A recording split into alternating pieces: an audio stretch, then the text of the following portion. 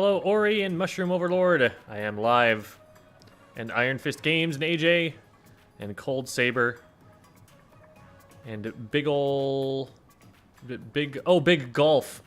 There we go. And Basil. And Liam W. And Hot Bucket. And Praying Shark. Barely being in second is the best case scenario, correct? Absolutely, we will address that debrief in just a second.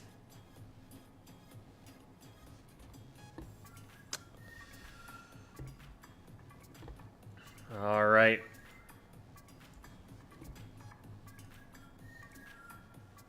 Just need to make sure to forward on some official correspondence. By that I mean I need to retweet that I'm streaming.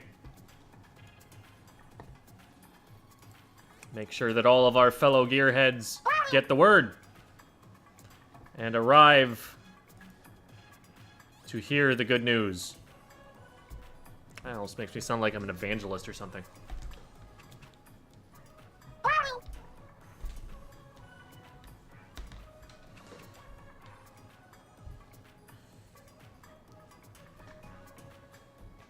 All right. To further help the cause. Okay. So. It is time to debrief Team Gear. Phase 1 of our operation has been tremendously successful. We have succeeded in not being in first place at halftime. This is a monumental achievement, a huge accomplishment for all of us.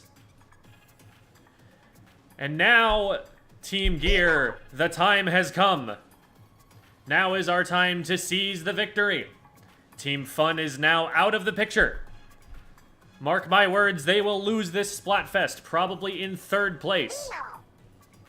It is now just between Team Grub and Team Gear. Those are your real enemies. If Team Fun wins a tricolor turf war, do not worry about it. What you should worry about is securing the caps in mid. If you are the one who gets control of those sprinklers, and not Team Grub, that is what is going to contribute the most toward Team Gear winning the Splatfest. I repeat, we do not need to worry about Team Fun anymore. Prevent Team Grub from capping in mid. Cap yourself to gain as much clout as you possibly can. That gets you more points than winning for some reason. That is your goal. That is how we win this Splatfest. Good job so far, soldiers. Roll out. I'd like to give a huge thank you for the financial support from Ram for... Oh my goodness, I just minimized everything somehow. Do not know how that occurred. There we go. Huge thank you to Ram for the memberships on YouTube. Gifted to 5 people. Very, very much appreciate the support that you have given. You did this yesterday, and I really, really appreciate that you came back and did so today again. That is huge. For those who don't know, I am trying to do content full-time for this game, and that sort of support is always super helpful towards making that goal a reality. So, thank you so much. All right.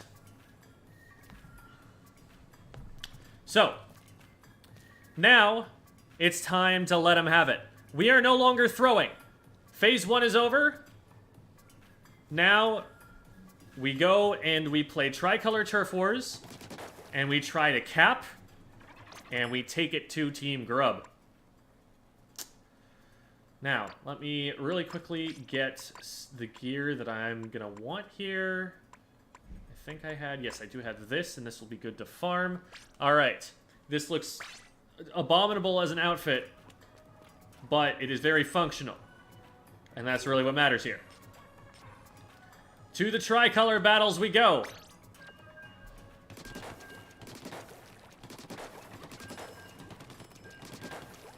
No more fun, correct. Fun is not allowed. This is school, after all. We have defeated Fun.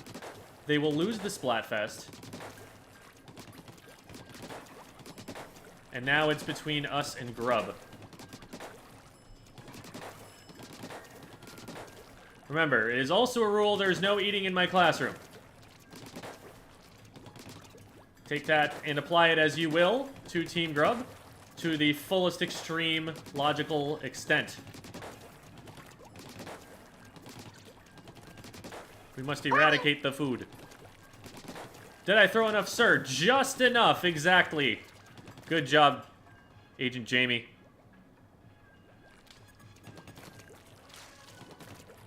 Except for when you eat soup. I probably won't be doing that on stream. We'll see, though.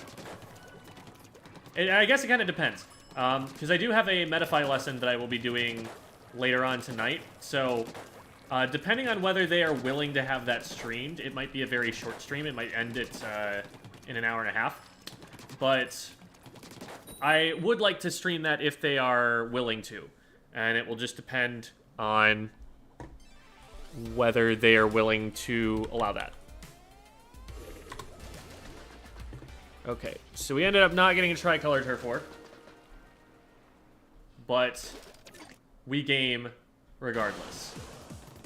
This is against Team Fun, so it's a little bit lower stakes. But all clout is good clout for Team Gear. We fight for the clout. We fight for our glorious leader, Shiver! And we run away because I'm in a lot of trouble. Okay. Whew. That was spooky.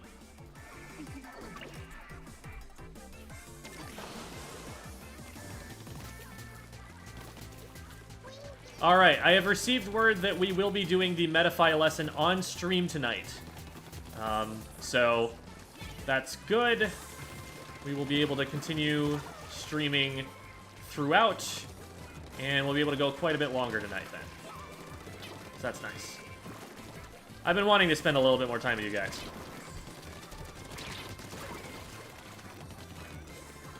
Alright. We get a pick, and then we retreat so that we can prepare to go back in. I hit him twice. Ah, we didn't get any more shots on him. There we go, there we go. Good job, squad. I need to turn the volume up on this. There we go. Now I can actually hear the video game.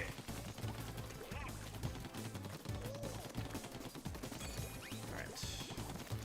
We've got our special, so we're moving back out now. So far, we're in really good shape.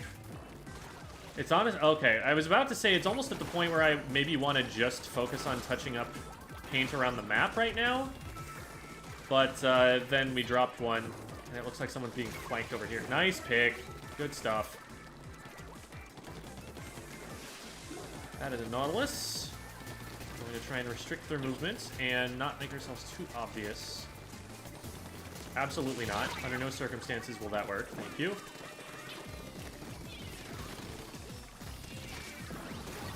Okay, well, that's one of them. Surprised they just stood there and took it, but works for me. Oh, and the crab tank coming in. Perfect timing. Good job, Team Gear.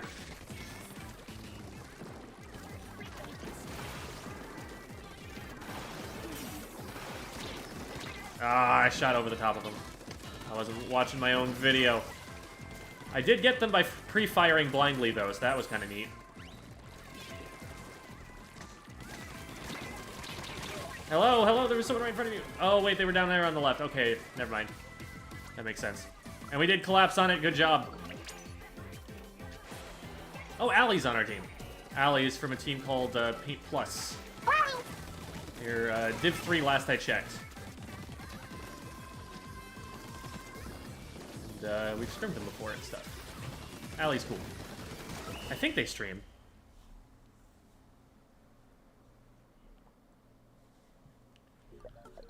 Just want to match against Grub for gear. Let's go!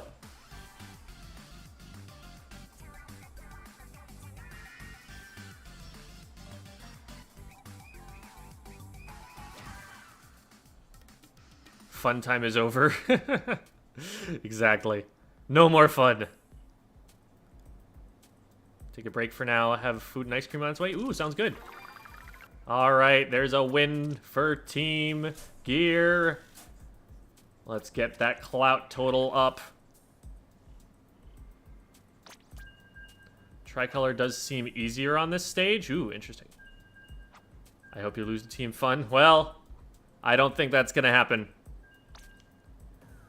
Won a 4v1 for gear? Oh, goodness. That's excessive. Grub wins a tricolor battle, it's still considered a win. It is considered a win. What really matters in that case is how much you get for capping. For getting into mid, grabbing the rocket thingy, and securing the sprinklers. Because those give you massively inflated clout bonuses. And it is those that are going to win the Splatfest. Not necessarily even who actually wins. Although, I don't know if you get more of a clout bonus for being the actual winning team versus being the second place team. Or being the other team of two, rather. That'll be something that I'll have to confirm. But it's a racing clout. Clout is the score. So think of it more in terms of, it's not that we care about the wins, it's that we care about increasing that number as much as possible, and winning is not necessarily the most efficient way to do it.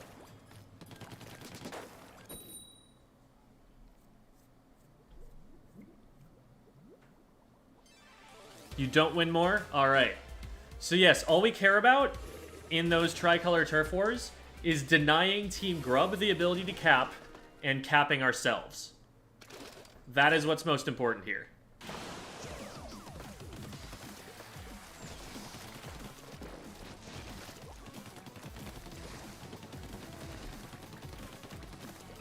This is another Team Fun match, so we're not especially concerned, but we will play to warm up. We will play to the best of our abilities and have a good match.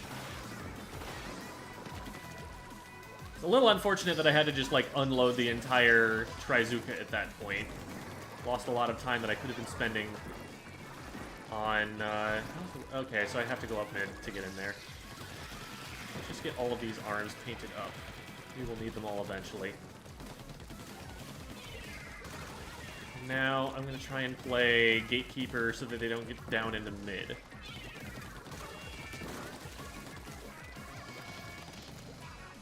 Okay, so they ADC'd. Yeah. They're going to be up on the back of it.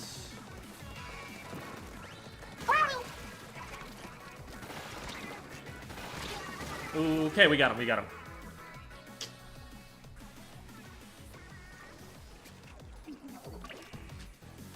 Yeah. When I saw that the number of conch shells went to Team Fun, I felt pretty confident that we could avoid being in first place at half.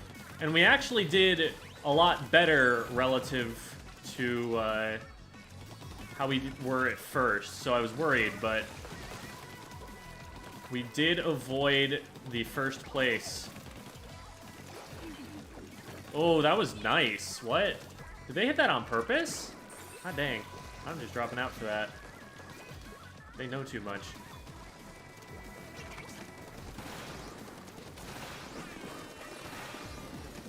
Ugh.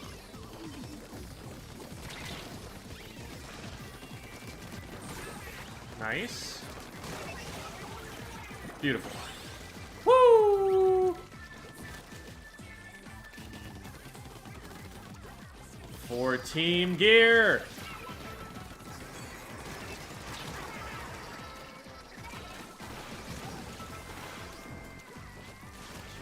Snipe in there and see if that hits anything. Nope.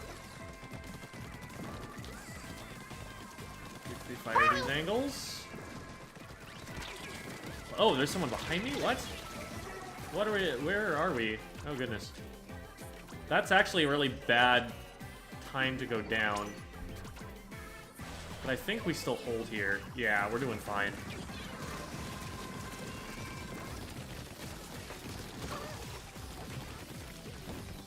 Yeah, that's the easy W.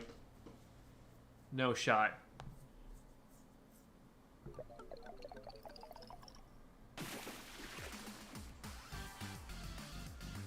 Team Grub here to spy on y'all.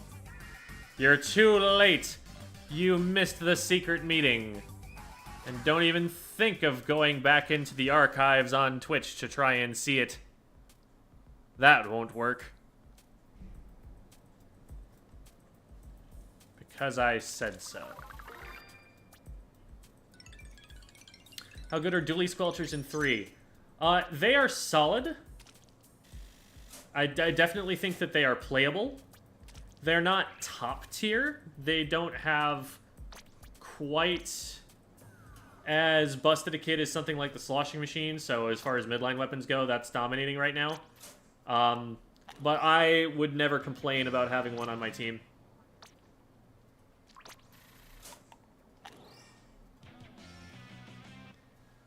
Ink slinging and booyah bomb user. I am not a booyah bomb user. As it turns out, we do have the power.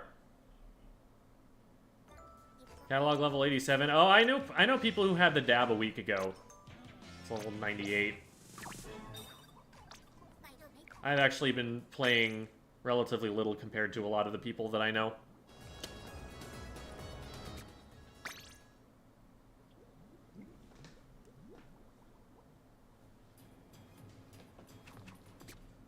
All right.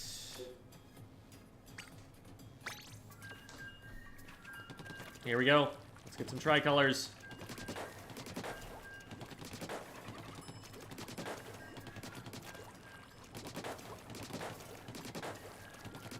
Reason I'm picking the splatter shot over the blaster right now is that in a tricolor turf war, there are more opponents, and so you have to spend more ink to splat people, and you're going to run into more people. I need to be mobile.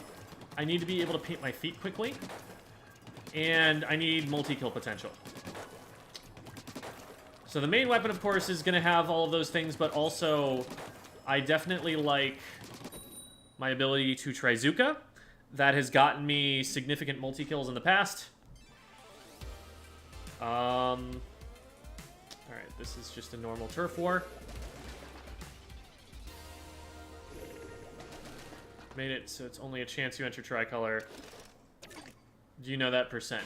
Clearly, it's not a very high percent, because I've gotten, I think, what, 4 in a row now? They've all just been regular turf wars. 3 in a row.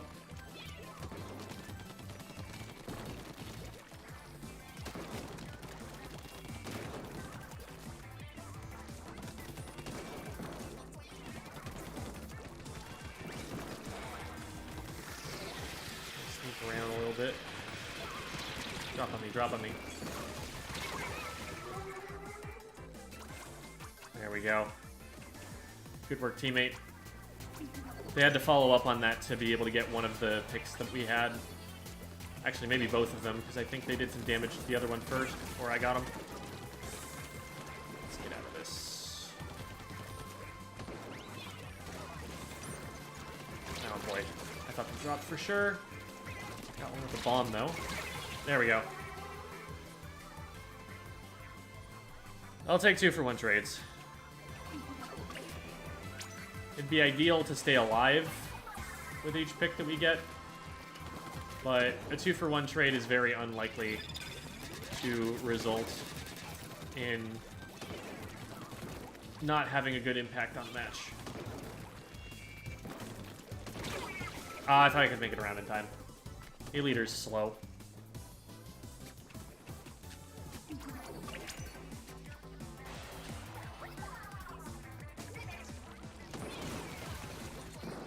Oh, and we have a DC. So just gonna play it out now. It's not the last minute. We don't want this, they have more range.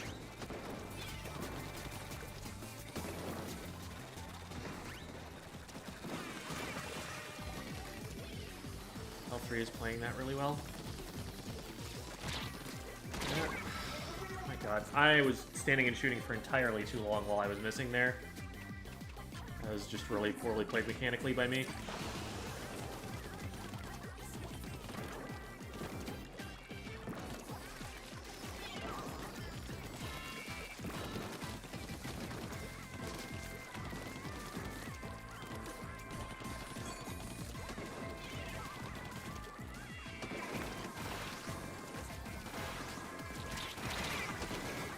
Well, I got the charger out of the way, but the brush got me on the back end of it.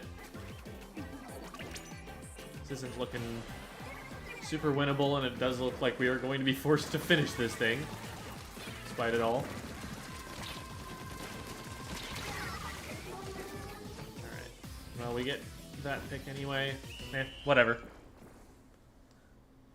Still get some more clout.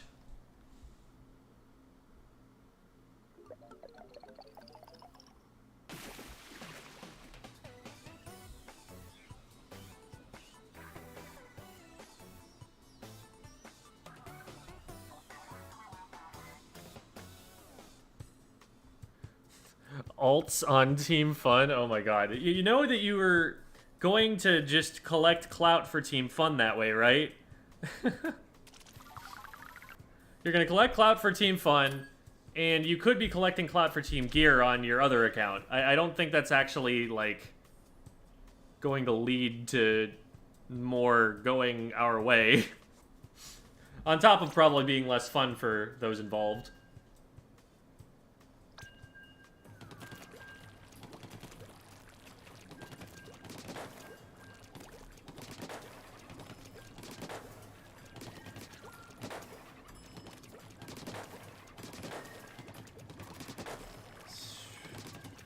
So far, no multiples.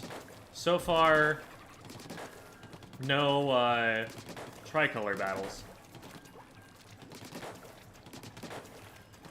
See, here's the thing, right? We have an option called tricolor turf war.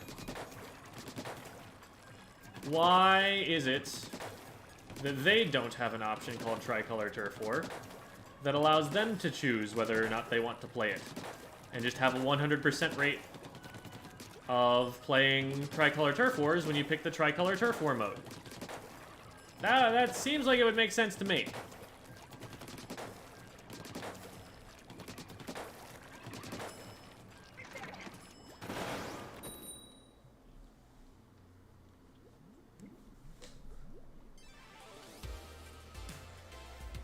Still no Tricolor. I feel like they tweaked that maybe a little bit harder than they wanted to.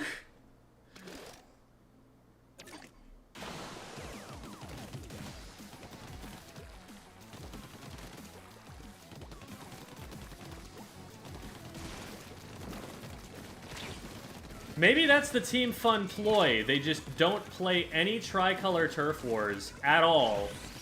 Never let it happen. And that way they can't give us the bonuses.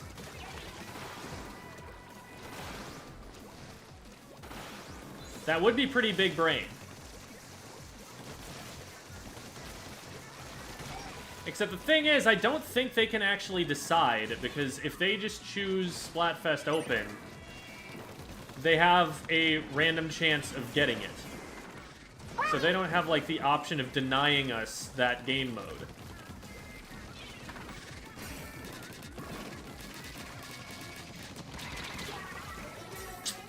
Yeah, I spent a little bit too long doing that, and I knew that I was doing that. Well played by East West to punish it. List of what tournaments are Ludi. So, Ludi is itself a tournament. Ludi is a competition. It just takes place over a longer period of time. But, there is only one tournament called Ludi. What? They are so laggy. They're teleporting everywhere. There is one tournament called Ludi. And all of the teams are, like, seeded in other tournaments based on their Ludi divisions. So based on your results in Ludi, other tournaments will, like, seed you differently. But they are not associated with Ludi itself. Well played. They shut that down instantly.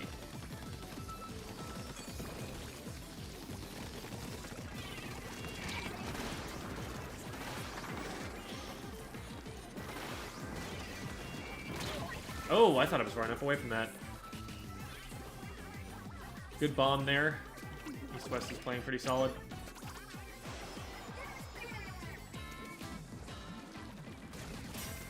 Q pro or turf, you play turf. Q try, you get try. Right.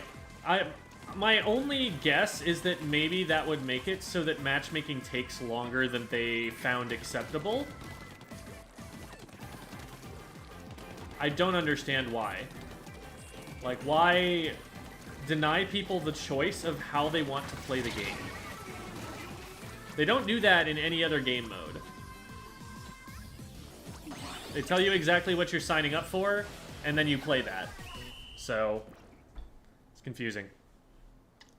200 X battles for Team Gear. Good job, comrade.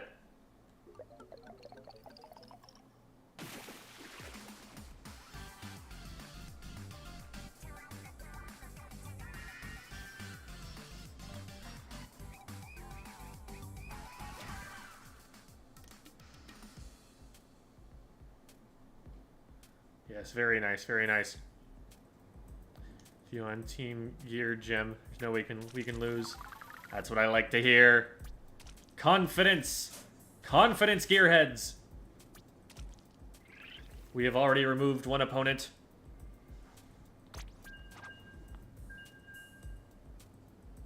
Yeah, I felt like I was being carried in that match, and that confirms it.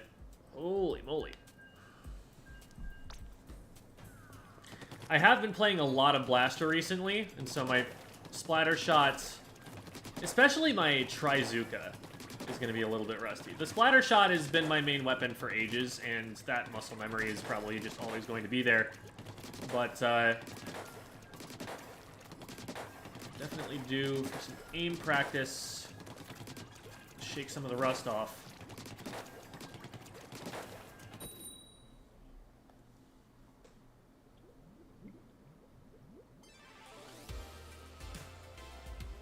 Wow. What is going on with Tricolor right now? We have not gotten a single one.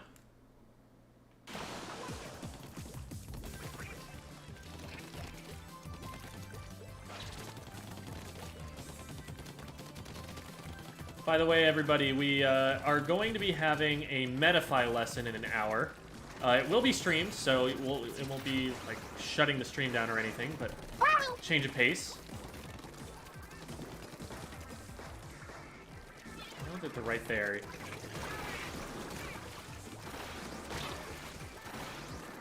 Ah. I think I just a fraction of a second earlier. There we go. That bomb was placed very strategically just to force them to move into the area that I could shoot. They were kind of stuck after I threw that, and so they just kind of had to engage on me. I took a little bit too long to get that pick. I definitely could have saved my teammate if I'd been faster about it.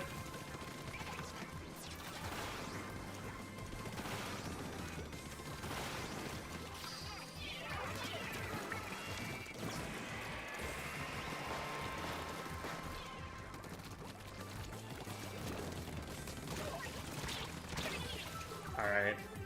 I was hoping that the spinner would stay there. I don't actually know the behavior of the spinner super well at the moment. That's something that I should study at some point so that I know what to expect it to do in those situations.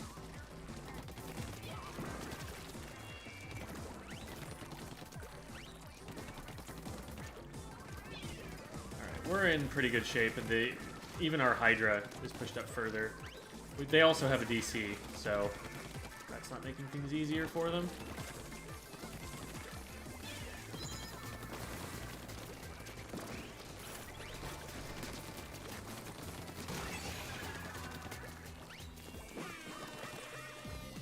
They're just squid partying, so I'm just gonna leave them be. Oop.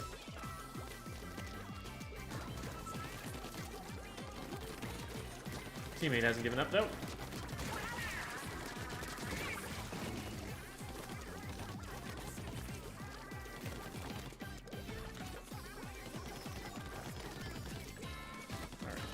Well, looks like the rest of this is uncontestable in Turf War.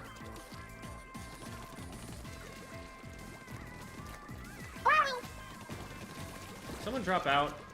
Yeah, someone got out.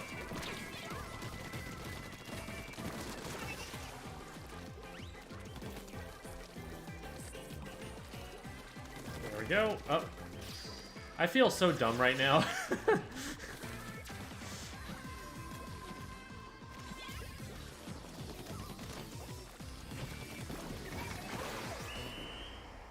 Well, that game happened. What's a good gun?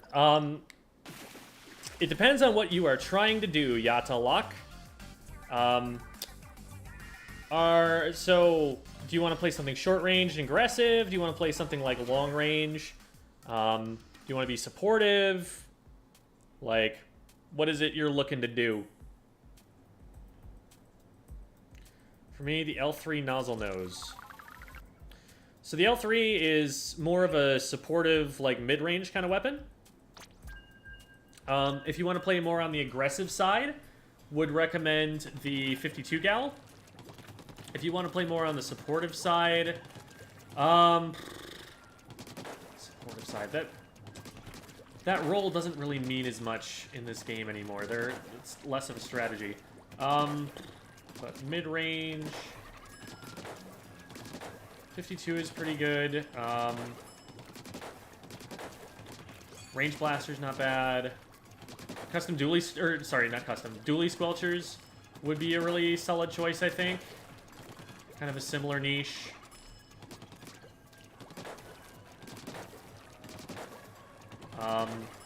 Flings a roller is a much different weapon, but a similar role that it will play.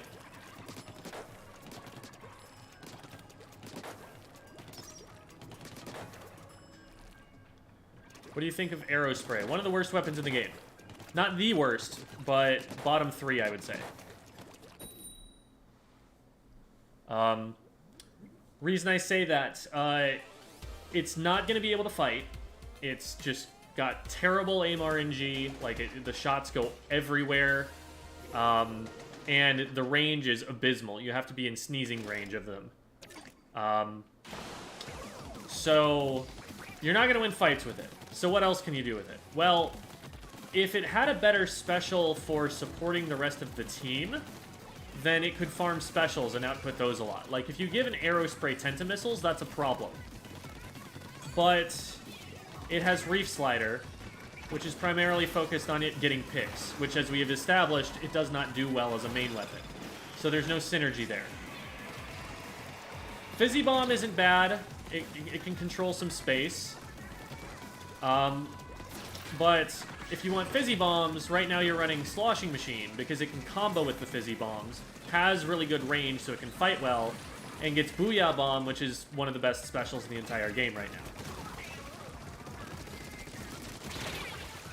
now. That kid is absolutely cracked. And so, there's not really a reason on a competitive team comp to run an arrow spray. It's trying to do too many different kinds of things and not doing any of them well. Except for painting a lot, which that's not enough to put a weapon on a team comp. It needs to be able to paint and do something else. Output a useful special, or get picks, or control space by threatening to get picks, but just like glaring menacingly like a charger does. And Aerospray doesn't really have that, and hasn't for a very long time.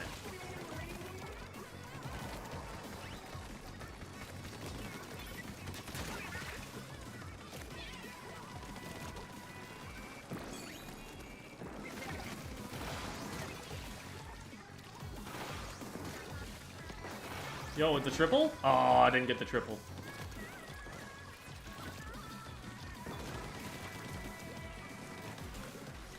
Someone dropped out left, I think. No, they didn't get away. Okay. Oh god.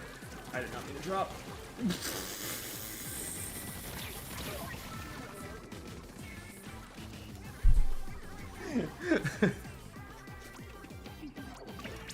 Bombs, baby.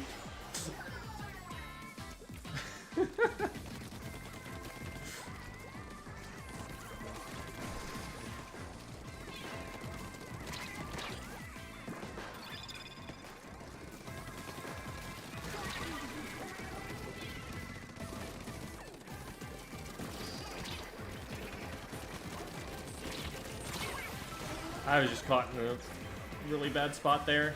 I should not have been in. This is still fine. We've traded back enough that they don't have the firepower to get into mid.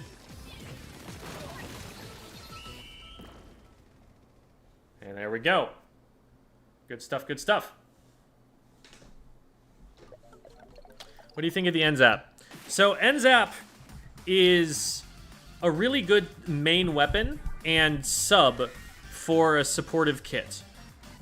And Tacticooler is a supportive special. The question is it a good special? A good supportive special? And over time, my thoughts on that, and it's heavily influenced by FLC's opinion, but I think he makes some good points. My stance on that is that it's actually not that good of a special. We thought it was going to be broken, and then when we got to play with it in practice, we realized, wait, I don't think this is winning them fights at all. I don't think this is winning them games at all. It just does, it's very underwhelming, the impact that this is actually having on gameplay right now. One of the problems with Tacticooler is that it reveals you. Another one is that you have to go and collect it instead of just receiving it like it was with Ink Armor. The only thing that's actually helping you win fights is the movement speed. And even though, yes, that movement speed does matter and can be difficult to, like, hit someone with, people are going to get used to that. And the other issue is that because it's now revealing you, you still arguably are more likely to lose that fight because you have it. The only way to get, like, max benefit out of Tacticooler is dying with it, and dying with it still does push you at a disadvantage. So, what I thought we were going to see was a lot of teams that run forward with the Tacticooler active and are willing to trade in order to get fights won. And what seems to actually be happening is people see that the Tacticooler is active, they back up, they use the information that the Tacticooler buff is giving them about their opponent's positions, and nothing really ever comes of it.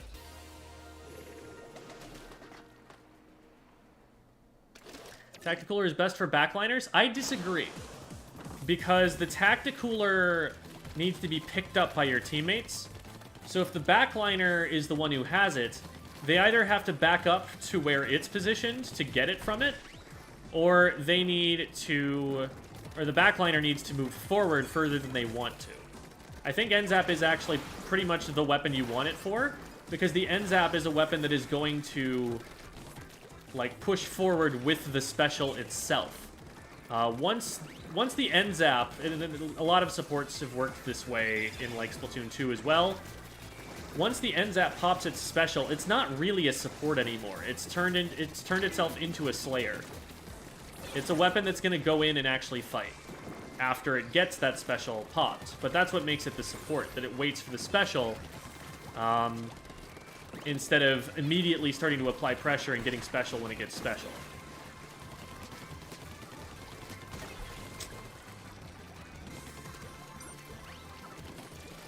Oh boy.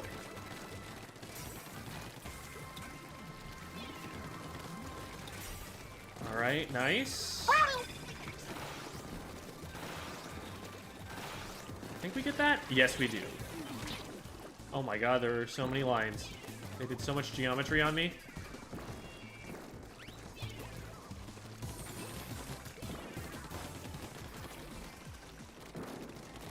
I was scared for a second that there was a reef slider, and then realized, no, that is the sound of my heavy splatling charging. Let's see if we can get up behind this heavy and deny this area from them. Cool.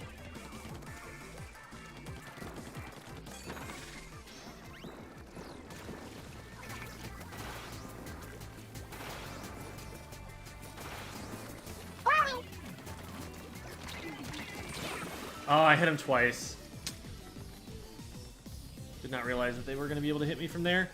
Tetradually tips. Tetradualies are one of the most mechanically intensive weapons in the game. You need to be able to aim very well to get the maximum benefit out of them. The weapon is actually very slow at splatting people compared to some other weapons that it's going to have to be fighting. Like, if you end up against a splatter shot, The splatter shot just out DPSs you. So what you have to do is twofold. One, you have to make the splatter shot miss by using your dodge rolls. Two, you need to take advantage of the fact that your dualies are the only dualies in the game that fire while they're rolling instead of after they roll. While you are moving across the screen, you want to be hitting shots already, using those 2 shots that it fires in the middle of the dodge roll. That was a dominant win.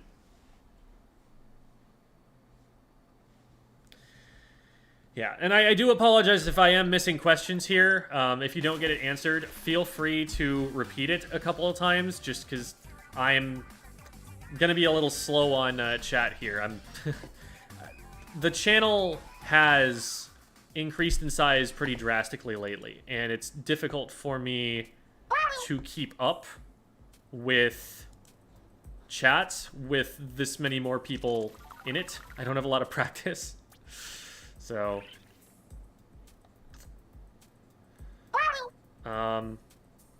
so Reflux right now, I need to play more with the main weapon to really learn exactly how good it is at fighting, but right now what I'm seeing Refluxes do is not fight, but just farm for missiles, and focus primarily on that. They are more of a true support weapon than just about anything else in the game right now.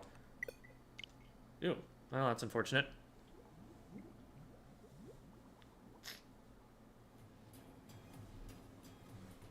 Okay enough fighter, but the main thing is the paint, yes. It definitely gets more value out of being able to paint as quickly as it can for Tentamissiles. Tentamissiles are widely agreed to be the best special in the game right now. They were in Splatoon 2 as well, and for exactly the same reasons. It is a displacement special that forces you to move, and you get benefit out of people being forced to move even if it doesn't splat them. It is one of the best answers for targeting a disruptive backline player that is otherwise positioning safely and catching flanks. It is a way to give your team information that they would not otherwise have. And after you fire them, not only can you immediately start farming them again, but you're able to run in before the missiles land and be there firing at an opponent while they're having to dodge the missiles. So, Booyah Bomb is another phenomenal displacement special that can also target backline players with its range and, you know, forces people to move even if it doesn't get the splat by itself. But the disadvantage that it has is that it's a lot slower to throw, and you can't just, like, go in with it. You're setting up your teammates with that special more than anything else. Now, the thing that is nice about it is that it gives you survivability. It's a panic button. So, to an extent, you can't just, like, get hit twice and then use it and save yourself from the third hit. It is going to have some startup time. But if you start to see yourself get into a situation and you proactively hit it to save yourself, that works really well. Is it a support or ranged? Those are not mutually exclusive terms. How hard is it to get into this game somewhat competitively? I mean, it can be as hard or as easy as you want to make it. There are people who get into competitive play at B rank, and then there are people who don't feel ready for competitive play at 2300x power. It really depends on your goals. New to Splatoon with 3, do you have any playlist of yours you'd recommend I watch or other YouTube channels to check out? The How to Get Out of Ranked series covers a lot of the basics. While it was made for Splatoon 2, almost everything will carry over. So that is where I'd probably recommend people start. I think the S Plus video is the most complete and thorough and probably the most useful for the most people. It's still the most popular video on the channel years later. But it might be a little on the advanced side if you're brand new to the series. because it's talking about some big macro concepts that will not apply until you are able to capably use your weapon.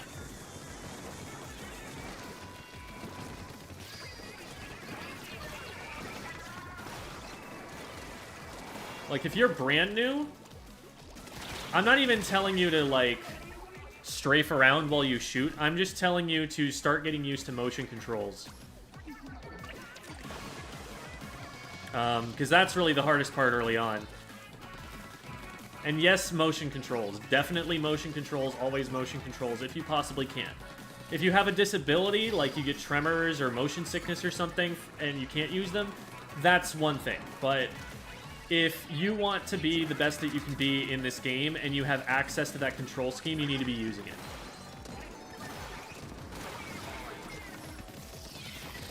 Now again, this one, are we? We are.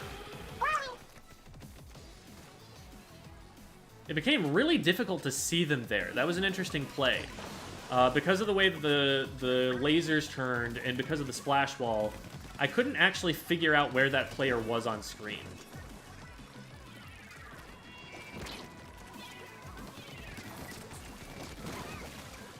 Alright. Oh, hi. That's unfortunate. There's a roller there. Any reliable counterplay for Tenta missiles? That's the problem. They are top tier, which means that they are the least counterplayable thing. What you basically need to do to make sure that you're minimizing the damage that they do is you need to not run towards your teammates so that the missiles fall where your teammates are. Make sure you keep distance between you and your teammates to prevent them from going down to your missiles. Because that's what people die to with Tenta missiles. They don't die to the missiles that are targeting them. They die to the missiles their teammates drag onto them.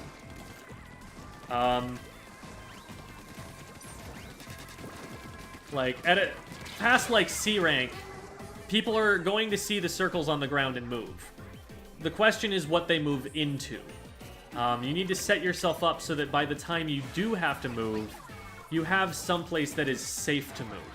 Which means maybe you need to back up a little bit, or maybe what you do is you move forward a little bit so that the missiles target further ahead, and then you can back up away from the missiles and they don't force you closer to the opponents.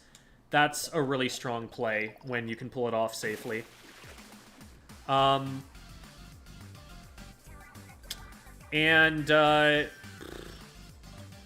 Yeah, just realize that, like, because they're targeting you, you do have some control over where they're going to land. Enjoyed the heavy splatling. Heavy splatling is solid. Like, it is a functional weapon with a good kit. The problem right now with it is that because Tenta missiles and Booyah Bomb are so strong, at top level, it is outclassed by something like an E-liter, which can hit it from a further distance away, and also doesn't have to worry as much about, like, losing its charge or something. The heavy having to lose its charge, I think, is a bigger deal than a charger having to. I don't know if I agree with that statement. I might retract that, but E-liter is a really, really hard counter to it because of the range and because it splats instantly instead of needing to hit 4 shots. And E-liter is really, really heavily used right now and even has the same special.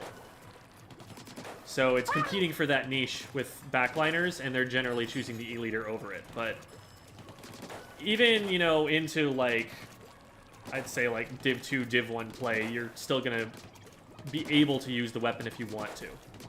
Like, Ice was using it at PAX West. It's just, I don't know if Ice would be using it now. I haven't been able to catch any of his streams or anything to see what he's up to.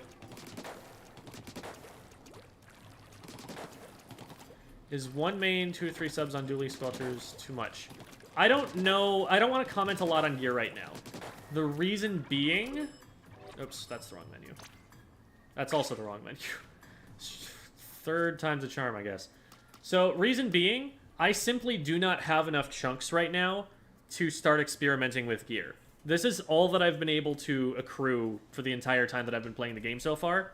So I can comment on mains and what I think are working well for me right now, but I couldn't tell you, you know, the nuance in between those.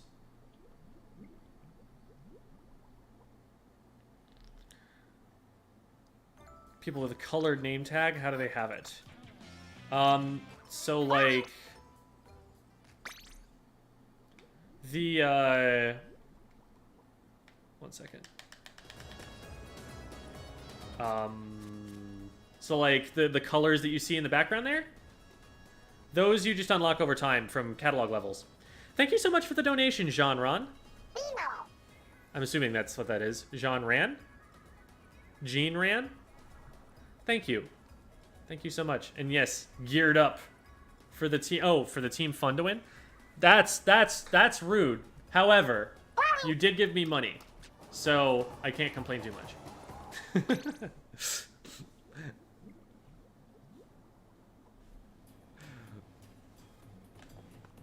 No, thank you so much.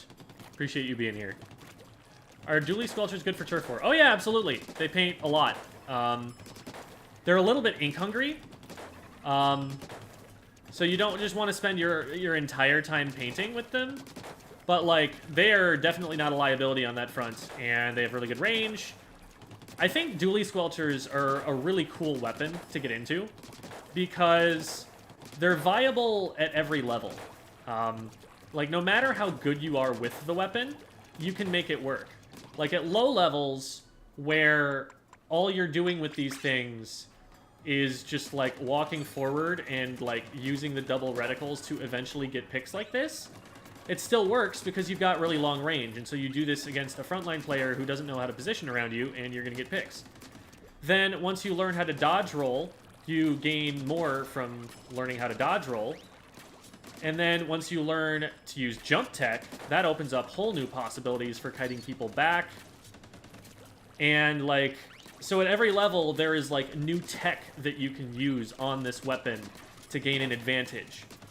And the kit is never going to fall off. Wavebreaker is a solid special, and it's got a solid sub. It's nothing to write home about to have Wavebreaker, but it's also not a liability to the weapon. I just think it's a really good, like, solid weapon that I don't think is going to ever be too bad. I don't think this weapon is ever going to be so hard outclassed that it's not playable. So, definitely recommend that weapon. It's a lot of fun.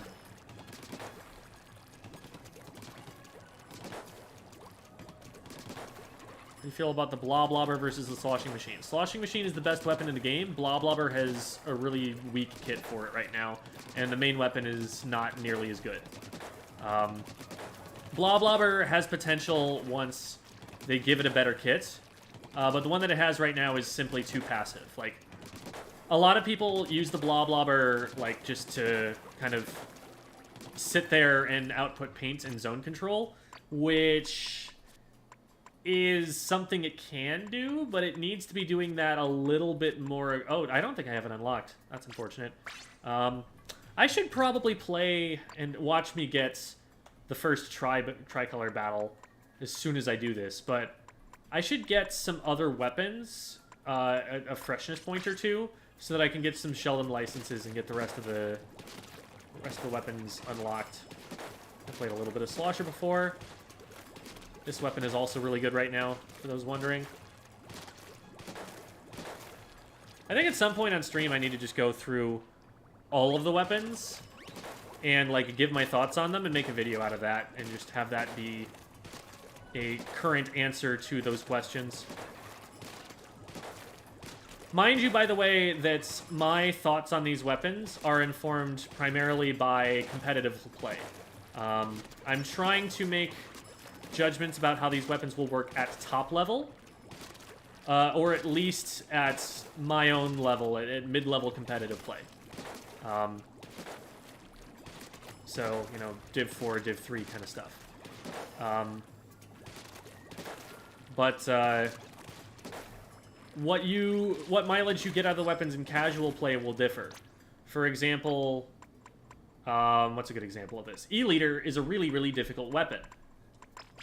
If you're just starting to play the video game and you have not ever had to hit shots like this... That wasn't even the target I was aiming at. It's going to be really hard. I am not an E-liter player. This is one of the most aim-intensive weapons in the entire game. But it's also one of the best weapons in the entire game if you decide to take the time to learn it. So, do I not recommend this weapon to people? I wouldn't say that. I think you should play what you think is cool. And no matter how hard it is, the fact that you think it's cool will teach you, you know, you'll teach yourself eventually by just playing it and having fun with it and being willing to put the hours into it.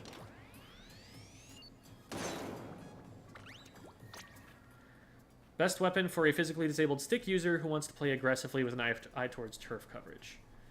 That is an interesting question that I will need to think about.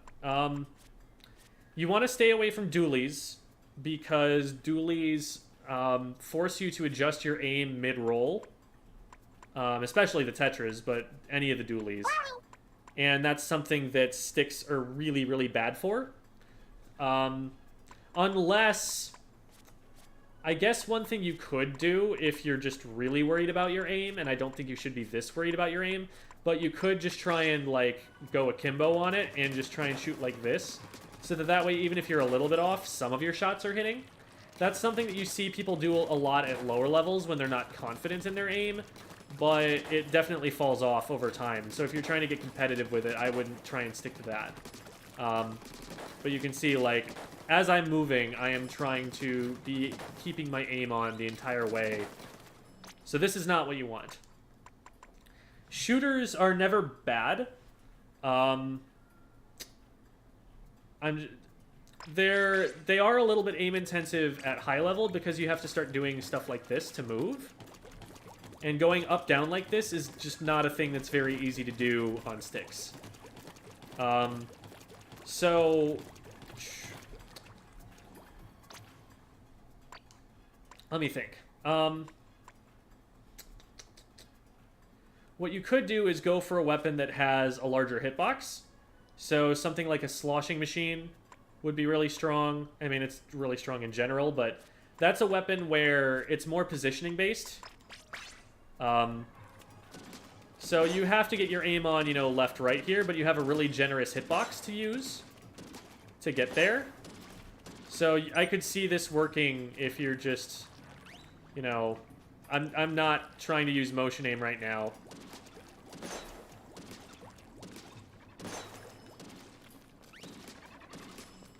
I could see you being able to do stuff like this and still getting a lot done that way. I'm not good with sticks, for the record. That made it look a lot worse than it is.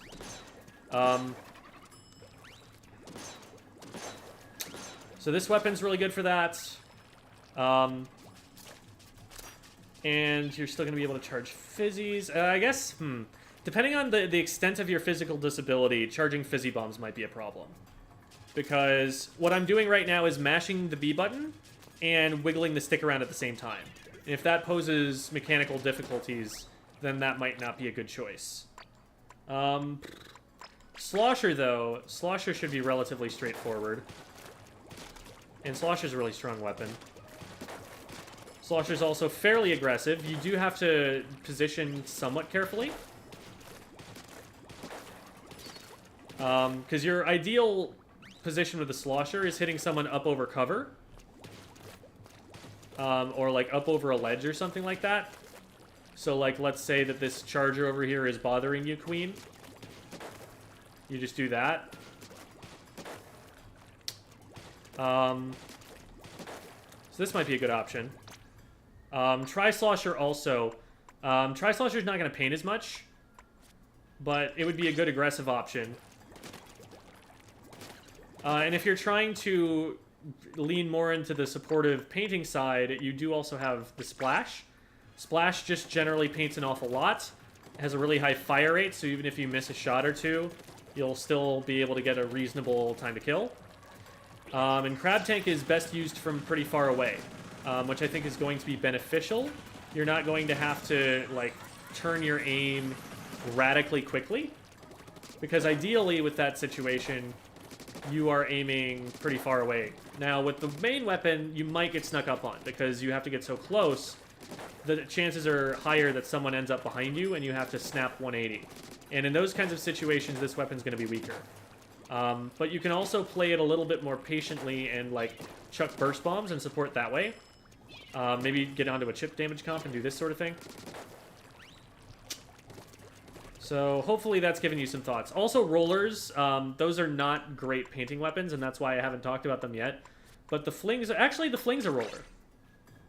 I take it back. Fling's a roller is actually a phenomenal choice. This is a relatively passive weapon. It does a lot of painting, sitting back and doing this kind of thing. But it can get up under a ledge and just delete someone like this if it wants to. That's a little bit too high of a ledge, but it can maybe shark under here and then just do this. It has a much bigger hitbox, so it's going to be easier to aim, and like being off by a little bit isn't as big of a liability. And it gets the best special in the game on top of all that, which is one that doesn't require a lot of intensive mechanical stuff. So that might be an option too. It's just a little bit less aggressive. Hopefully that gives you some ideas. 52. 52 is not a bad choice. 52 is more of an aggressive weapon. It does have a lot of paint.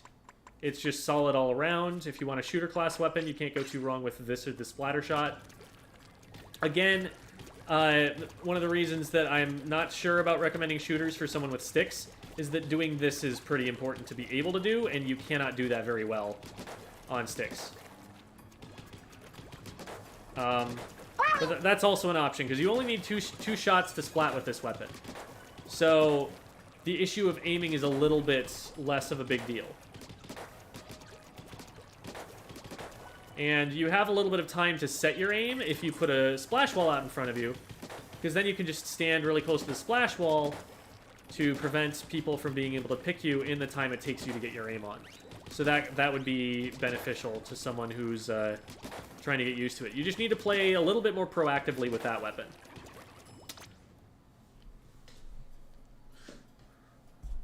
All right, let's see. What's your highest kill count in a single match?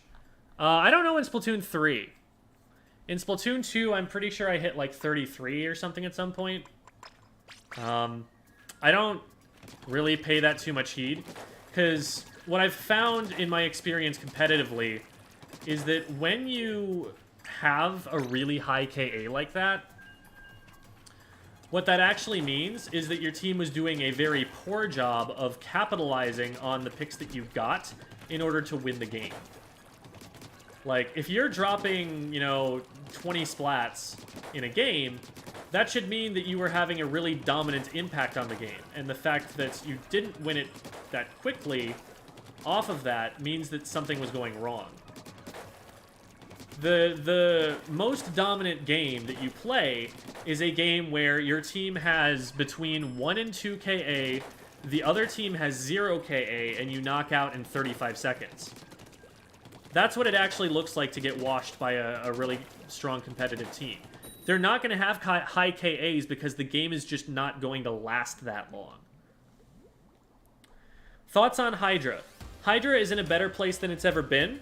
It has the same problems that it always had, in that it is countered really hard by the specials that are really strong in the meta right now. By Booyah, by missiles. They force it to move. Okay, here we go. First tricolor.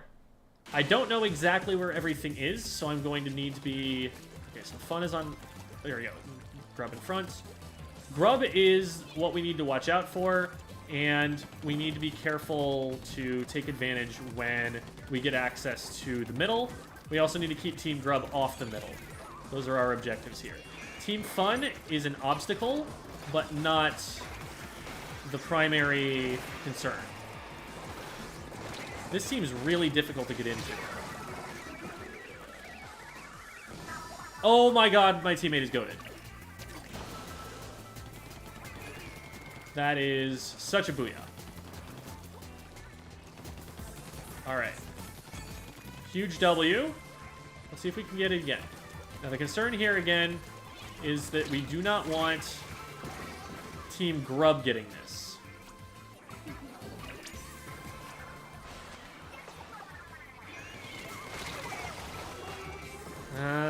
That was actually probably bad because I got rid of a Team Fun member who would defend it against Team Grub right now.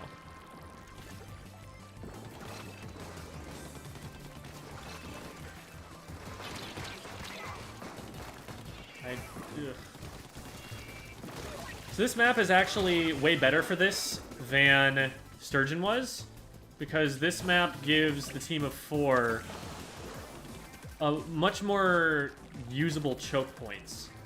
So me and my teammate are going to need to go in the same direction to get in safely.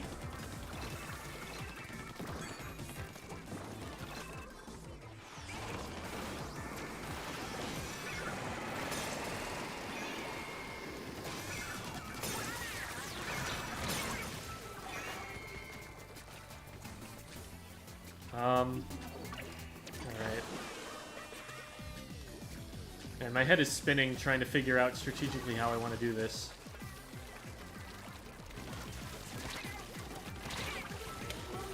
Team Fun is playing annoyingly well. We do have the 1 cap, which is good. It'd be nice to get the win, because Team Fun is actually in the lead at the moment. But even though they have the lead, we probably still get more clout from getting caps. Oop.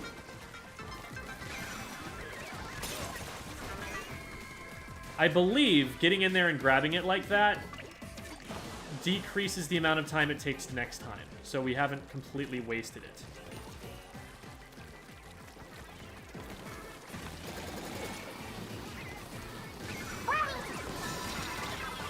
There we go, there we go. Okay. Unfortunately, we both went down, so I think Team Fun still wins this, but we got both caps, and so that is probably kind of best case scenario. We get, you know, a lot of clout from that. But let's make sure that that's the way that it works out. Alright. So Team Grub gets the win, but let's see what the bonuses are for the caps, and make sure that those are still the same. Oh, hey, Blue Stars actually made it into the game with us. Awesome. Okay. Ultra Signal secured 5k, Victory 5k. So we got 5,000 points more than Team Grub for doing that. That's what I'm talking about with these clout scores. Oh, I got a badge for that. Cool.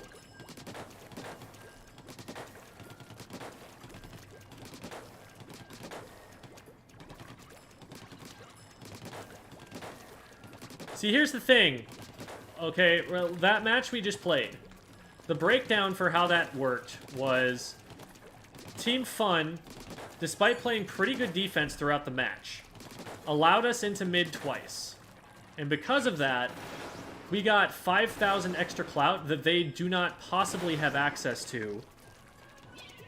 And they also ended up losing because one of the 2 teams that they're up against beat them. So they have a 1/3 chance to win the match if you just, like, take the numbers as being even. And, on top of that, even if they win the match, we still have the ability to score a number of clout equal to what they gain for winning. The odds are so stacked against Team Fun, I do not think it is possible for them to win the Splatfest because they were ahead at halftime. What does the rocket in the middle do? Good question.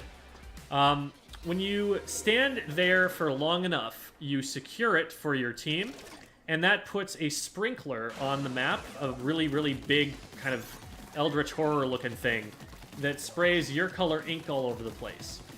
That is a massive advantage in terms of paint. Losing one of those as the defending team, as Team Fun in this case, is a pretty big L that is going to put them on the back foot for the rest of the game. Losing 2 of those is probably game over. They really just need to defend both of those. Either that or get a massive wipe right at the end of the game. Those are their 2 options. So it becomes... The other thing about those rockets is that whenever you secure them for your team, you get 2,500 extra clout that is unavailable to Team Fun, like we've mentioned, and only goes to your team, even if, you know, it's counted as a win for both sides if one of the teams of 2 win. So, Tricolor Turf Wars are stacked massively against the team of 4, which means that, you know, phase 1 of our operation as Team Gear was to not win before halftime and then go ham in phase 2. Now, am I saying that I successfully coordinated that happening? I am one man. I do not think that that is actually how that worked. But that is, in theory, you know, if you were to be able to organize everybody on Team Gear to do the same thing, that is the way that you would try to do it to win the Turf War. To win the Splatfest, I should say.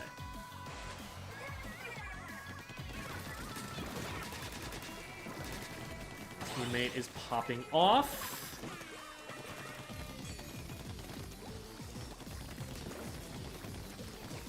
They're just trying to run out. They did get out. They're over here.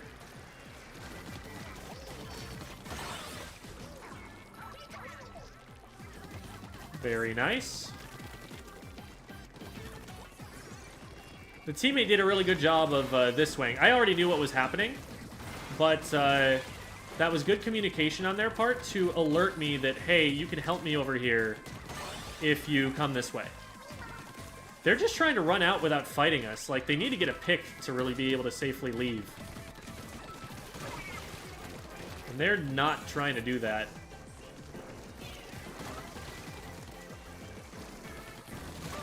This is why picks matter.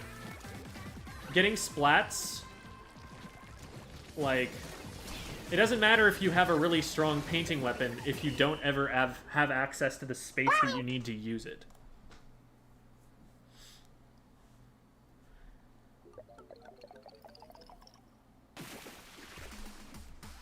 Okay. I'm new to Splatoon myself. What's the grand prize for winning the Splatfest? So, when you win the Splatfest, you gain a certain number of sea snails that is slightly higher than the number that the other teams will get. In Splatoon 2, if I remember correctly, the way that it worked was that the winning team got like 24, and the losing team got 21. Those might be incorrect numbers. Don't quote me on those. But so you're going to get sea snails for your level of participation in the Splatfest, you know, based on the rank that you have at the end of it. But you get more depending on whether you were on the winning team or not. And they might actually scale it so that first and second, or so that like second and third place also get a different number.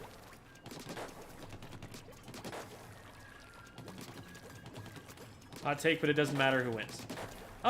It doesn't matter much. Gives you more sea snails, which are always nice to have. They are a very valuable resource for getting gear faster. But what with the methods that we have figured out for farming money, if you want to be really degenerate about it and just sit painting with a reflex for a full turf war, it's not the most difficult thing to get a ton of cash and then just scrub a bunch of gear. I haven't tried it myself, but word is that you are able to just paint over each other's paint with the reflex in a turf war and get a whole bunch of turf inked and score like 10k gold without a ticket.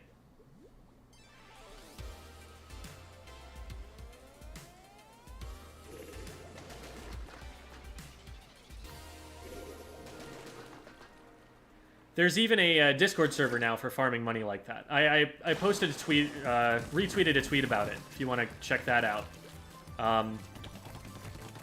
When I die, I'll try and remember to put my links in the chat, but if a mod has got access to the !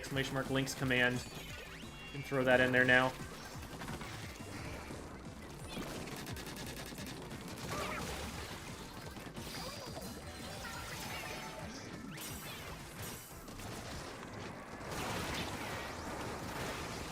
Whew, glad I didn't miss. Oh, hi. They tricked me there. They were sneaky. Came back the other way.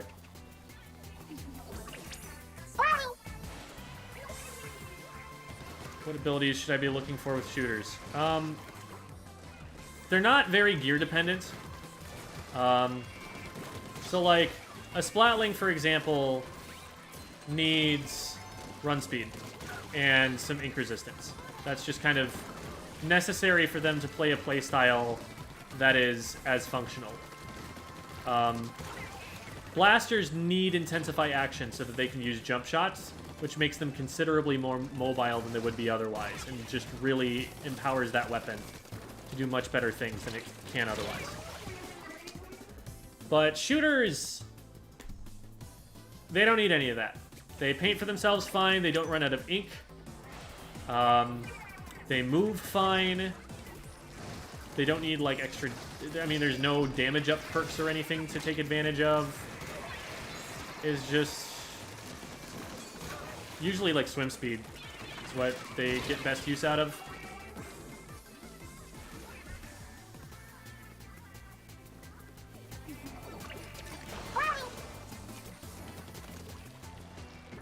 No tricolors yet, but feels good to be back on heavy splatling again. Any benefit for going +1 on rank or just bragging rights? I actually don't know. We haven't seen sea snails be given out yet. So I'm not sure if it's going to scale with that title being higher and higher or not. And I'm curious to see how that works. In Splatoon 2, once you hit Splatfest King, you know, whatever, you know, Fun King or Grub King or whatever, once you hit that highest of levels, the royalty level, so it was King or Queen, you had gone as far as you could. And that was the highest level of rewards you got in terms of sea snails at the end. So you got a certain number for being royalty and winning, and a certain number for being royalty and losing.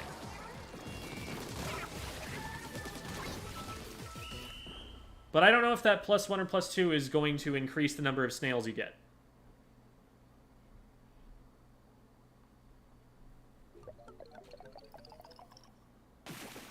I know it's ruler now. I was talking about it, what it was in Splatoon 2. I did not misspeak. What's your sensitivity? +5, +5.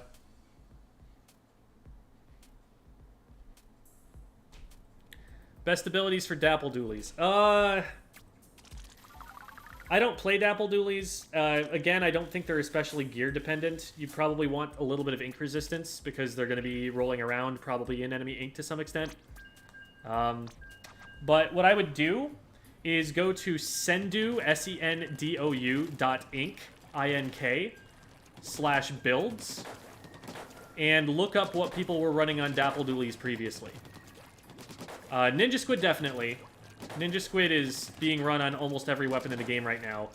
Basically everything but E-liters. But besides that, it's hard to say.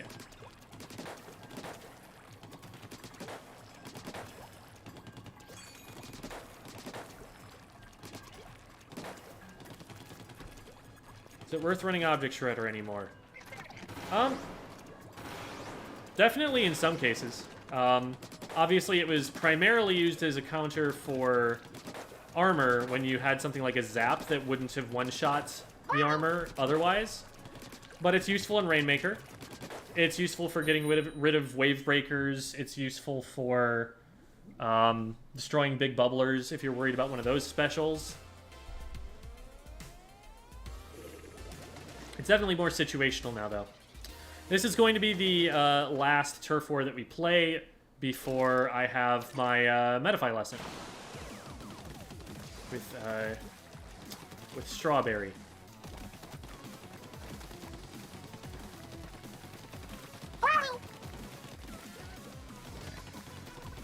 We've got an escape route down here if we need it. They're going to have to drop in after us if they want to deny us that. Blaster didn't know I was there.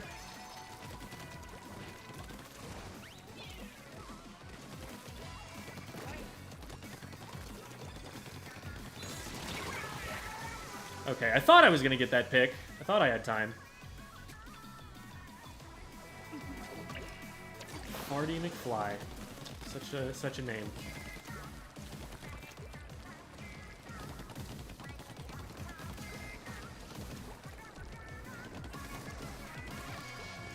What is the website for the builds? Sendou, SENDOU .inc.ink/builds. That, again, will only give you Splatoon 2 builds, but the game is not that different. A lot of that will probably carry over. But you'll have to do some critical thinking, like, okay, Ninja Squid is better now, so I need to make room for that. What's my priority after that? Intensify action might be necessary for my weapon, so what do I run after that?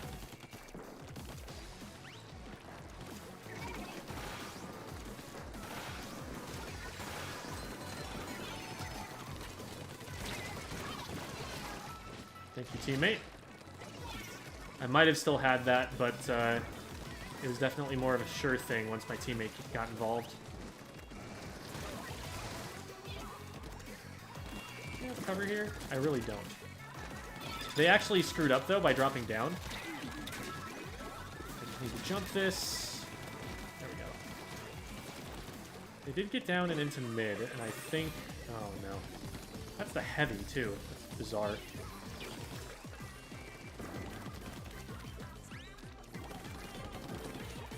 Are they still here? They're still in our base. What are you doing, dude? You're not a sploosh. This is what a sploosh does. Oh my goodness. Okay. There we go. I mean, if they get set up, that could be a problem. They could, like, start spawn locking us, but...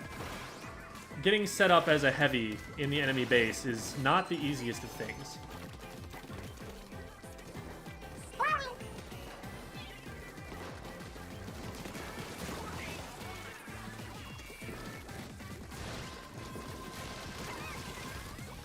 Alright, well, that was pretty dominant. Okay.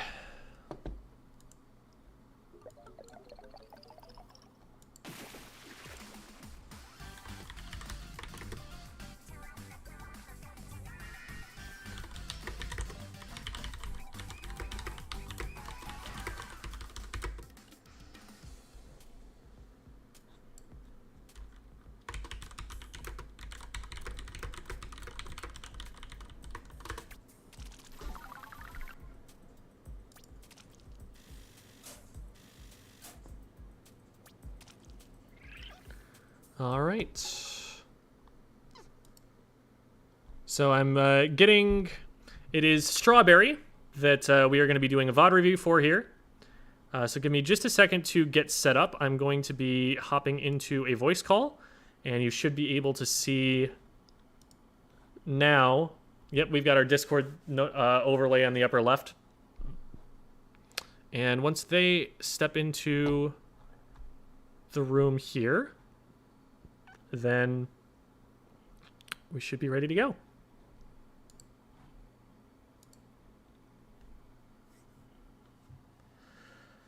Let me double check and make sure that they're actually in the server. I believe they are. Maybe they're not.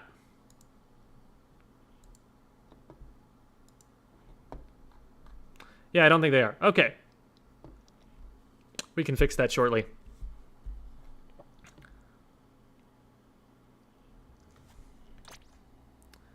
How good is stealth jump now?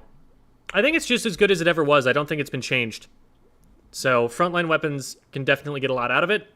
I don't happen to have it right now, so I actually can't do anything to experiment with it or try it out.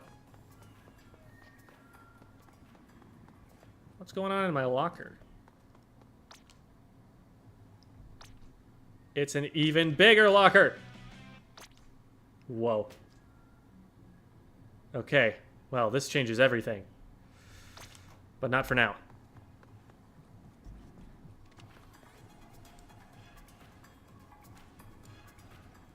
Hi, Strawberry. They're muted at the moment, but they are now in the voice call with us. I'm going to double check, but I don't think I actually have any footage or anything to go over with you right this second. So... Hi there. Hi. Do you have any... Just give me a second. Hmm? Sorry. I had some problems uploading onto Metafy, so I have a Google Drive link, if that's Perfect. okay. Okay, yeah, just DM that to me on Discord, and we'll get that loaded up. Okay. Also, the quality is kind of bad. I have no idea what happened, but I think it should be okay. Very okay. Yeah, that's prime VOD review material right there. Like we've had much worse than that. Okay. Okay. Let me just really quickly get this pushed to the stream. There's that. And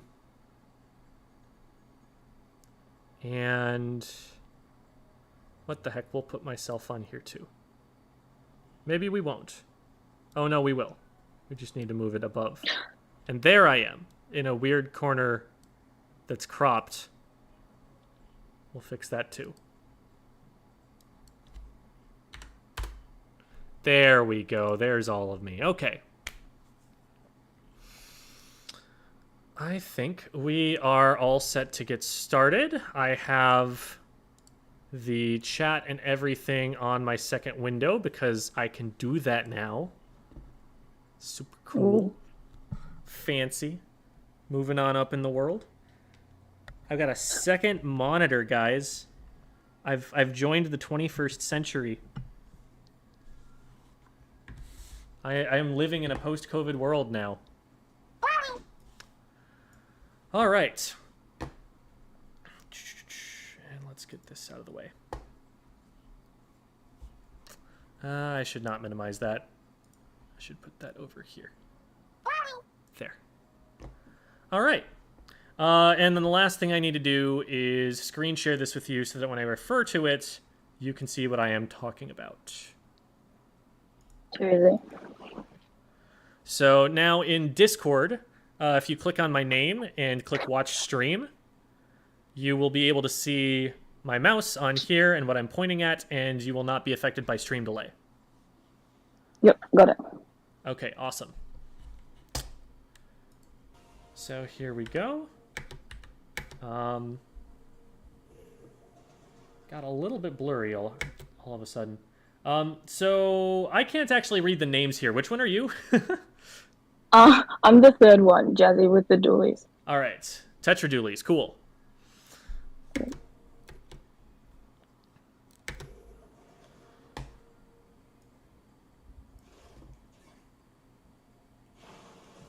So we load out, and this is a turf war, okay. Oh, a Splatfest turf war. Yeah, I couldn't get any rank battle footage, so... Yeah, no worries. We can talk about this still. So moving forward...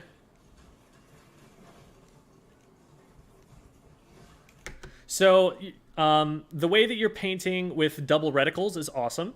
Dualies, because they are less accurate with the double reticles, they're going to be better at painting because the paint is going to fly in more different directions off any given shot.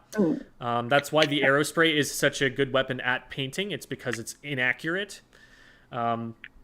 So that's definitely the way that you want to be painting just for, special, just for coverage.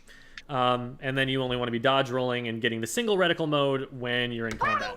So it looks like we're approaching an opponent here, and you notice that they're there, and so instead of running straight at them, you decide to take this ledge right here so that you have some height over them.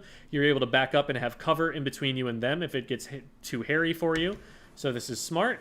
Now, one thing you want to be careful about is that they are a roller. So we know that there's a roller on the other team. If the roller were to shark underneath this ledge right below you here, if they swing up over the top, they can just one-shot you. So that's one thing to be a little worried about. What you might want to do, and did you do this earlier? Let me double check. Okay, you do actually do this. So throwing that bomb is excellent for a couple of reasons. For one thing, if the roller does try to do that, the bomb just runs right at them. You see that the bomb is running right at them, and you know not to like push too close to that ledge. You know that they're right underneath it. Yep. For another thing, it's going to force them to move. So it's really great for scouting, and it's really great for making them play in a location that they don't want to play in to force them out of their position. That's just a really good play overall. Now that the roller has turned their back to you, you have the range where you can dodge roll forward and just take them out from here, shoot them in the back. And even if they turn around and hit a horizontal flick with perfect aim, they're too far away for that to splat you right away. And you probably just get this for free at this point if you dodge roll forward. So that would have been the play that I would have gone for there, to roll forward from here. Do you dodge roll very much with this weapon? I only do that when I'm like really close to someone, like in combat. I don't really do it to chase. That is generally a good option as long as you know that you're going to be in range as soon as you do. So I'm going to really quickly switch views to show a couple of things with the weapon. Yep. Okay, there we go.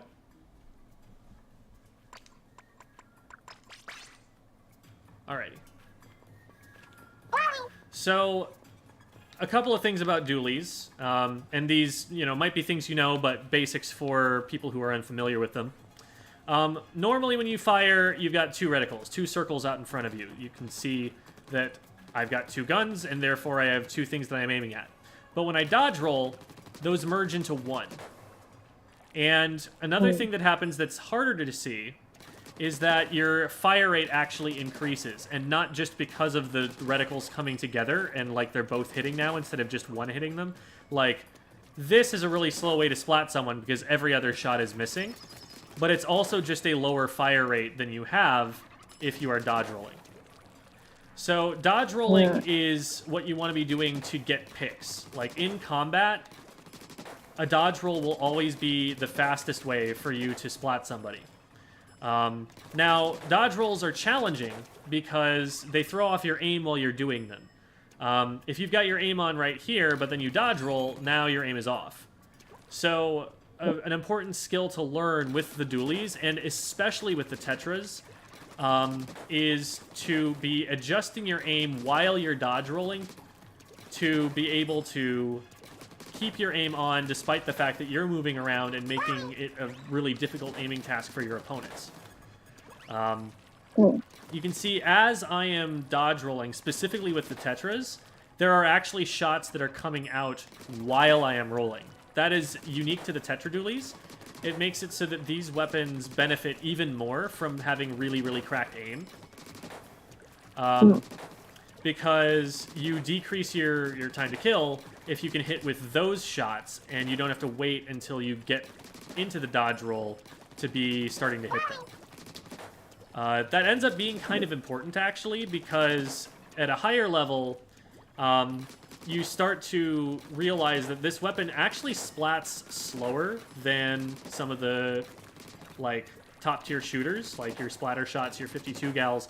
They both splat faster than this weapon does. And so you need to decrease the time to kill at higher levels as much as you possibly can by hitting those shots in between dodge rolls if you're going to, compete with them for the kill time. So that's, something to look at further down the road.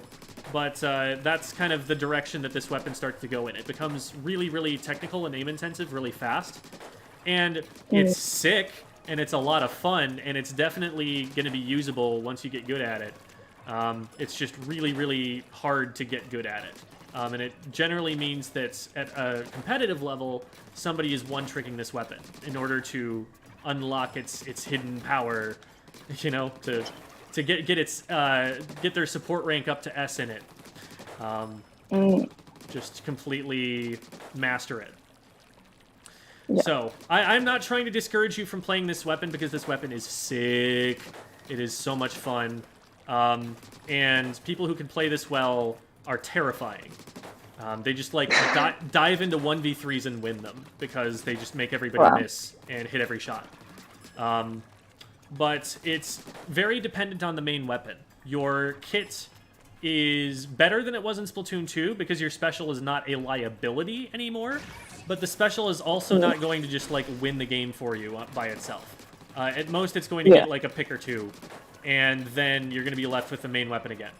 The sub-weapon is actually phenomenal for it. I think that auto-bombs are better in this game than they were in Splatoon 2 because the corridors are tighter, there are more choke points, so you're going to get more information from throwing one, and you're also going to benefit more from displacing your opponents. I get a lot more picks with auto-bombs than I used to, simply because people are cooped up more, and they're more likely to miss an auto-bomb that just kind of walks up from behind them. So, it's good for scouting and figuring out where people are, but at the end of the day, your success on Tetra Dualies at a competitive level is going to depend on your mastery of the main weapon. You really need to be able to get picks and make plays with the main weapon. And the main weapon is crazy good, so you do have the ability to do that, but that's kind of where you're going to need to focus a lot of your practice if you're going to succeed on it at the level that you want to. So, got it. I think that's about all I have to say about the main weapon there. We'll move back to the VOD review now.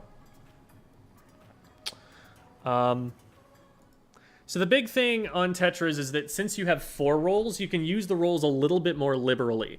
You don't have to be like, I need to splat someone at the end of this first roll so that I can use this second roll to get out and then be safe.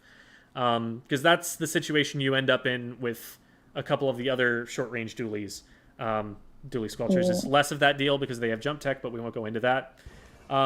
So like right here, if you spend 2 rolls chasing after this guy and getting this pick, especially since they're running away from you, they're presenting their backs to you, they don't have any cover, they're at a massive disadvantage right now. If you just go after them and chase this pick down, you have at the same time rolled away from this player who's behind you, and once you've gotten this player down, you can then focus on this player.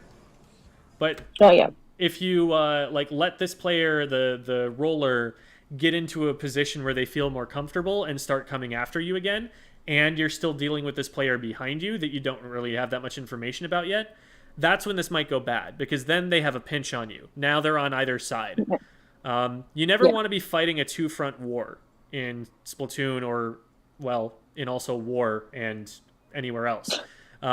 If you have to worry about people attacking you from 2 different directions at the same time, you're in a really bad spot. You have to divide your attention between the 2 of them. You have to figure out a way to isolate one of them away from the other so that you're only in a 1v1, and even then it might not be an advantageous 1v1. So as soon as you know that there's someone over here, you want to deal with one of them somehow, because right now the only way out is to get up these steps right here, to go hop, hop, and then be in mid. And that still doesn't get you to cover, and by the time you get there, this person's going to close on you. So you probably want to deal with like one of these 2 immediately. I love that you are starting to use the dodge rolls, that you're using them to throw off their aim here. So you see that they're swinging their aim this way, and you dodge opposite that, so they overshoot you. That's awesome. And then you dodge roll back in, expecting that they're going to swing their aim back the other way and try and make them miss again. Both of those are great ideas. So, like, nothing against the combat movements that I'm seeing here. The reason that you're, losing that engagement in particular is simply not getting your shots on in your aim.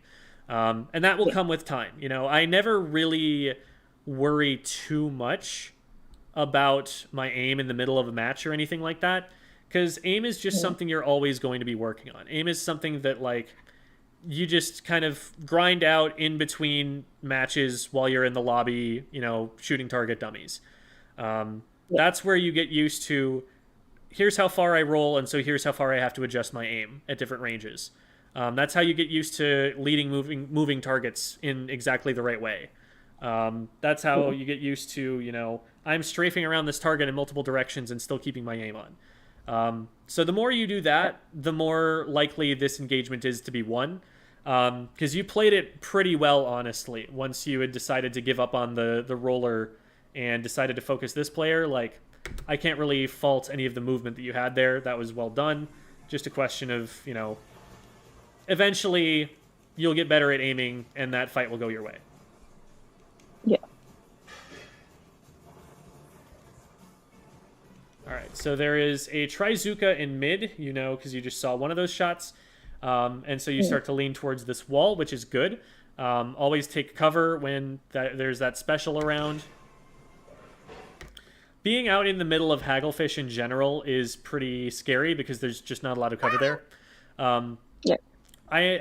If I'm going to walk out into mid like this, I probably want to make sure nobody's running through mid at me before I start moving over to the left.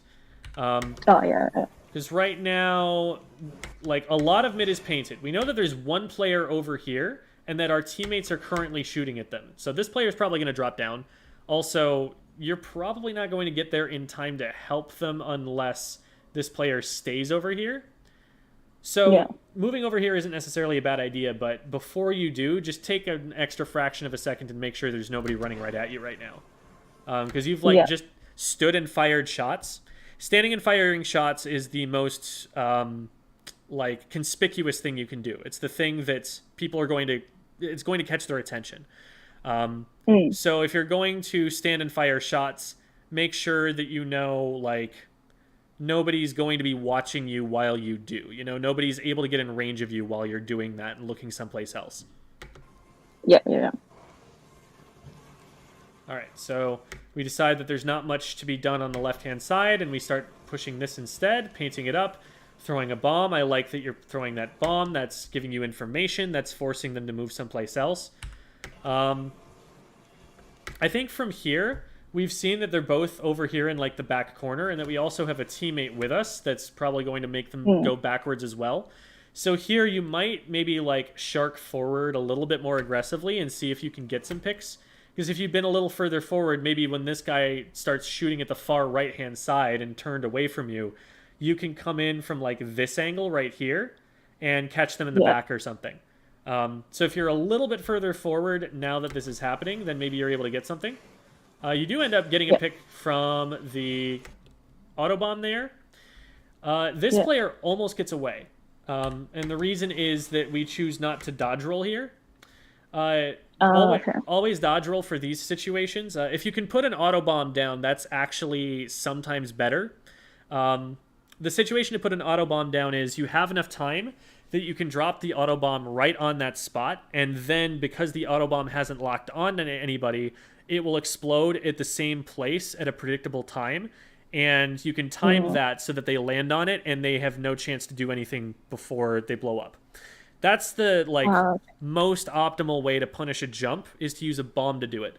Because even if they hit a blaster direct as they're landing, or a roller flick or something, and just immediately delete you, they still go down. And you don't have to be anywhere near that blaster direct or that roller flick if you've already got the bomb there and you're confident in your timing. The second best way to do it, though, and the most consistent way, because the autobomb might get locked onto somebody else, you know, there was a player over on the right-hand side that just dropped down, right? If you throw the autobomb there, it might just lock onto that player and not punish the jump for you, and then you're just out of ink. So what you want to be doing in this position right here is just dodge roll close enough that you know you're in range to hit it, and then you have single reticle fire on it. You're not going to miss some shots because you're firing in dual reticle mode, and you have a better fire rate. Because you definitely miss 1 or 2 shots there, maybe 3, because one of the reticles isn't on, and that almost gives them enough time to get away. It's very close. Yeah. This is a great job rolling backwards here. That's exactly what you want to do. You want to keep yourself shooting at their back, because they're looking the wrong direction. They think you're still in front of them, and they're taking a really long time to turn their aim back around. Now, what they do, which is smart, that throws you off here, is they realize that they're in a bad spot right here, and they go squid form, they swim away, and use that time to turn around. And because they throw your aim off here, now they are getting their shots on, and they end up managing to trade you. So the way that you counter that as the Tetradulies is by rolling again. As soon as you notice that you're missing shots, what you need to be doing is moving yourself. What a shooter would do is exactly what the NZAP did, which is, I'm missing shots, therefore I need to move. And whenever you move, you know where you're moving better than they know how you're moving. So, yes, it's going to throw your aim off at first, but you know, before you initiate that dodge roll, I'm about to dodge roll to the left. Your opponent doesn't know that. And so you can already be starting to adjust your aim predictively, preemptively, knowing where you're about to be. And that's what practicing in the training room is going to do for you. It's going to make it so that you know, like, okay, I'm about to roll left. That means that against the target at this range, I need to adjust my aim by this much. And you're going to just kind of have it in your muscle memory that as soon as you dodge roll there, as long as you know where your opponent is, you're not going to miss your shots. So it is right here that you start missing that you want to use a second dodge roll. If you dodge roll left here, I'm pretty sure you win this fight.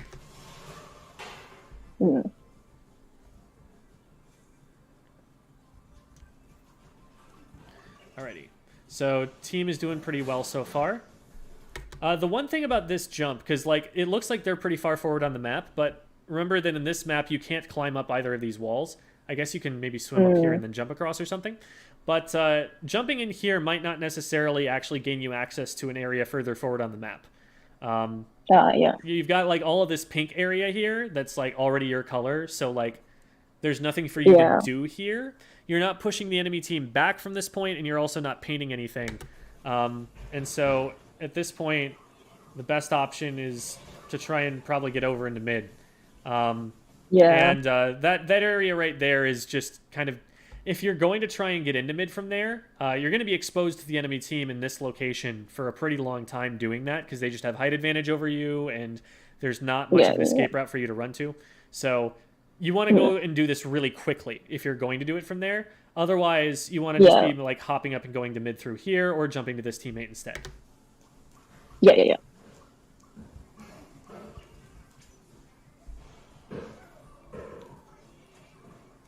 All right. I like that you're playing it safe on the landing, making sure you have your bearings, you know where the bombs are coming from before you try and do anything. That's really good. Got someone going to the right. I love that dodge roll. That was really, really good.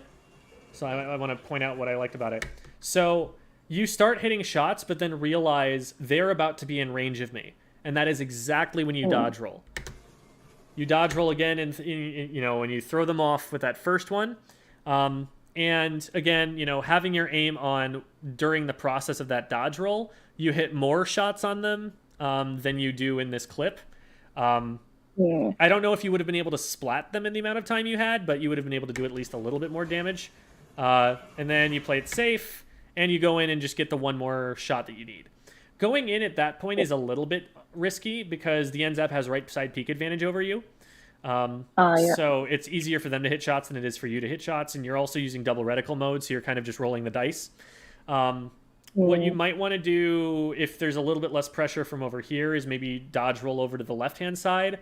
But at this point, with them around the corner in a stalemate like that, unless my teammates can force them out of this position, I'm thinking, okay, it's probably not safe to peek this. Let's just throw a bomb at them or something.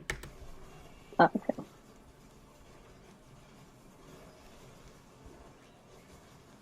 Unless you also another option that you have to be more aggressive is just dodge roll right around the corner, so that as soon as the roll happens, they're completely without cover. You're just right on top of them. Yeah.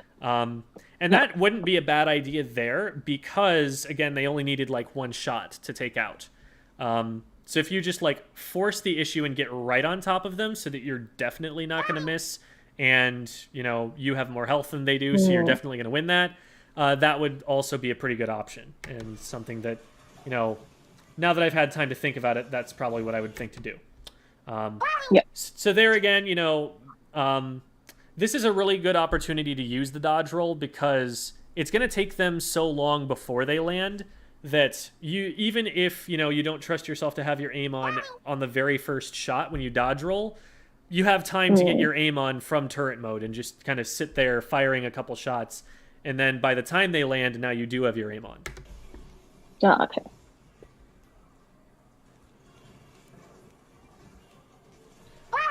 Okay, so we see someone there, and we immediately dodge roll.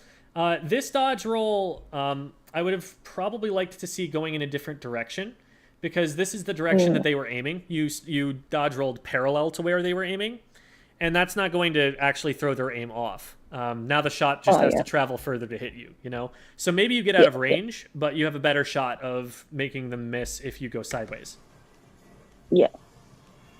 You do manage to hold your ground here, which is awesome, and I like that you're painting up for yourself. Okay, you do end up dropping. So if you're going to try and like hold the ground here, and that's not necessarily, a bad idea to just get out of here, but I think of all of the weapons in the game, Tetras are one of the few that might actually be able to hold this position, at least for a second. What you might be able to do is at least like get one player to rush at you and try to stop you. And if they only come at you one at a time, you can win that fight because you're the Tetradulies and you're sick. If 3 of them come at you at once, then yeah, you can, dodge roll backwards and get out of there. But it looked like you did have a teammate coming up behind you on the right here. You have someone... Yeah, you have someone behind you on the right that's on your team. So, like, yeah, and this opponent is actually swinging at them right now. So, like, you do have someone to potentially back you up if you stay here. If you just end up in a 1v1, you can probably win that because your main weapon is just better. And so you can probably actually try and hold this down. But I don't blame you, for, playing it safe, dropping down here. Now, if you want to, go back to having an impact on the match quickly, what you want to be doing is just hop up onto this and hop up onto this, because everywhere else is kind of a dead end. So instead of like trying to swim all the way around, you have all of the paint that you need to just jump, and that's going to be a lot faster than swimming over here. I see. Nice bait, though. You recognize, okay, well, they just cornered themselves. They have literally nowhere to run right now. And the only area that they have painted is directly towards me. So if I reef slider towards them, they have nowhere that they can go. The aim is... So reef slider is a little bit annoying in that when it hits walls, it doesn't like slide past them or anything. It just kind of stops. So what you might have wanted to do is before you use the reef slider, move a little bit to the left so that you have a better angle. Because like... What I'm worried about is, what if they hide in this corner back here? Does the explosion actually go around the corner and hit them? I'm not sure. It might, but it might not. But if you reef slider and end up right in this position right here, now it covers that corner and anywhere else that they can swim. And that's got a higher likelihood of success. So to do that, you did need a slightly better angle. So you wanted to be maybe like right here, and then you can not hit the corner. But you get it nevertheless. So now we move back up into mid. So this comes with like learning your weapon's range. But if you dodge roll once towards them from here, you're already in range and already in turret mode. You don't need to swim like this close to them. And in fact, swimming this close to them is giving them an advantage over you. This is an end zap. They splat faster than you if they're in range to hit you. But you have longer range okay. than they do, and you have dodge rolls. And that's what you want to be using to your advantage.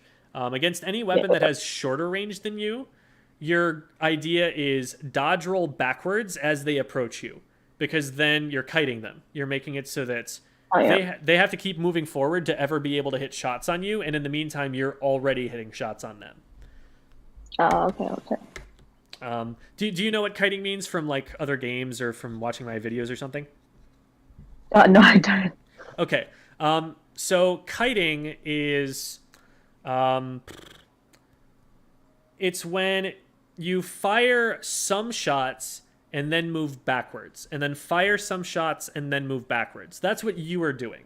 The reason that you're doing this when you kite is because you have longer range than they do. So when you're firing shots, that's when they are out of range of you. You fire shots and do damage, you hit them when they cannot do damage back to you. And then when they try to approach you, you preemptively step backwards so that you're still in range to hit them because they're approaching you and you're moving backwards at the same time. So the range hasn't changed. Yeah. But you're keeping them at a range where they still can't hit you and you're still doing damage to them. That's what kiting is. Because in a situation where one weapon has a range advantage, their natural instinct is going to be to try and approach you. And so you should just kind of assume by default, this player is either going to run away and get out of my range, or if they're attacking me right now, I get to just back up and shoot them for free. And so in a situation where you can kite an opponent and they're trying to keep moving towards you, just roll backwards, hit shots. Then as soon as they get in range, roll backwards again, hit more shots. And then the nice thing about the Tetra dualies is that if they decide, oh wait, I am losing this fight, now you can roll forwards and still stay in range yourself.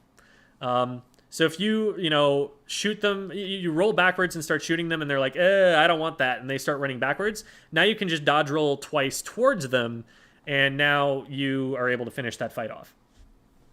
Okay.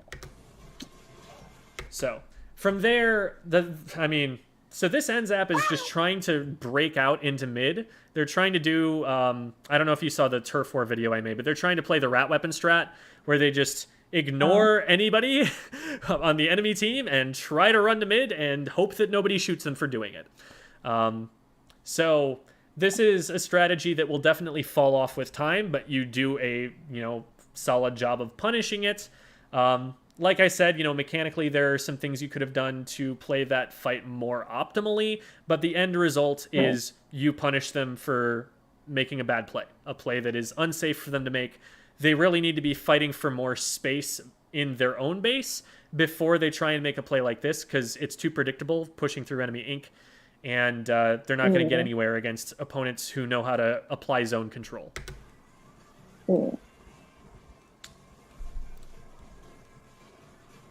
Nice job, nice job. There it looked like you were just painting forward for a second, but then you started hitting shots and that was all you needed to hit, so you didn't need to worry about rolling or anything. So let's talk about this situation here. So somebody drops here, and you have two thoughts. One is, I want to dodge roll so I can start hitting them. But a second one is, are they going to be able to hit me where I dodge roll to? And they're a splatter shot, you know that, because those are the only two weapons that are up. So you have a slight range advantage over them, but right now they're in range of you. And so when you roll, you need to create some space away from them so that they're not in range to hit you anymore. It's kiting like I was talking about earlier.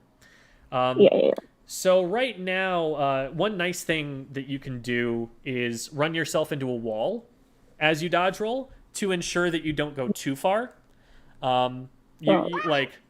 Because if you roll like forward and left right now, you put yourself behind this wall so that you are not hitting shots, and they have time to close distance on you.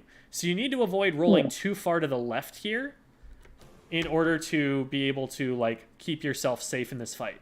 If you roll too far backwards, now you fall off a ledge and you don't go anywhere. So what I would be thinking to do right now is I want to roll to the right towards this back wall. That'll throw off their aim at first, it'll put me in turret mode so that I can be hitting them, and it'll put me a little bit further away from them. Then, if they approach, now I can roll backwards and still have space so that I can continue shooting at them and continue kiting them without accidentally putting cover in between me and them. So I'm planning out my route ahead of time by saying, okay, first I'm going to go maybe a little bit closer to him, or at least sideways to him. Then I'm going to back up after that as they start pushing in, as they, start trying to get in range of me. Because here you were forced to back up quickly enough that you weren't able to hit your shots in time, and you ended up falling all the way back down by accident. If you give yourself a little bit of space by rolling like forward and right there, now you have the space to do that dodge roll backwards after having dodge rolled once already, and that is enough time to get, lethal damage down. So we do get over here and make the jump successfully. Good job taking that patiently and making sure you don't fall and lose more time. You get a good pick there. And now they're just trying to feed into you, and you get a really good pick there. I love the way that you dodge rolled backwards as soon as they were in range of you. That was really good. So these shots, that's easy enough, and you might as well use double reticle mode and paint more there. Here, going up against this wall is a little bit risky because, again, your weapon, especially against their comp, most of their weapons on their comp here, your weapon depends on using its range because you don't actually have a faster kill time than any of them. And so when you're dependent on using range, cover is not your friend. Cover allows them to get closer to you before you're able to start kiting them, before you're able to start doing that ranged damage they can't do anything about. And as you approach this ledge right here, think about people being on ledges above you as having cover, because all they have to do is back up, and now you don't have an angle where you can hit them with a line of sight weapon. This isn't cover against something like a roller, like we talked about earlier, or a slosher that can hit up over this ledge, but your weapon is not one of those things. So if you get too close to this wall, knowing that there's someone right up here, you're actually putting yourself in range of them and not using your range advantage that you could be using. So at like a X rank level, what you're probably going to see someone do here is they know that this player wants to drop down. And so they're probably going to roll maybe diagonally backwards a little bit and start pre-firing this spot. They know that they have the rest of mid covered. They know this player has to feed into them. So they're just going to put shots where they know that that player wants to go. And that's probably how they catch them. Because that's all. So the bomb here does some damage. This player does some more damage. And then they happen to get a bomb that you don't see. And because we don't play it quite as safe and get hit by these two things, we end up going down to a series of chip damage that we probably could have avoided. But it doesn't end up mattering for the results of the match, just like if that were a fight at a more important time in the match where you have to win it, you can win it more cleanly probably by keeping your distance a little bit more from that ledge.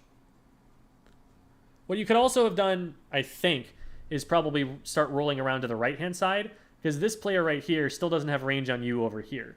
So if you start coming around over here, you can still keep that range advantage. And if they start approaching you, then you just roll backwards and do the same thing you did earlier.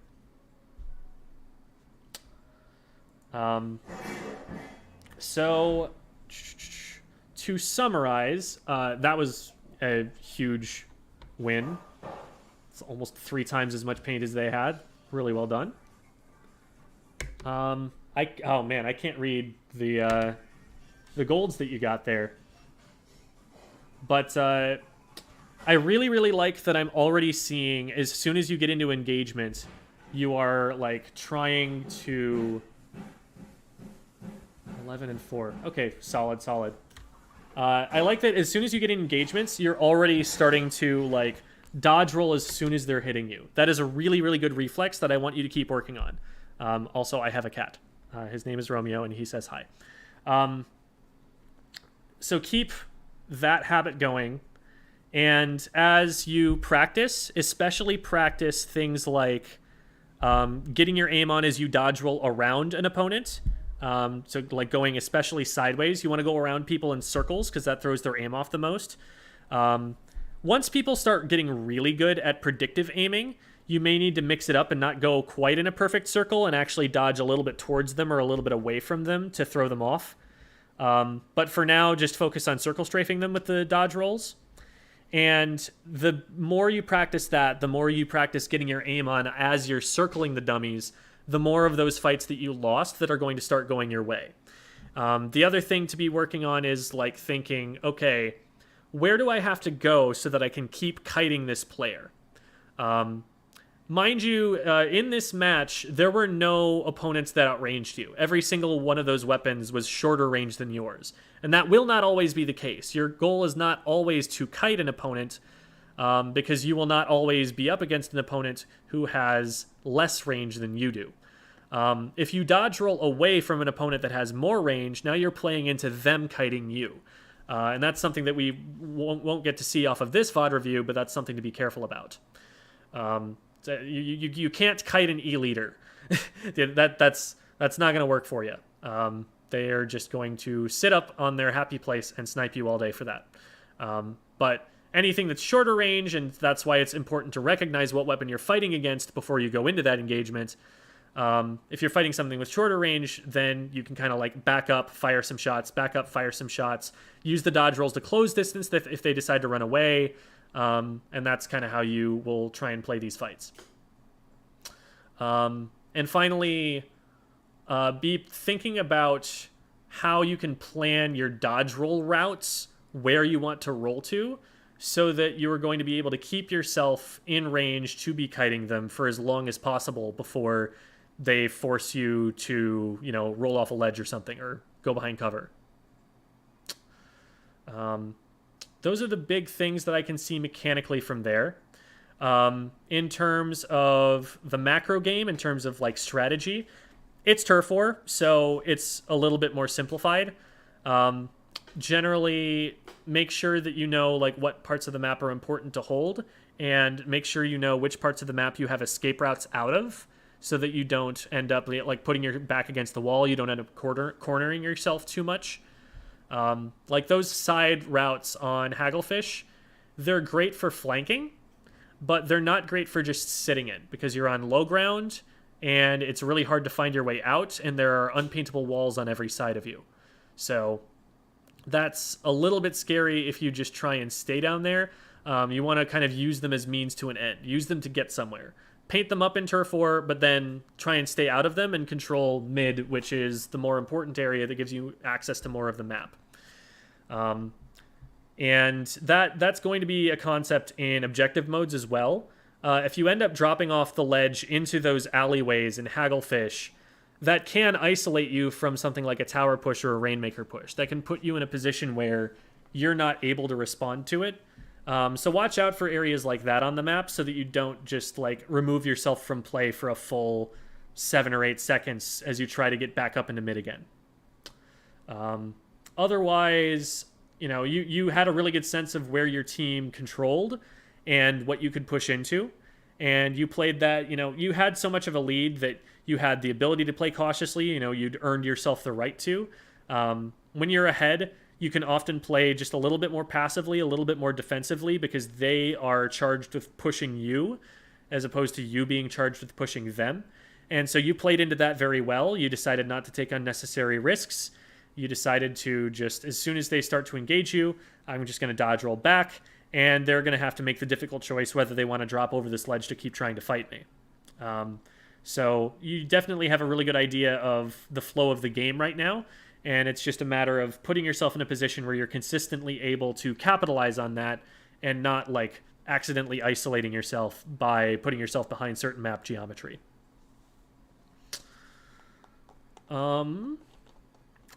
I think that is about all I have to say about that one. Do you have any questions for me? And any other weapons you play you want advice for, or anything for Tetras, or just anything?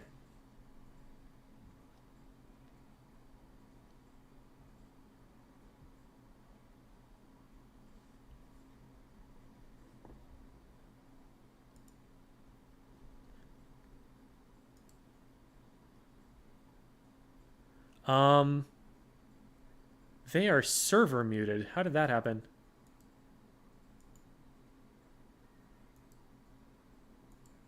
Are you saying things now? Hello, hello. Can you hear me? Hey, you got server muted, and so I asked you a question, and then you I don't know how that happened because I don't think you can do that to yourself. Yeah, I don't know what happened either. Just halfway, like towards the end, I just got muted. That's why I haven't been saying anything. Gotcha. Sorry about that. Um, do you have any questions, or was there anything about something I said earlier that you wanted clarification on? Um, no, I think that should be fine. Actually, no, I have one quick question. I know you have lots of videos on your YouTube and you've gone through like on Twitch about moving up uh ranks. I know that this wasn't a rank battle, but like right now the only things that I can really play well are splat zones and tower control. But even then I can't get past B plus.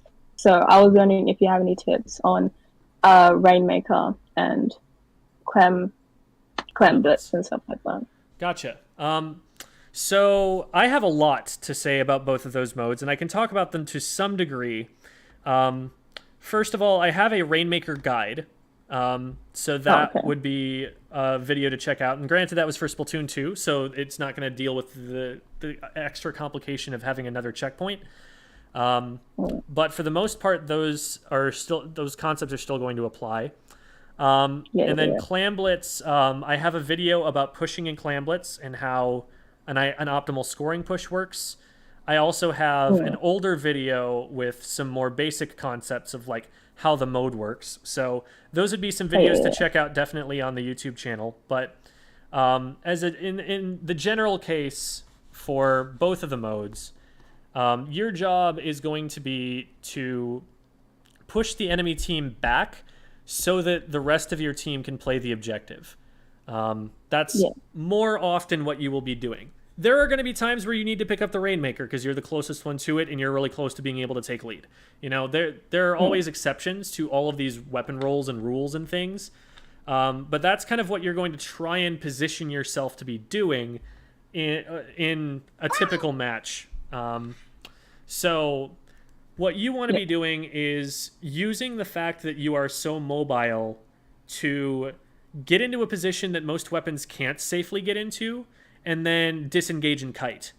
So you start to poke up on an off angle on the enemy team. Let me actually pull up do.inc/plans. Let's pull that up there. And let's doodle a little bit. But let's doodle on a top-down of a map that actually exists in this game. Let's go to Make-A-Mart. Make-A-Mart's a pretty good approximation of how this map works. So let's say Rainmaker. So let's say it's Rainmaker. Everybody initially is going to roll out and be probably like here, oops, these kinds of positions to try and pop the Rainmaker shield. After that, though, you kind of have an idea where the enemy team is. And what you want to be doing is getting them to look someplace else while the rest of your team engages them. So it's a really good idea to do things like maybe threaten to come this way or threaten to come this way, because you have cover as you approach. So longer ranged weapons can't necessarily stop you from getting close. But then let's say you run into a player who's right here. Then you just immediately dodge roll back and start shooting at them. And now they're in that position where you're kiting them. They're in that position where you are keeping your range from them, keeping them out of range from you, but hitting them at the same time.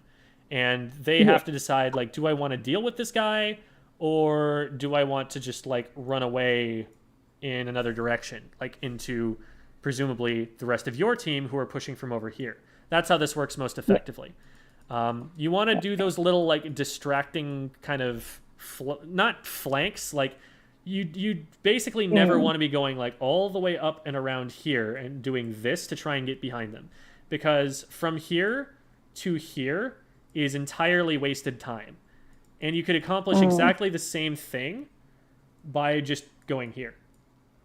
Because, like, they still have to look this way while your teammates are coming this way. But you get here in 3 seconds, whereas it takes you 8 seconds to get over here. And in 5 seconds, where you've left your team in a 4v3, like, they should lose that fight. The enemy team should just, like, beat your teammates, already have the Rainmaker, and be running away from you by the time you get around on this angle. So you never want to get so far away from your team. You never want to get so far behind them that you are not able to get in between the Rainmaker and the goal if you need to. Yeah. So those are the kinds of engagements that you want to be starting to look for. Like, can I get in on the side? Can I get in around them a little bit? Can I maybe shark up on this wall and then run out in this direction? And again, you want to try and deny them open sight lines when you can, because E-leaders are really strong in this game. And if you just pop up over here and decide to stand here for a while, first of all, you're up in a place where you don't have that many locations you can dodge roll to without just, like, falling off the ledge. But secondly, being up here, an E-leader over here is like, lunch, snipe. So you got to be careful not to expose yourself to the longer ranged weapons while putting yourself in a position where you can kite the shorter ranged ones. Yeah.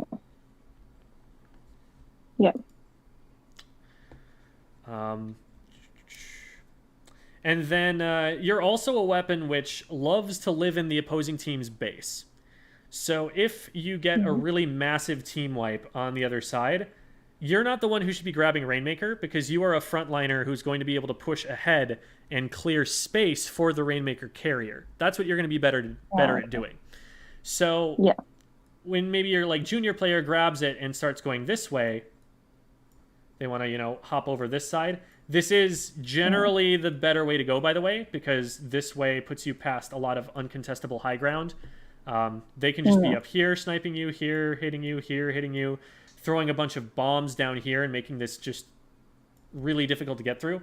It's much easier once you get a solid wipe, since they are spawning from this location, to take it left away from their spawn, and then you have high ground as you slowly work your way around and get towards the goal, and you have cover from this.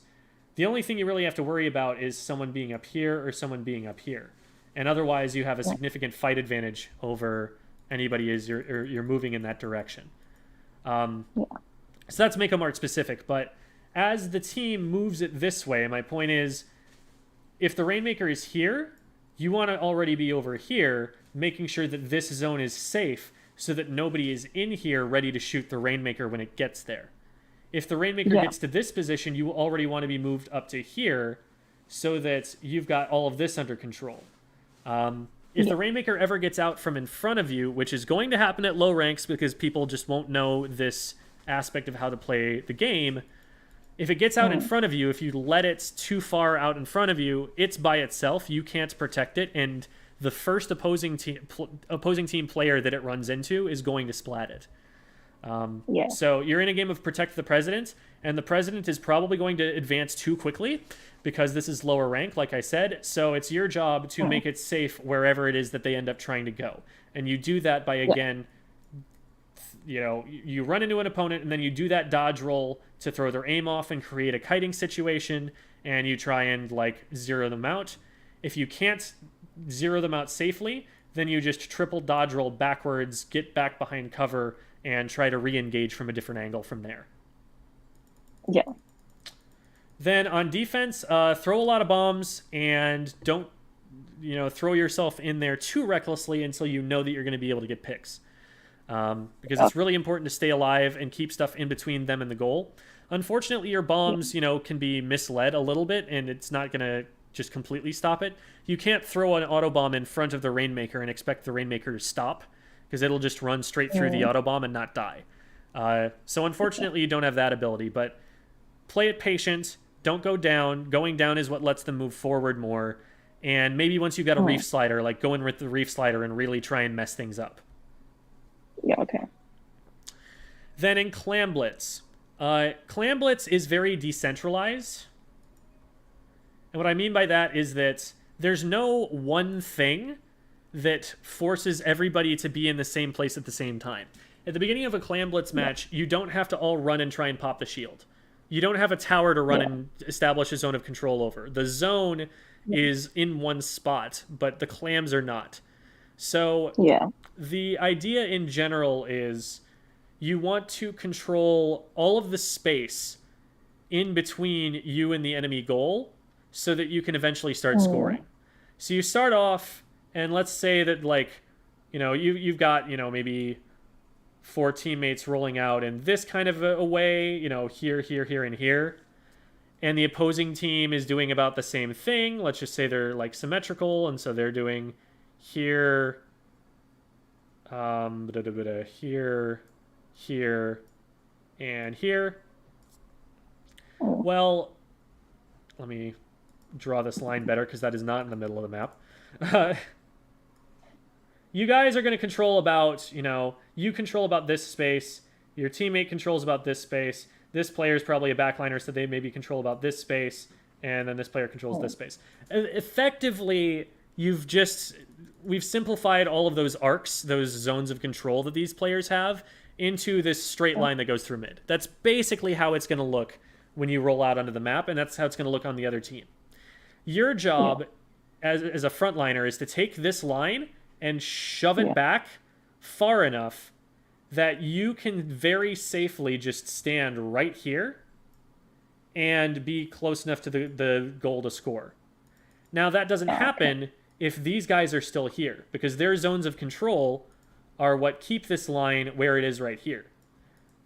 So in order to get this line to here where your team can safely score, and it's not really a straight line in practice, what this really is going to look like is maybe something like this at best. But if you get that line pushed that far forward, what that means is that you have removed these players from this space somehow. Maybe you forced someone all the way out over to here and they're not having any relevant impact. And you can just stand right here and go, haha, you can't approach me because I'm a Tetradulies and I'm scary. Maybe what you do is splat them. Maybe what you do is you put enough pressure on them that they're forced to back up in this direction and now they're out of play. Maybe what you do is force them to jump back to spawn. But the way that you accomplish any of those things is by threatening to splat them, by getting to a point where you have an advantageous fight over them, and now they can't take that fight. They can't stay there, and they have to give up that space. Once you have that space around their basket where you're able to safely score, the primary goal, and I talk about this more at length in the YouTube video, so I'm going to skim it a little bit. The primary goal is to keep the basket open for as long as possible.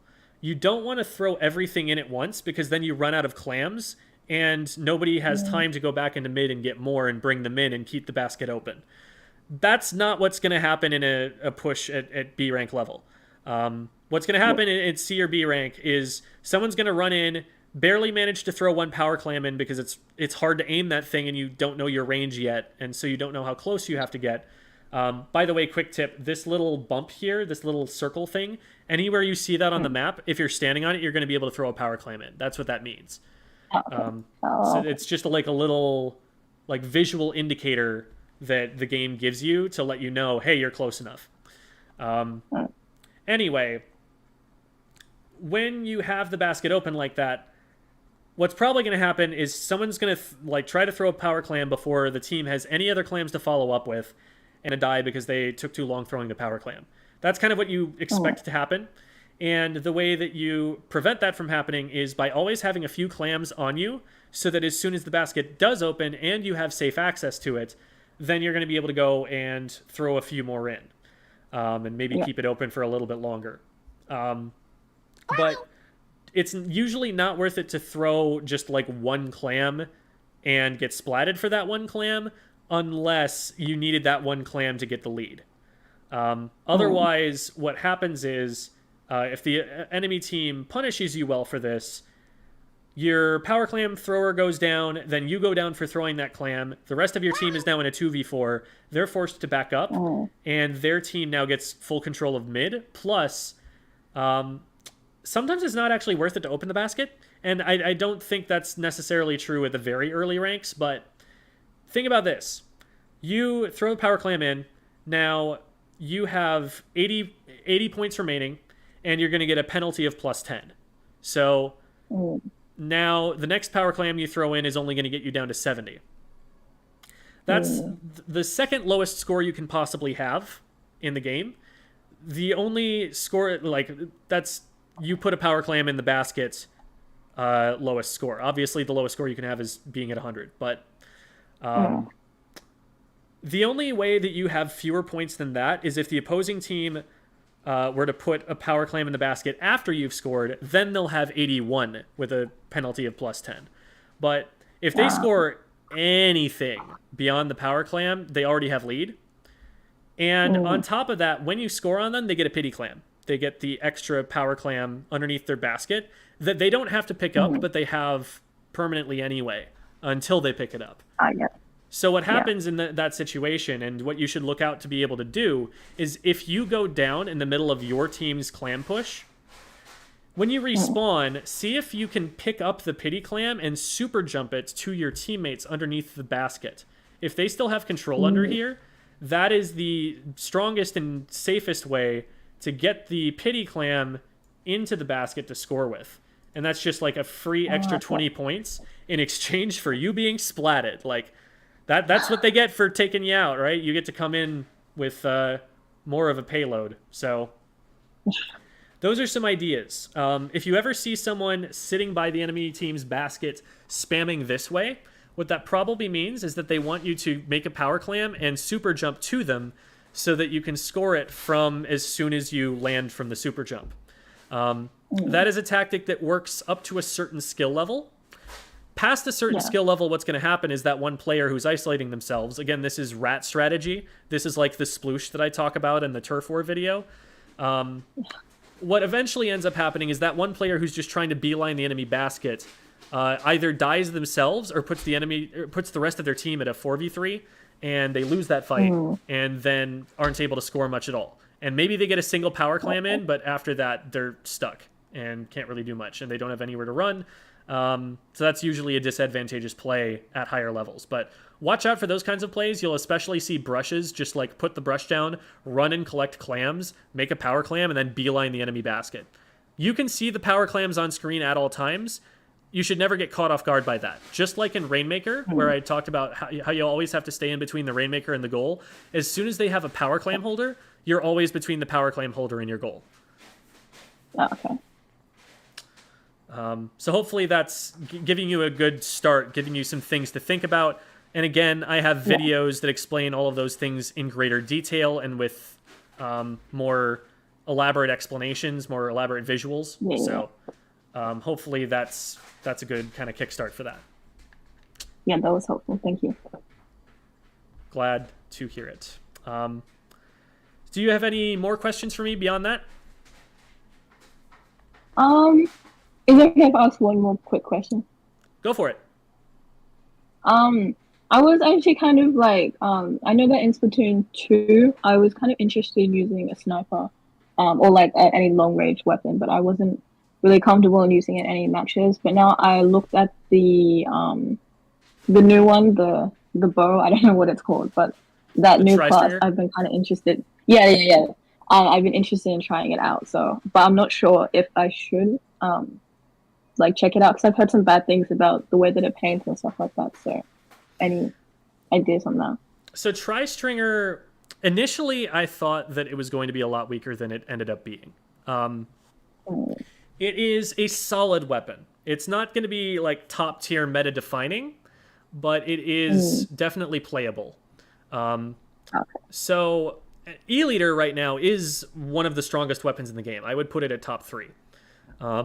It's just so disgusting what an E-Liter can do on some of these maps. Like Mahi Mahi, you can just see everything in mid from everywhere, and it's so hard to play as a frontline weapon against an E-Liter that's hitting their shots. So if you wanted to pick up chargers, like, this is a phenomenal time in the game to do it, because they are very strong right now. But Tri-Stringer, What you're using a tri-stringer for is a little bit different from a charger. You're not using it to just try and one-shot people, because that's just a lot less reliable than you would get from a charger. If you're trying to one-shot people, charger's your weapon. But what a tri-stringer is better at is hitting up over ledges, because the arrows that land on the ground, they explode, kind of like an explo shot or something, and do extra chip damage. So it's very similar to how the Explosher plays, actually. The Explosher is going to use its range still to, harass shorter ranged weapons, but it's not going to expect to one-shot them. It's just going to do chip damage. It's like, oh, this player is already damaged, let me hit a 90 on them and get rid of them. Or like, I want to discourage this player from walking over here. If they walk over here, they take, 55 damage. If they don't walk over here, then I've succeeded in zoning them out. It's really good for hitting up over tower, hitting up over ledges, harassing other backliners from like underneath, because you don't have the range to contest them in open space. But it's also hard. It does have to be aimed pretty precisely. Which, I mean, you're playing Tetris, so you're opting in for that one way or another.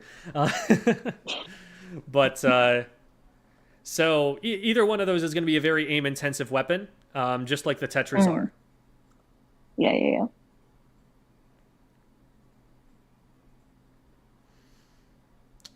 I don't know too much more about how the tri-stringer works, although its kit does actually combo pretty well with itself, because it's very common with the tri-stringer that you end up doing exactly 98 damage, which is kind of annoying, because what happens when you do that is you get... Here, oh wait, I'm not showing you my screen. One sec.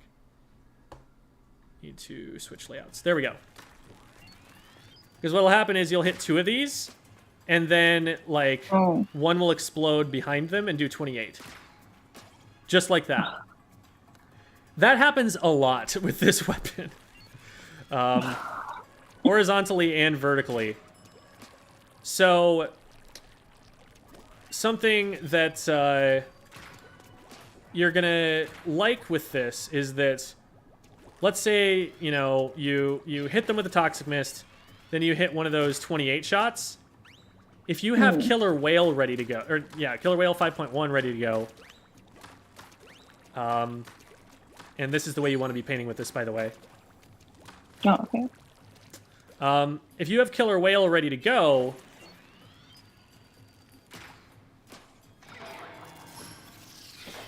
they get deleted very quickly from that. It's just a little bit of damage, and that's all you're going to need to get that damage combo off. So, don't expect to get a lot of one-shots, but you're going to be really good at getting like enough damage that your teammates just have to sneeze on them. You'll be able to set yourself up with your special, and so you're going to be able to still apply significant pressure using that sort of approach that, like, I don't expect to get them on this one hit, but I can do enough damage that the next hit is definitely going to do it. Oh, okay. Also, keep in mind that you will still get arrows out off of a single circle of charge. And so you don't necessarily, if you want to just get them halfway down, you could just fire one of those shots. Like that, and that's 63. A 52 only has to hit one shot to follow up with that. So you've got some options at that point. Slosher's going to one-shot after that. 96 is going to one-shot after that. Basically, anything except an Explo indirect is going to splat after that. Oh. So it's good for, like, that chip damage kind of playstyle. Oh, okay. All right. Any other questions? That's it. Awesome. Well, thank you so much. I really appreciate the support, and I hope that you got what you were hoping for out of that session. For those of you who would like to reserve a session like that, I have some slots on Tuesdays that are for free. those are backed up all the way into November, I think 15th now. Just because there have been a lot of people who have been interested in that.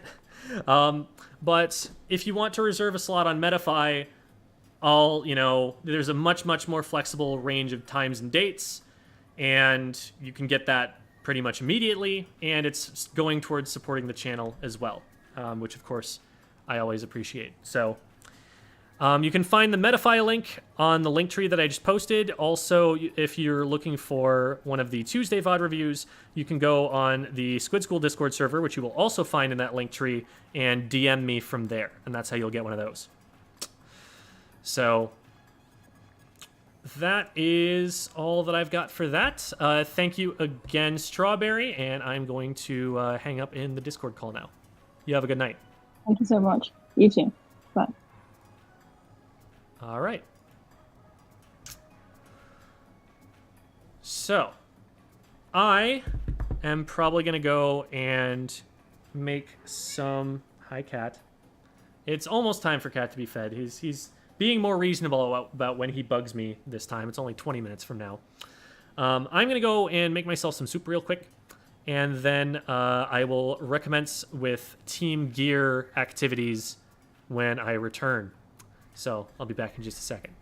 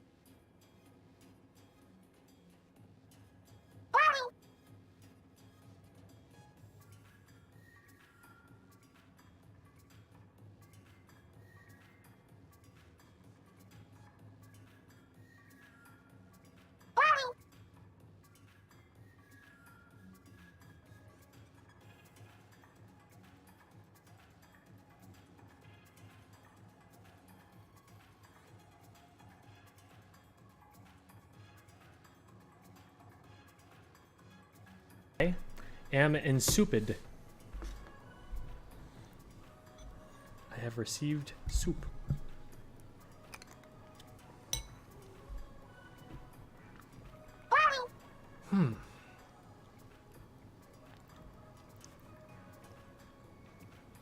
Not seeing anyone actually play a tricolor, not even on stream. I did get one earlier, but they decreased the likelihood of those like crazy.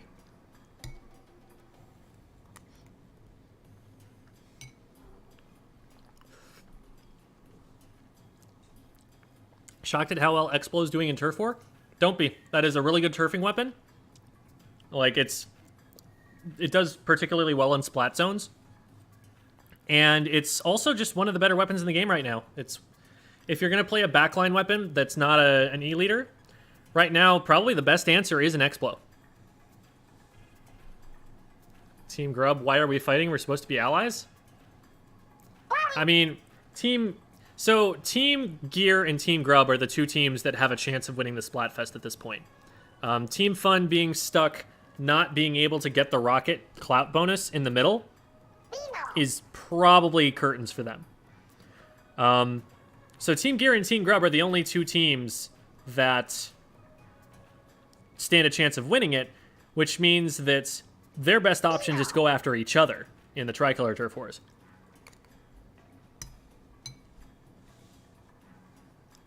Yes, there is a kitty. Can't choose between 52-gallon dually squelchers. Any advice on which to pick up and learn? Dually squelchers are a lot more on the skirmishing side. 52 is more on the slaying side. So dually squelchers, they can't just run at you and win a fight because they splat really slowly. They have to kind of distract you. They kind of have to move you around on the map. They have to kite you, similar to how I was talking about the Tetradualies kiting. But they have to be a lot less aggressive about it too, because they need to keep an even greater distance to be effective there. So they can still fight pretty well. It's just they have to fight differently. The 52 just puts a wall in your face, stands right behind the wall, and lasers you in like a very, very short amount of time. It's like 18 frames or something.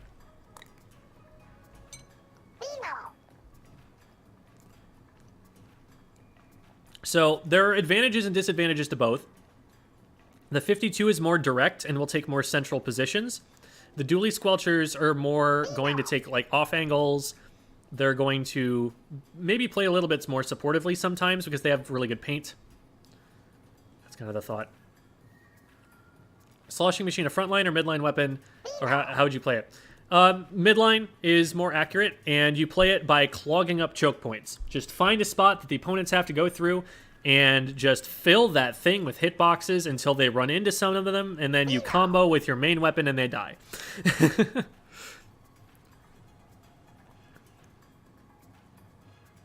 Lots of people are reporting that they are barely getting any Tricolor matches at all. Wouldn't this greatly lessen Tricolor's influence on the fest and make the two contenders Gear and Fun?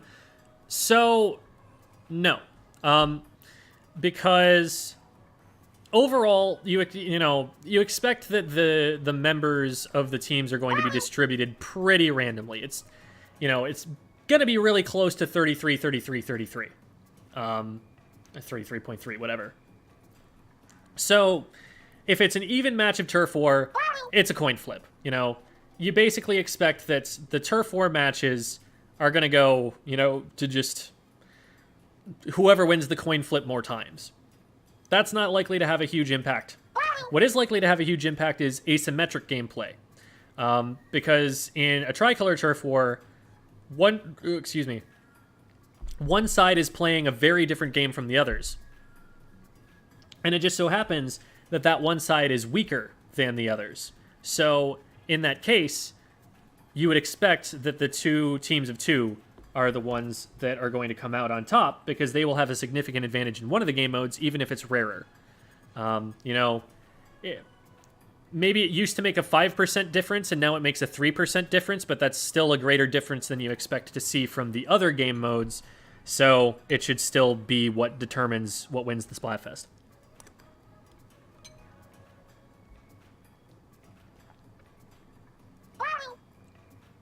Is Junior any good? It seems fine, but the spread gets me bodied sometimes. Yeah, Splattershot Junior is not a very aggressive weapon. Splattershot Junior is throwing a lot of bombs right now. And you play around your special. You play to get a lot of big bubblers and just put them out around the map and use them to win fights for your team. But you're not going to be engaging with your main weapon as like your primary plan because your weapon is not good for doing that. Your weapon is better for painting. Okay. Oh my goodness. 10 gifted membership. Ram, how rich are you, dude? Thank you so much. That's so kind of you. I'm sorry that I missed that at first. That happened about 5 minutes ago, but I had the window closed So I had my screen all set up for the VOD review and stuff. But thank you so much. That is a ton of support that you've given me on this channel. Okay, good. I didn't miss anything else other than the follows and subscriptions, and I've given up on reading all of those at this point because I just spend my entire stream reading them. It's just like, thank you, Mesha and Hot Pro 07 and Villager Skin and Jumanji Joe and Wisperiani and Elijah McCain and Killer 1001 and Sid and Elizabeth Rodriguez and Intense Shibi and Adeline 08 and Super Big Golf and Jellybean Fan 37 and Kinegra and Solar Sickle. That got me less than 10 minutes through. I have had the entire stream of all of that happening. It's so much to try and keep track of, and I would rather answer people's questions in chat. So I do apologize if that was something that you were looking forward to, but with the stream being as big as it is now, I feel like that's the place that I'm at. Can you explain how Team Fun can't win? Is it because of the tricolor turf war? Yes. Hopefully my explanation just now was sufficient to that. What's my main? I main Splattershot and Blaster.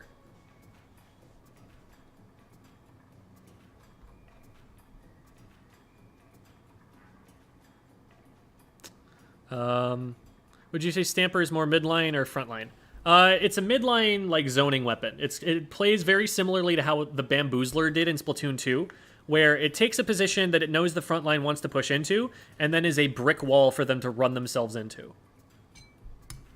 Is Clash Blaster really as bad as I've read, or is it just people getting mad being splatted by it? So the main weapon itself is really not great. It's better than a few of the main weapons in the game, but there's no justification for running it over like a Luna or a V-Blaster or a Range Blaster right now. Like, if you hit 2 directs with it, it splats kind of quick. But you know what splats quicker? Hitting 1 direct with any of those other weapons.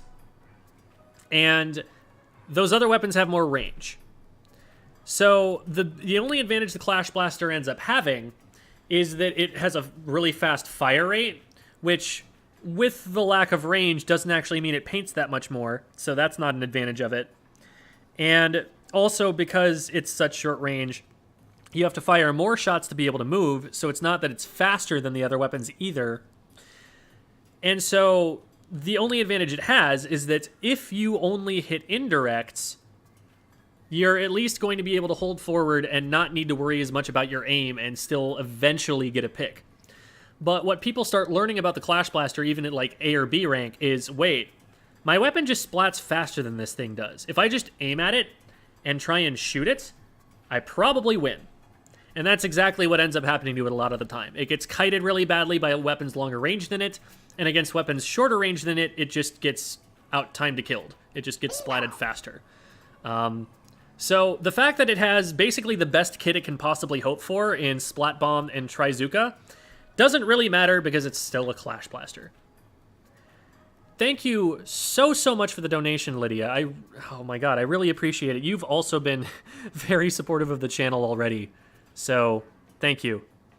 We out here to make kids cry for real. Let's go. That's what I'm talking about. Make them weep ink.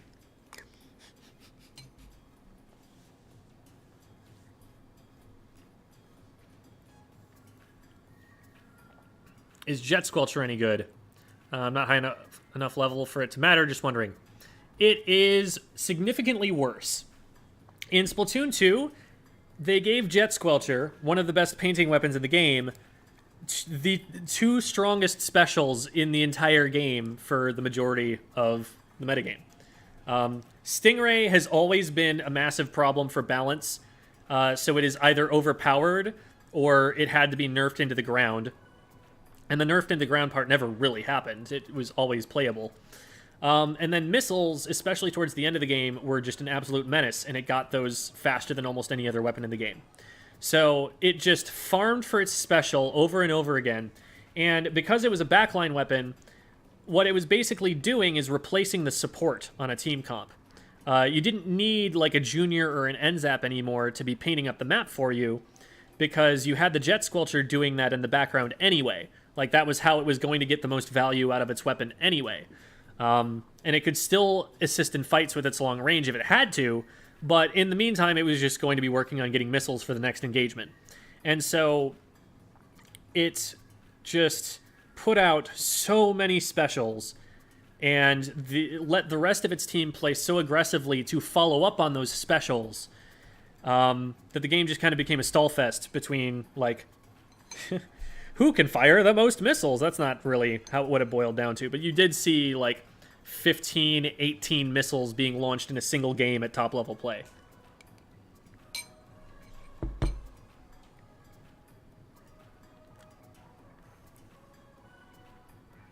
I swear I can socialize past donations. Oh my god.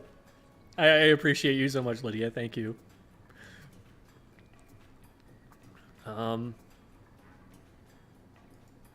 What gear should I be focused? Those kids gotta learn somehow. Oh my god. Have I told you? I probably haven't told you guys the story of the story I have. So I was an Arizona Super Smash Bros. Melee player for a good long time. I was a major tournament organizer in the scene for a good number of years. And there was this one tournament we ran where one of the best players in the world, his tag is Taj. He's probably still like top 100, top 150 or something like that. But he was also the very best Mewtwo player in the entire world in Super Smash Bros. Melee. And so he shows up to the tournament, and in his pool is this 8-year-old kid named Blake Fox 65. Why 65? I don't know, but that was his tag. And this kid, I'm watching him play his matches, and I realize he plays Mewtwo. He's gonna get to play against the best Mewtwo player, and it's gonna be so cute, and they're gonna teach him stuff. And no, that is not what happened. What happened instead was Taj picked Samus, stood at the opposite end of the stage from him, and shot missiles at him. And the kid did not know how to counterplay the missiles. He just kept getting hit by them and died a very slow death of getting hit by missiles over and over and over and over again. He did 4 damage to Taj in that entire game. And I came up to Taj afterwards like, come on, dude, he's never gonna come back again. Like, you could have at least shown him some Mewtwo stuff, or like why you gotta do him like that? And Taj's answer, and I will never forget this, was he just shrugged and went, "Kid, go and learn today." And so that is what I'm getting. That's the vibe I'm getting from nah. What gear should I be focusing for a Splattershot player? Ninja Squid, past that, I don't know yet. I don't know if you want much intensify action. I don't know if like the jump shots are that important. Probably at least a little bit. But here is my, oops, that's the wrong button. I need this menu. Here's how many chunks I've got. I haven't been able to make any gear with that yet. So I don't know. Opinions on Dynamo and Splat 3 and main Dynamo, what I want a better player's opinion on it now. Sprinkler's fine for it. It's not, what you'd prefer probably, but it paints for itself nice, so that's good. Like, you can just drop it at your feet and use that to escape something. Tacticooler, though, is looking weaker than we anticipated it being. And I think that that's probably going to be the biggest liability to the Dynamo right now. The main weapon is still the Dynamo. If you played it in Splatoon 2, you know how that works. Usually people main that weapon, so just go for it. But I would say have a pocket Flingza roller, because Flingza is a relatively similar playstyle, but it also has missiles, which are really helpful for it.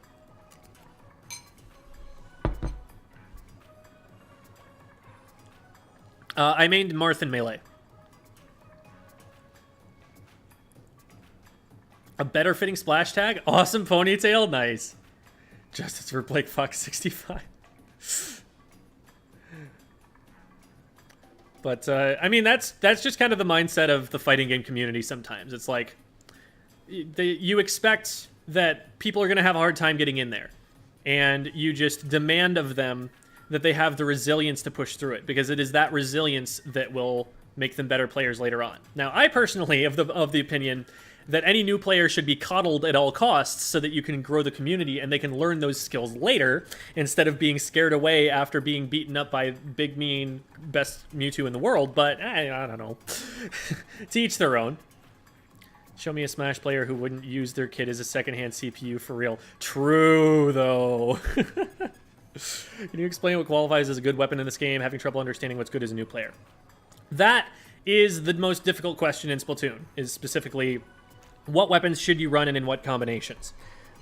Because different weapons do different things, and depending on what options are available, certain things are going to be the dominant playstyle.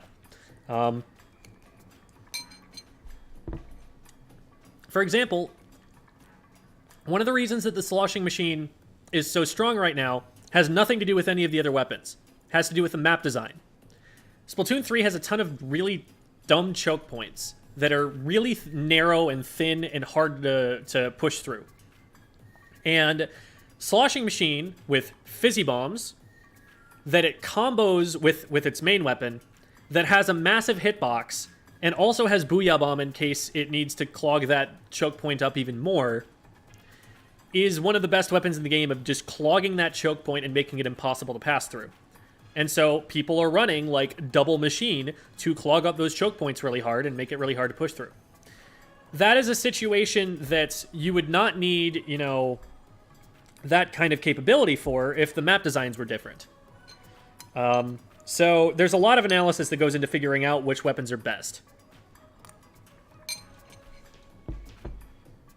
It's all very dependent on what else is in the game and what other strategies are available. When does the Splatfest end? 7 p.m. Central tomorrow? Today's Saturday, right? Yeah, 7 p.m. Central tomorrow.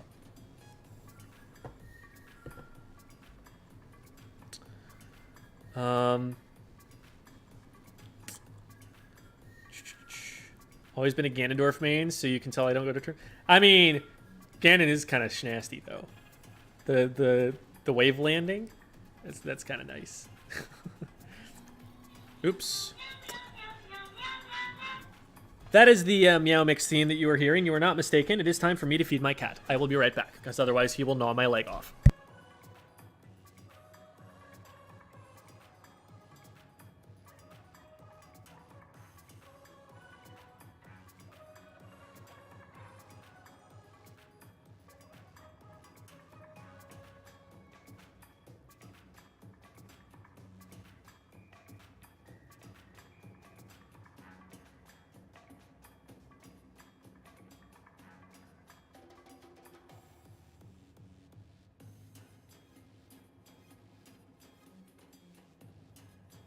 Alright. If I like how much the Aerospray plays, but don't like the Sploosh, what would be a good alternative?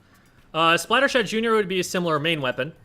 But what are you trying to do with the Aerospray? Are you trying to play aggressively? Are you trying to play a support weapon? Like, the role is really what's going to determine, like, what is going to feel the most similar, I think.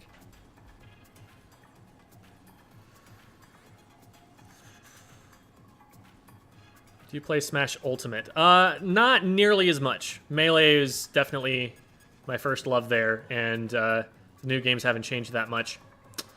Project M, also beautiful. That game deserved better, and it's hard to forgive Nintendo for what they did to it. Tips with the Splattershot Pro. I mean, there's a mean part of me that wants to say consider the 52 gal. The kit isn't great on it right now, but I mean, Crab Tank is a solid special. It's just angle shooter. It's really underpowered right now. It's not getting a lot of value, but user range is the biggest thing I can say. Like, you need to be taking engagements where you can use that range, because your kill time is not that remarkable, your fire rate is not that remarkable, your paint is not that remarkable. The range is the biggest thing about that. And the 52 gal doesn't have that much less range, but it has a better kit and paints better and splats in 2 shots instead of 3. And there's a lot that it has going for it. It kind of outclasses it.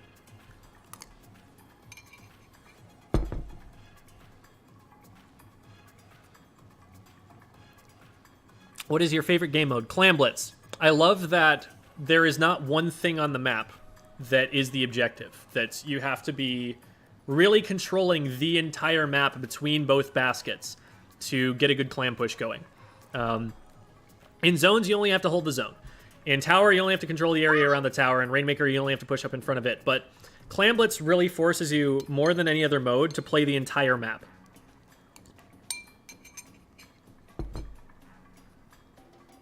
And I think that's cool and worth celebrating.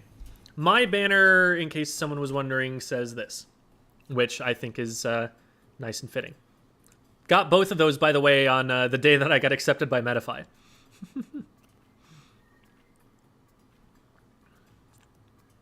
Ganondorf is nasty. Yeah, I'll sub for that. Let's go.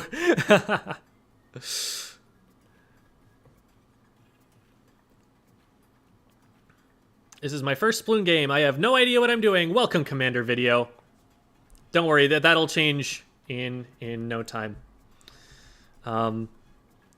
Use motion controls. Don't give up on the motion controls. I know they're hard. I know that they're not fun at first because they're just so unusual to you, and your muscle memory will be wrong for it. But I promise you will suffer a little bit at first in C rank when everyone's already learning anyway, and everyone's still bad anyway.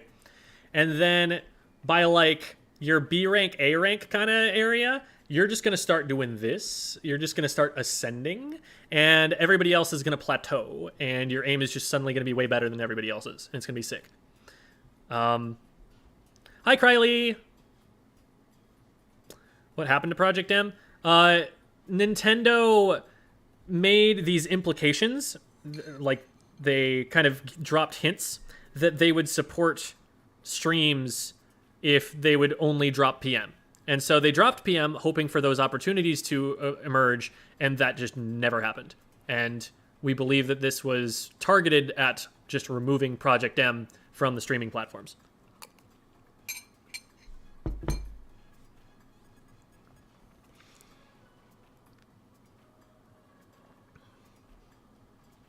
For attacking and Tricolor would be Reef Slider and Bubbler. So Bubbler is definitely really strong there for just putting it around the objective in the middle and giving you time to cap it.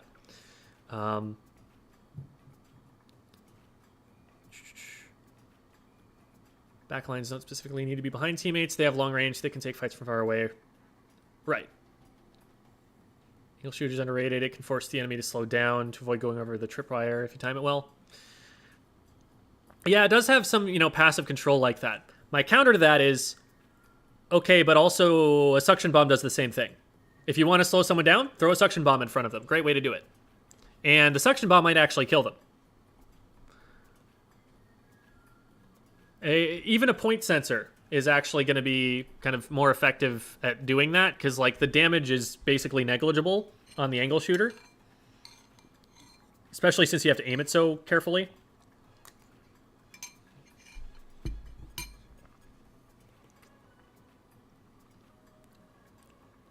Playing with viewers right now. Not at the moment. Right now I'm eating soup. But even later on I'll probably do some solo. Procrastinating Stan, I like it. This is hard when you have no friends to play with. Communication so important there. I somewhat disagree with that, actually. I think that Clam Blitz, if you know how a Clam Blitz push should work, and your teammates also know how a Clam Blitz push should work, you don't actually need to communicate between each other. You don't need to share information.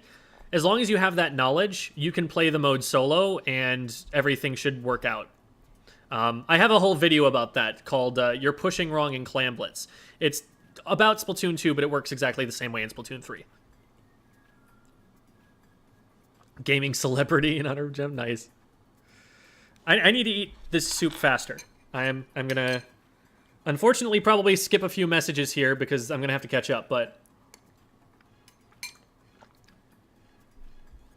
I'm doing too much just like staring at the gear screen.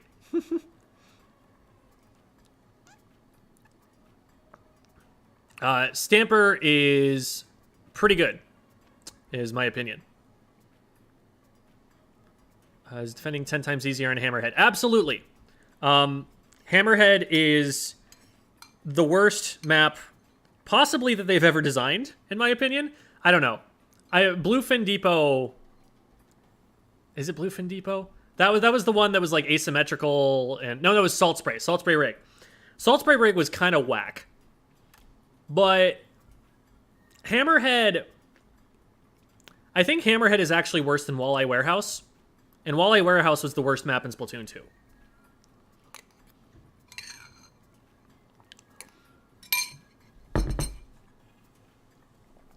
Like, on Hammerhead Bridge, there are 2 ways to mid, and one of them sucks. It's really, really painful. So, yeah, if you have mid control, you know, your spawn is there, like, you're in really good shape against the teams that have to push in all the way from the long side.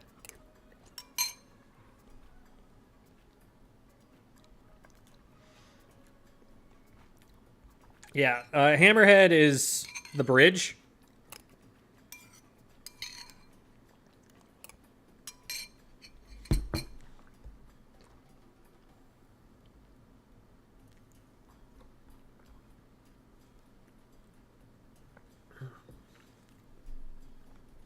I don't think it's more open than Walleye. Like, if you look at where you actually have to push through to get anywhere, those are really narrow gaps.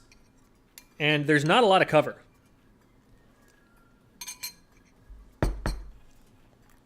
Also, if you go out on the right-hand side, that pillow on the right actually benefits the opponents more than it benefits you because it gives them right-side peek advantage on you.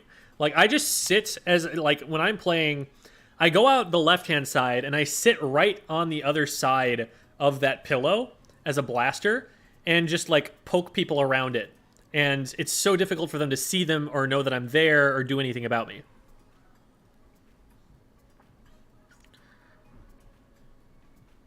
Kind of soup. This is barley and mushroom. And maybe some other stuff.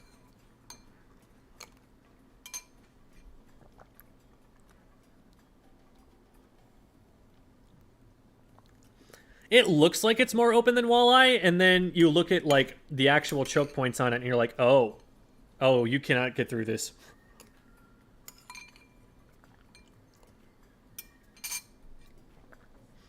Walleye and Hammerhead both have the problem that, like, a single inkjet can just hold up the entire enemy spawn. But on Hammerhead, you can hold it for longer because it takes longer to get to where it widens more.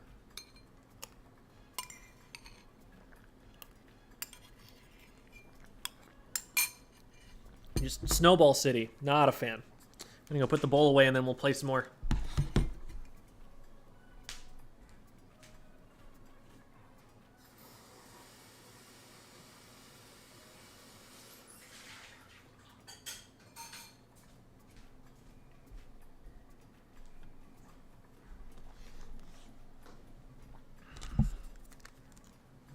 Okay.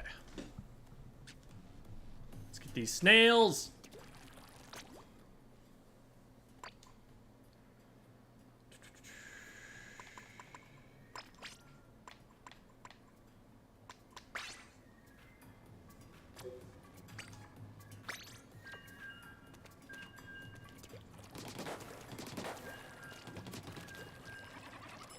I never really did warm up my aim on the splatter shot, did I?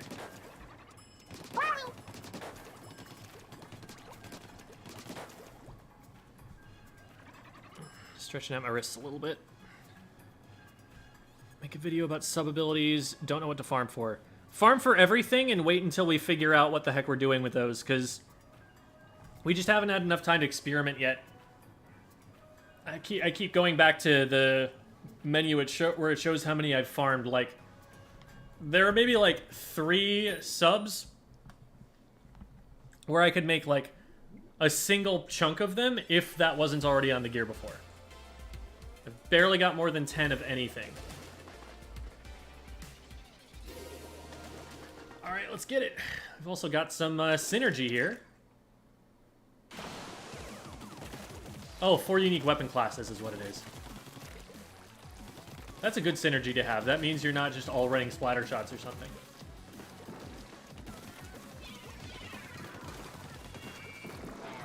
Okay, Junior's down. wailing me, and this player over here is isolated. Oh, that was close. I wish teammates had come to help with that, because that was an easy pick, but... Fortunately, did get the favorable trade. If I didn't splat them there cleanly, they win that trade.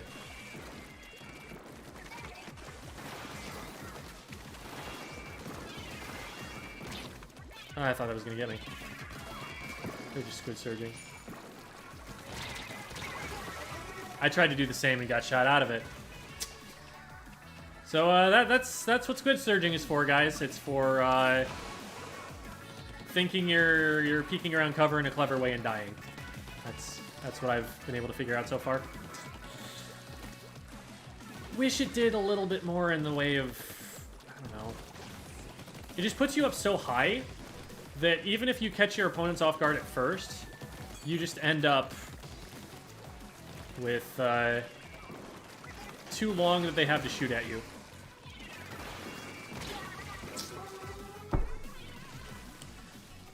Yeah, it's tricky because I'm used to being able to main strafe. Like, my main weapon can do that. Oh shoot, that's not what I meant to jump to. That was more dangerous than it had to be. Oh, hi.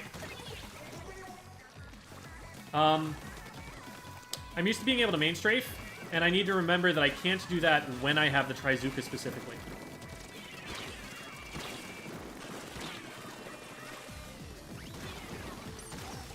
Okay, Aerospray. Calm down a little bit. You are not a 52 gal.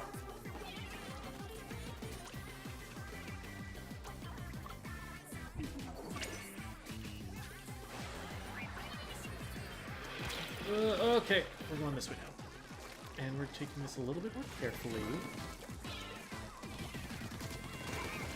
You do not get out of that. Oh, hi. What? I thought I hit 3 shots. I literally, like, stopped shooting and moved towards them because I thought, like, my third hit connected. So that's bad awareness on my part.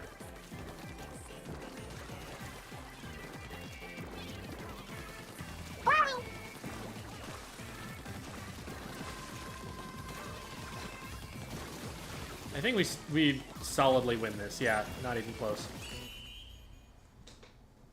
What abilities are good for rollers? Ninja Squid, and then after that, I don't know. Probably like Stealth Jump or something.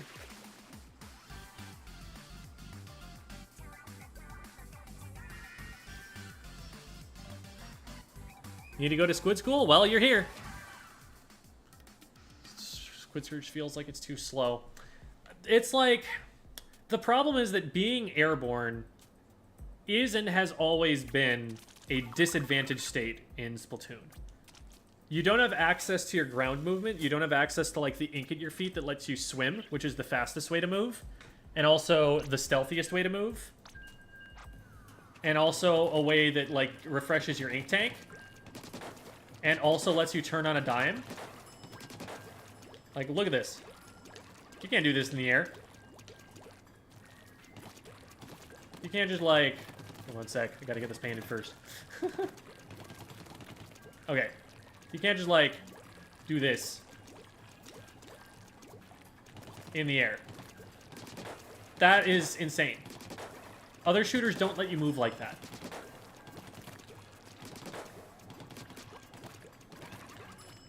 So, if you put yourself in a place where you can't do that... And you're also, you know, in kid form. What advantage does that give you? Okay, so I can take 1 splatter shot bullet with the armor that I get from that. That's not enough, because you're going to get hit with more than 1 splatter shot bullet by the time you hit the ground.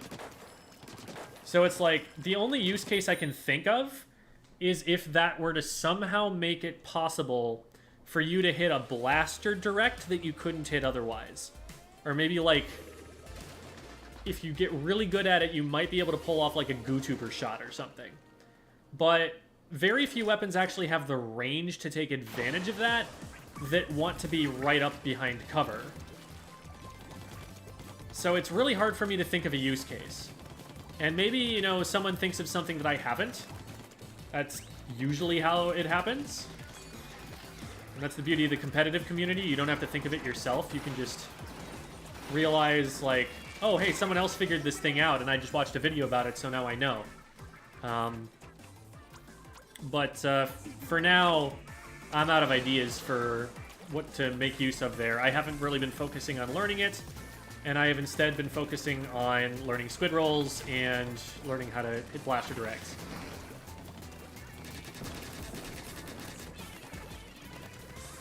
That right there, where I just, like, looked at the floor really quickly and zipped away, that is a huge advantage of shooter weapons, their ability to do that. They just paint their feet so fast. And it's also one of the things that are really hard to do without motion controls.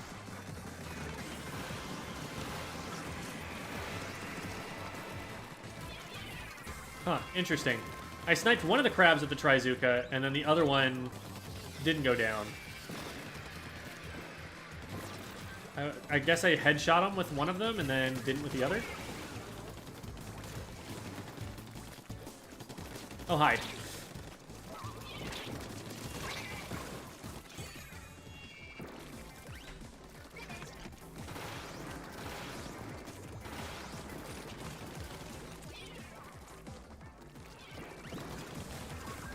Threw that bomb knowing that they were trying to go to the left, and there were only two options for them to go to. The other one being to fall down here. I need to heal up before I want to get back into this engagement. They were going to come that way based on their trajectory, and now we run because they're booyahing.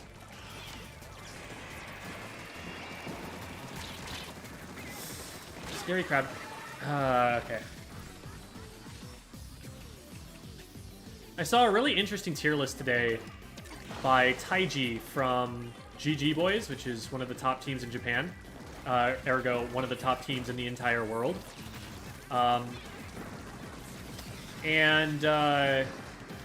They were putting Crab Tank really high, like, as like the third or fourth best special, I think. I think that's the highest I've seen anyone else place it. And, like, I believe that it has a lot of potential that hasn't been figured out yet. It's a very versatile special. There's a lot of different ways you could think to use it. And I think that that is going to lead to it improving with time, as people learn more things that it can do. Ooh, that's game. We 100% lose that one. Feels bad to give a win to Team Grub.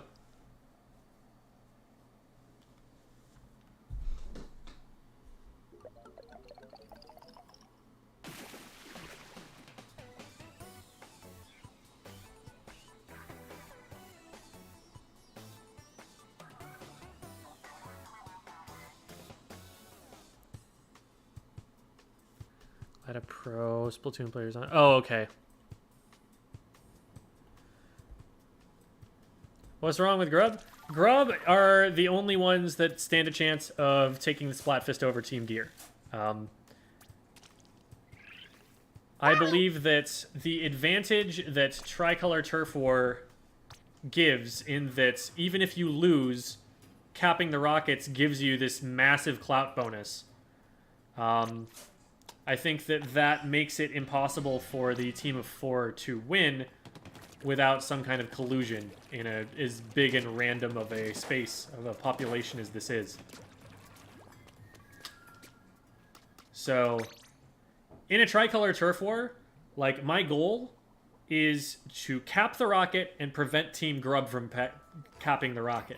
And I'm not worried about anything else.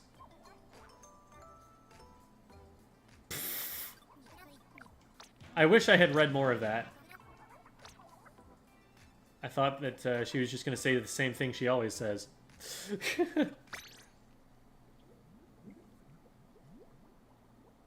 Dooming it for Team Fun, huh?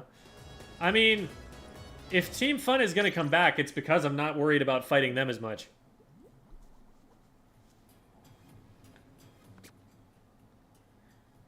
I have one match now just to compensate. There we go. That's what I'm talking about.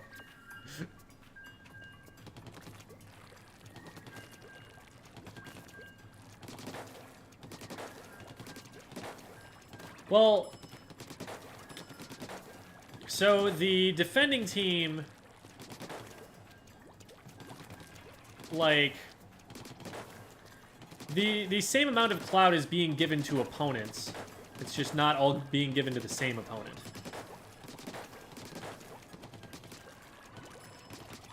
Because there are, like, it counts both sides of like, players, of two-player teams as having won. So they each get clout for it.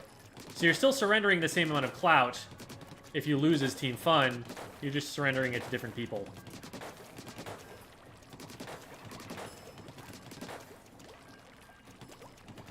Yeah, my oh, okay, she said my locker is bigger. Yeah, and I did see that already. I am level 30. What weapon am I using? This is the splatter shot. What's the point in going against your own team? Playing the video game. Getting more clout, I guess. I don't have Splatoon. Go Team Grub? Oh no.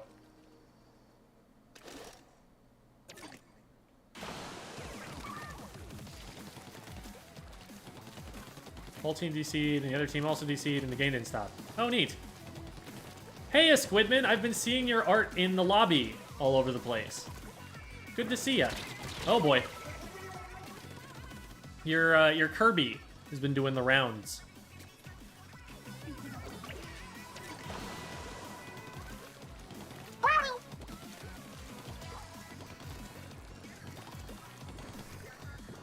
What abilities should I run on Splatana?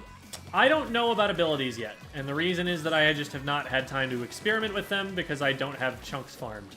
And I think that goes for even a lot of the players who are going to be really labbing that stuff. Just, there aren't enough chunks that we've had time to farm yet to really be able to say that much, especially in terms of, like, subs. Yeah, that was well played. I thought I had a teammate that was continuing to push that, but I think they just backed up. Gave up on the idea, which is smart, because, like, I should have given up on the idea.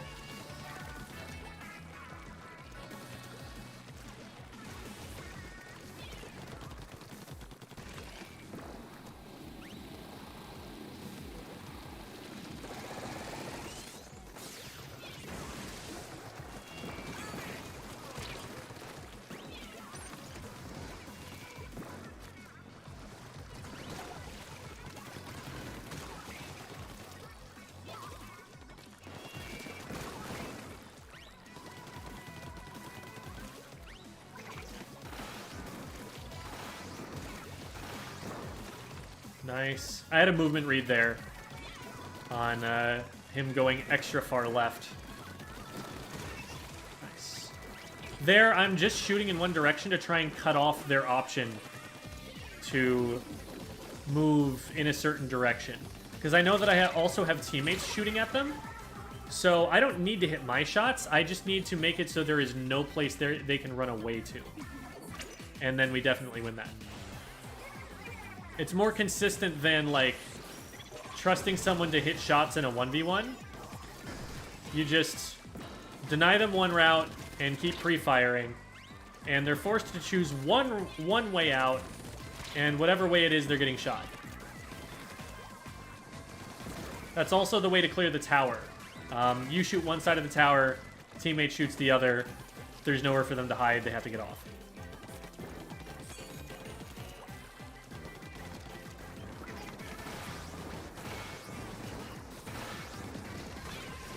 Surprised none of those hit anything. Well, some of them got out, but we just clean up everything that they tried to do.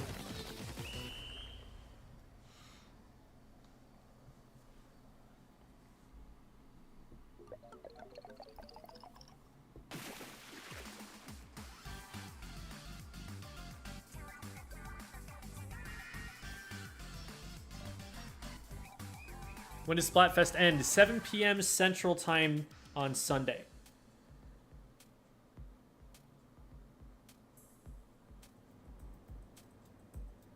What do perils do? Oh, pearls. They increase your likelihood of getting a 100x. This is my first Splatoon game. Wanted to let you know your content has been a huge resource for me. Oh, thank you. Navigating Being a new player, it's far from my first shooter, but there are a lot of intricacies that I've learned a lot about. Thank you. I appreciate you reaching out to say that. How many tricolors have you played? I have had one.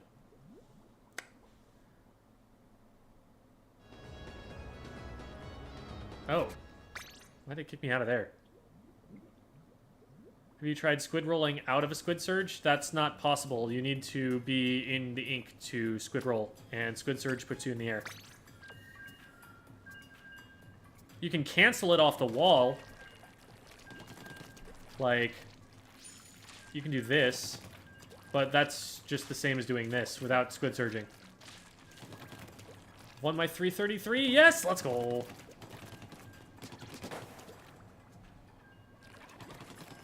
How do you get pearls? By winning 10x's, I think? Something like that.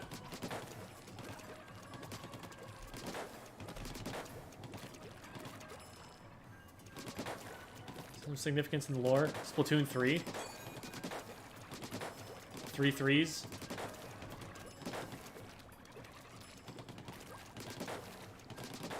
Try-Zuka, Try-Strike, Try-Stringer, Try-Slosher. Everything is threes. Thoughts on the Reflex? It's a mediocre weapon in general that happens to get missiles faster and paint better than anything else in the game right now. There's definitely room to push the main weapon, for sure. But right now, that's the only thing that seems special about it. How do you play a 10x? It's not an option. It's just a random thing that happens as you lobby up.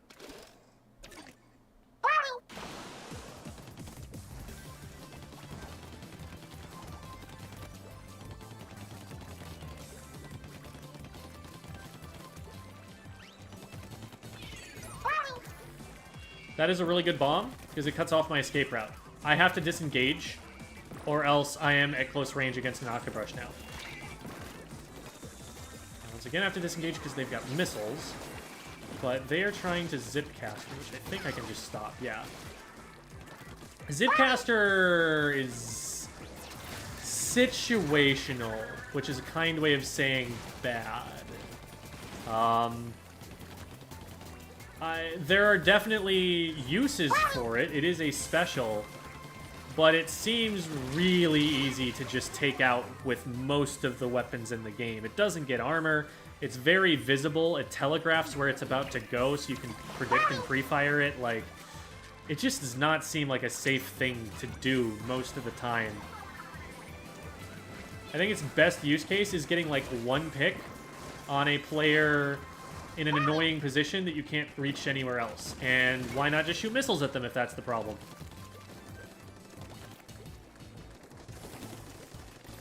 That's my take on it so far. But, I'd be happy to be proven wrong, because it does seem very fun.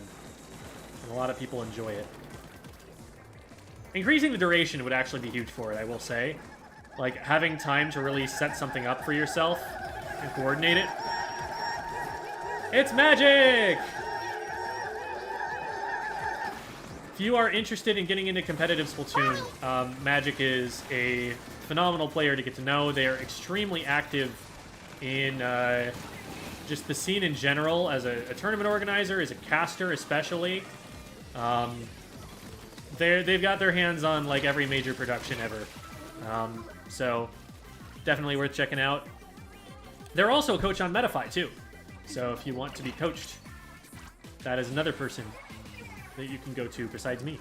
If you're ever like, no, Jim said Zipcaster's not that good. I don't like that. I want to hear what Magic has to say about it. Then go and get Magic's opinion on Metafy.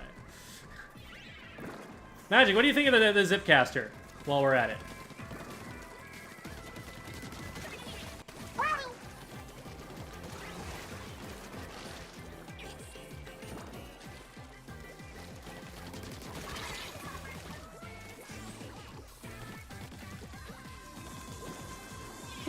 Okay.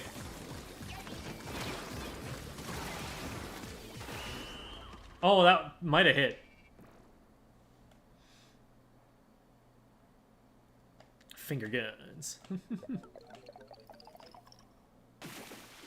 Zipcaster is underwhelming at times, but on Carbon and Octobrush with the right assistance and timing, it's amazing for diving. Cool.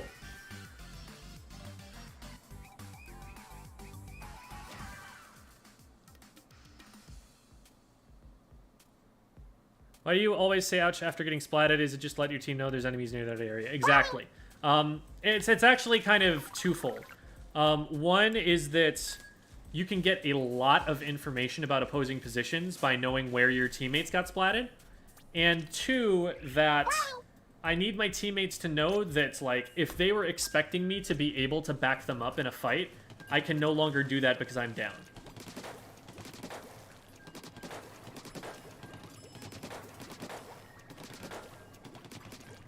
It's like a lot of the time, I was just talking about it in the VOD review.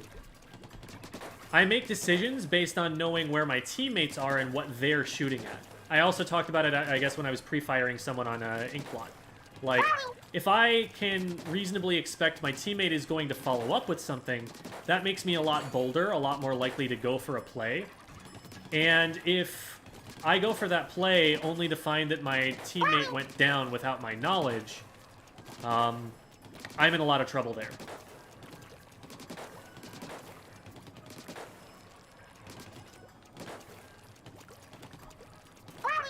What sense? I use +5/+5.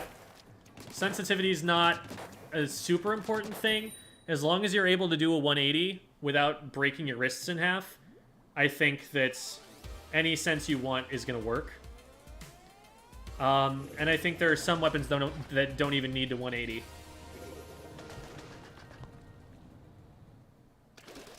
I do still personally, especially for frontline weapons, recommend trying to work up to +5/+5. It did make a difference in my ability to play quickly. But they're top players in the world. Like Zero, one of the only people ever to get 3000 X power in Splatoon 2, was only on like 3.5 or something.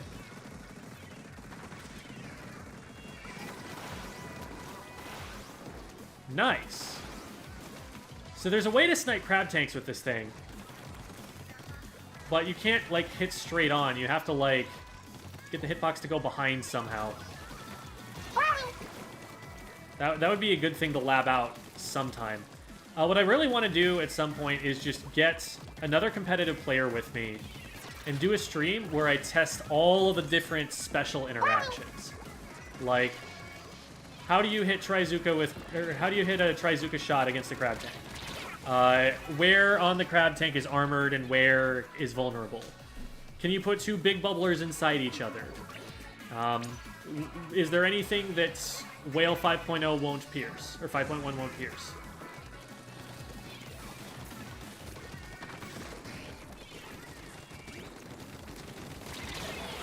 Yeah, that's not worth.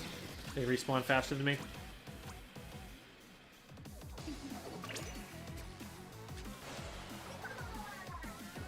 Booyah bomb crabs? Yeah.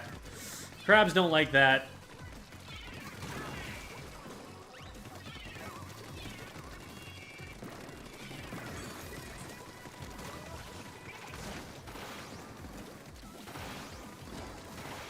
Nice. Good job, teammate.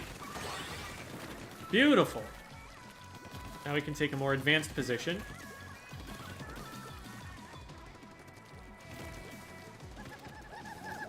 Oh my god, it's another raid. Thank you, Villager Skin.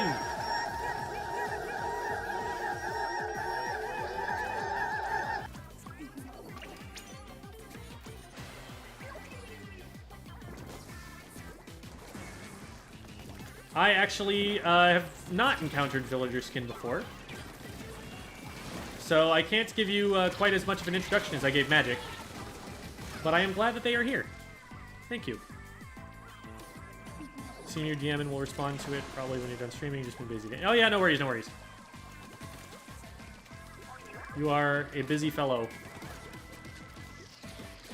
I probably could have just jumped in to someone. That's a really big pick to get at the end. Unfortunately, one of our teammates also went down, but we have such an advantage right now, there's no way that we lose this game.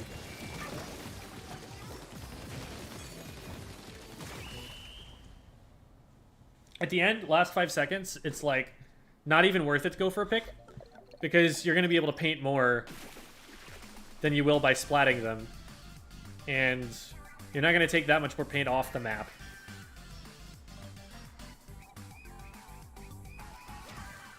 Prochara gem crossover when? Already happened. How to get top 500 video. That's on YouTube right now.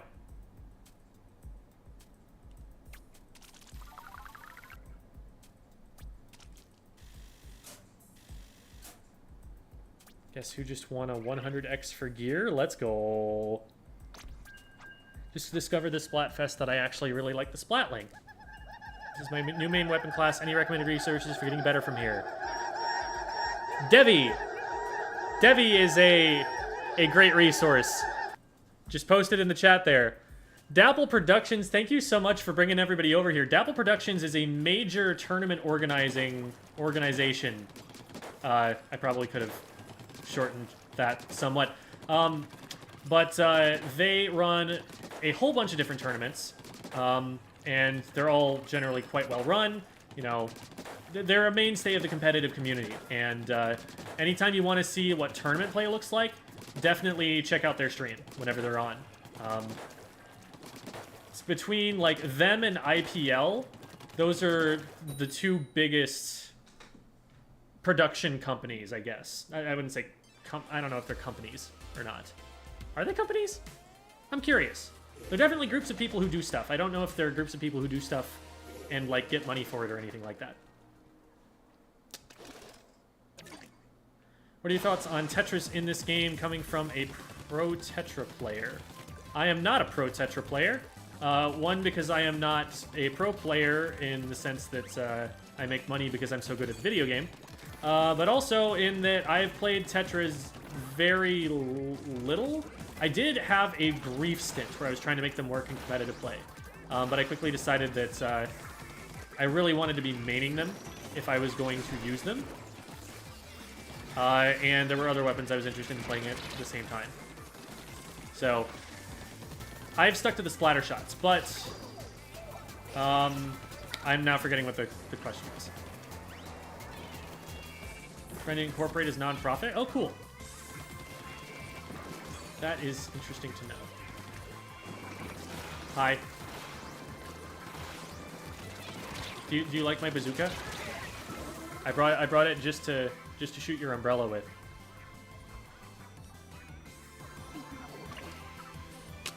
Thoughts on Tetras in this game? Oh, okay. So their viability.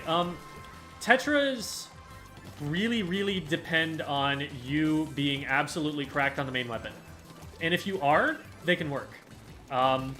But you should really be like solo maining them if you're gonna try and make it work in a high-level competitive environment. Just like get good at them and like very little else. Just become a master of that weapon.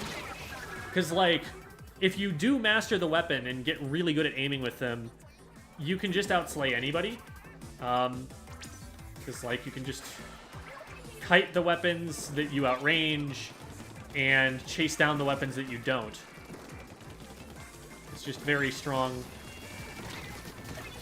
in the right hands. But to unlock that kind of superpower, you need to be really cracked. Ah, that was a really good impact.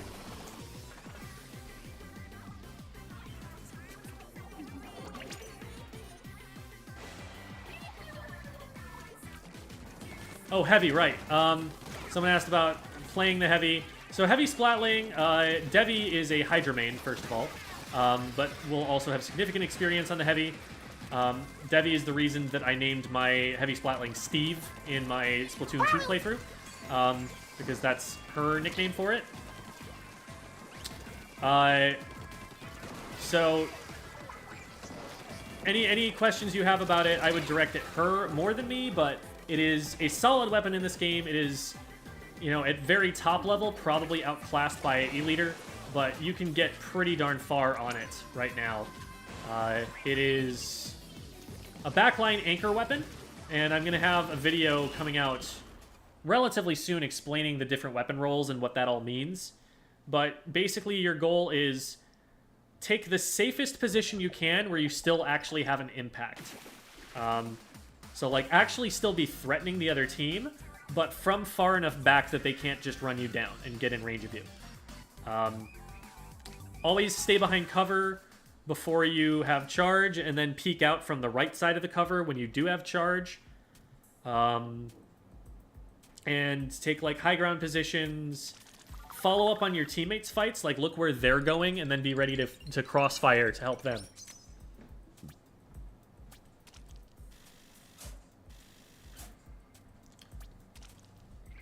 Any gear questions? I am probably not going to answer very much because we haven't had a lot of time to experiment with the gear that you can run in the game.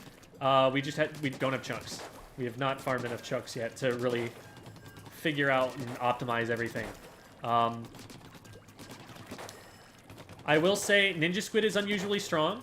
There are some weapons that definitely need Intensify Action to function, and others where Intensify Action is useless. And is there anything else I know for sure?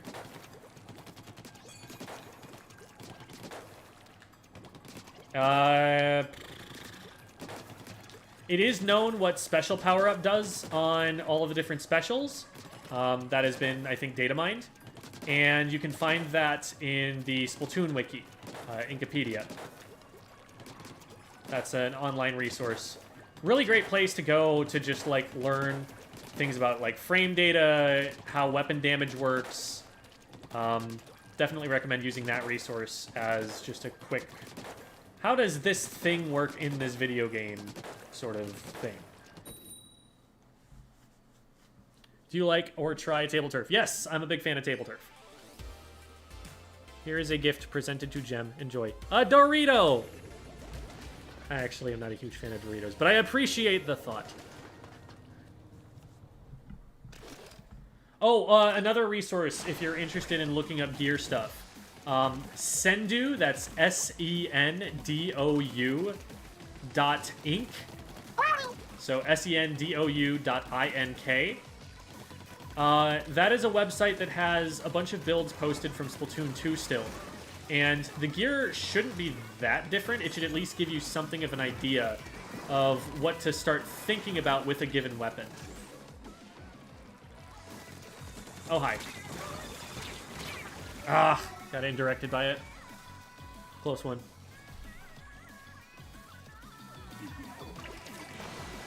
Make a video on which abilities are best for every weapon. That would be a very long video. It would also be a video that I'm probably not the foremost authority on. Again, I would probably recommend there. You want to look at what top players are doing on Sendou.inc and use that as your guide. That's what I always did. Because no one person is going to be like this massive authority on what every single weapon should be running gear-wise. That takes, like, having a top-level understanding of every weapon in the game, and nobody has that.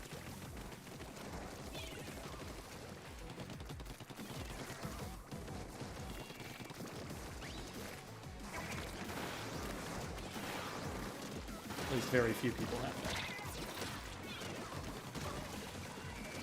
Also, it is my personal opinion that gear is one of the least important things to worry about for getting better at Splatoon.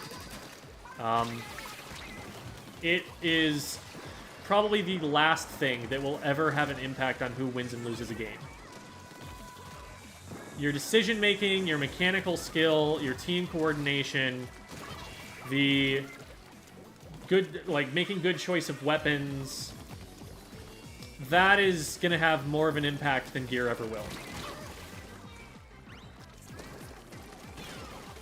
So while there are a few pieces of gear that kind of like unlock your ability to use the weapon effectively, most of the time you can't sabotage a top player well enough by giving them the worst gear you can think of to make it so that they won't still beat you.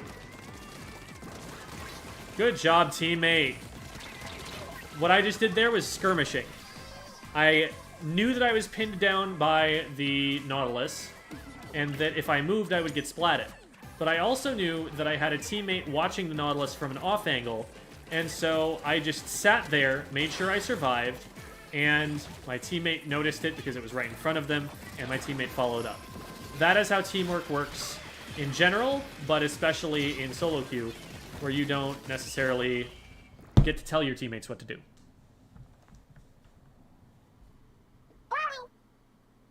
Oh, no, I'm not talking about team gear. Yeah, no, like clothing. Chunks. Yeah, I don't like that they forced the Splatfest tee on you, because now I can't run Ninja Squid. What weapons need intensify action? Anything that has significant jump RNG. So let me explain what I mean by that. After I get my clout, I guess. Nice. Okay, stop for a second. So, look at my reticle. You see the 4 lines around the circle there? That indicates the shot spread. So, when I start firing, there is a small random chance that shots fire anywhere within those 4 lines. That's what those mean. Now, watch what happens to those 4 lines when I jump. They increase. They get a lot worse. And I'm already wearing some Intensify action. If I take this off, it's going to be even worse than that.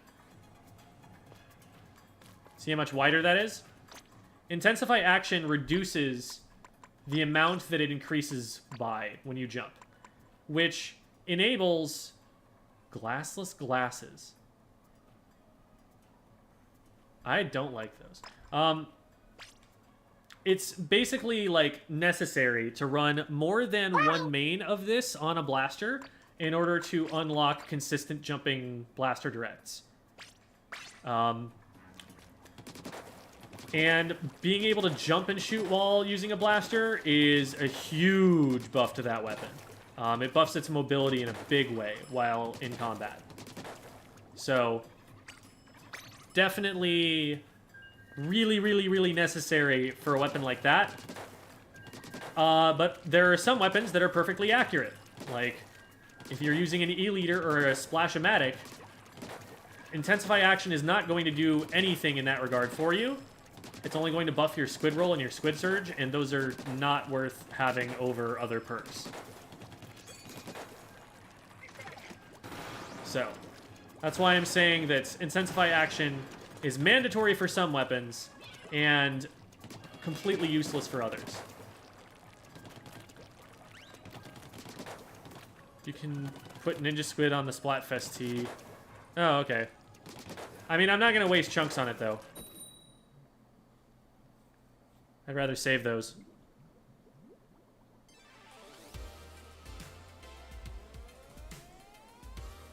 Who is bombing? I don't know. Like, Ramen? Ramen Dad? Ramen's a cool streamer.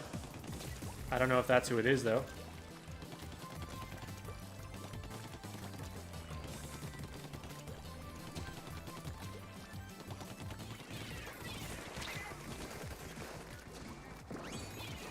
It's only 6 chunks. Okay, yeah, but those are 6 chunks that I could just keep instead of spending them on playing the game for one day. Ooh! You know it's taking me more than one day to farm those.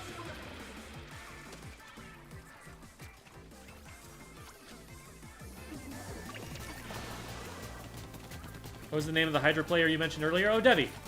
Devi's on the Squid School stream all the time. Like, Devi was just in chat when I was talking about her. And she is in our Discord server as well. DEVVY.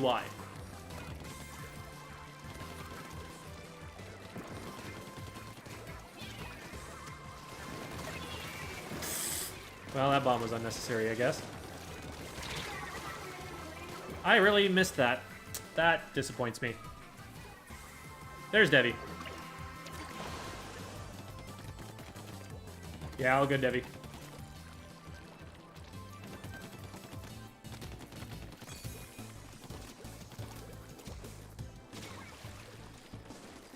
Yeah, you know, trading in that position is statistically what you would expect.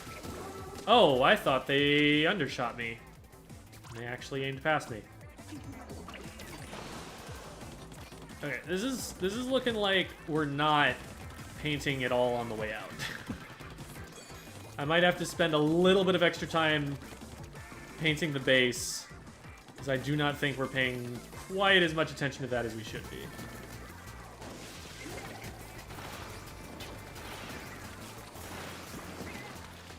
Okay. Nice, thank you, teammate.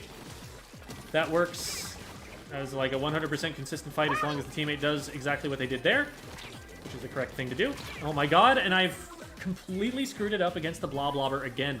They are literally not doing anything to make me miss. I'm just getting stuck in my movement and missing shots because of it.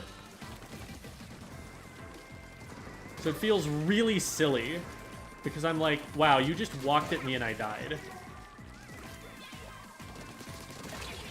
Okay. Let's try this one more time. There we go. That's how those first two should have gone too.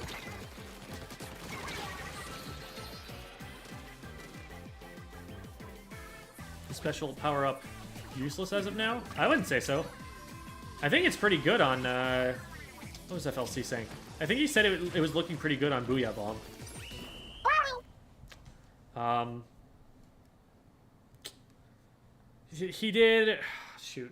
He did a stream where he was, like, going through and thinking about how those different effects would impact the special. And I think I shared the clip in the Discord server at one point.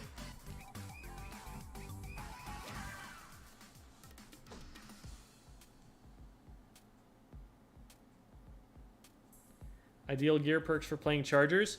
That's probably the best weapon to consider Respawn Punisher for, because you're going to be playing from very far back and playing for a lot of picks.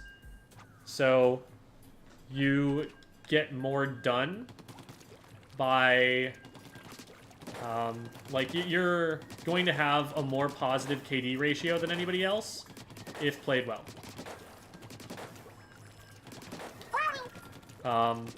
That said, I think the necessity of Respawn Punisher for countering Tacticooler is becoming less... people don't see a necessity to counter Tacticooler as much anymore, because they're realizing that's not the real threat. Still, it's probably the best, like, use case for Respawn Punisher. But otherwise, chargers are relatively gear independent. Not an awful lot that they, like, need from their gear. Could maybe run some, like, ink efficiency stuff. So you can fire more shots before you have to drop down into the ink. So you already get so few shots as it is.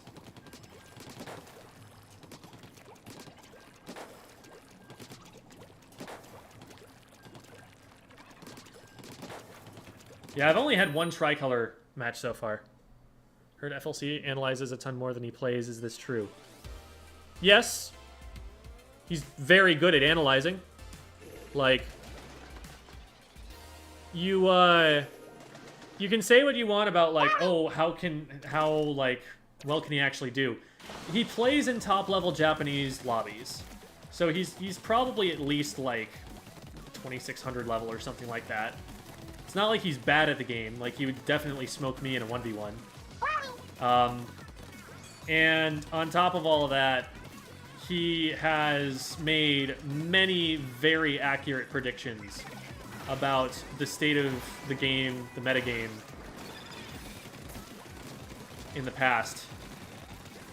To the point where it's like, alright, if he says something is going to be good, I'm going to at least very strongly consider that.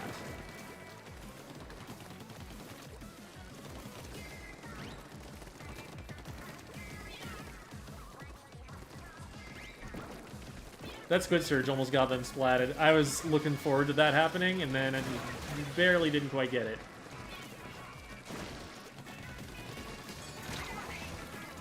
Oh, man. That poor Heavy. Alright, well, teammate eventually got it. Did we get this? No, we don't. And we feed. At least we traded.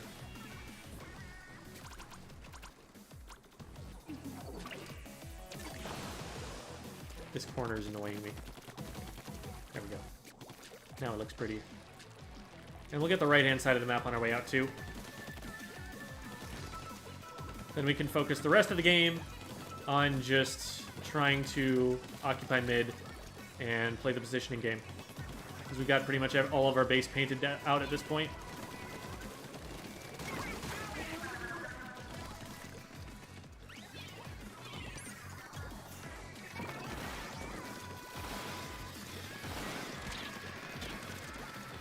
Alright, well, whatever.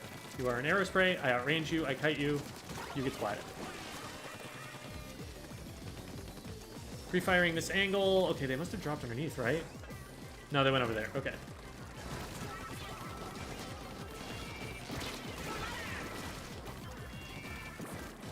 I'm doing a lot of pre-firing there. Pre-firing is shooting at an angle that you expect your opponent wants to push into and letting them just run into your shots. And that's the arrow spray for you. Get right on top of someone, and then not get enough shots to kill anyway. And, never manage to put your painting to use. I have always had a very low opinion of that weapon.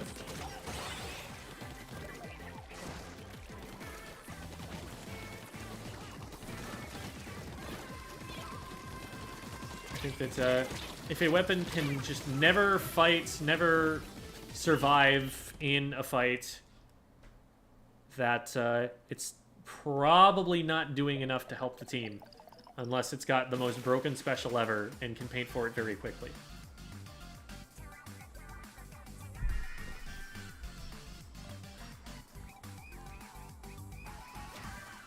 How do you feel about Inkbrush? Inkbrush is definitely playable. If you play brushes, it's a great transition from other games. FLC's been playing a lot more often. He's probably going to... Yeah. He's probably not going to join a team. I think he's just really busy, and the amount of time that he would have to put toward it would probably not allow him to do something that satisfied him with it. For pro player, how do you get well-known in the community? Tetra and brush player. I'm trying to get well-known at top level.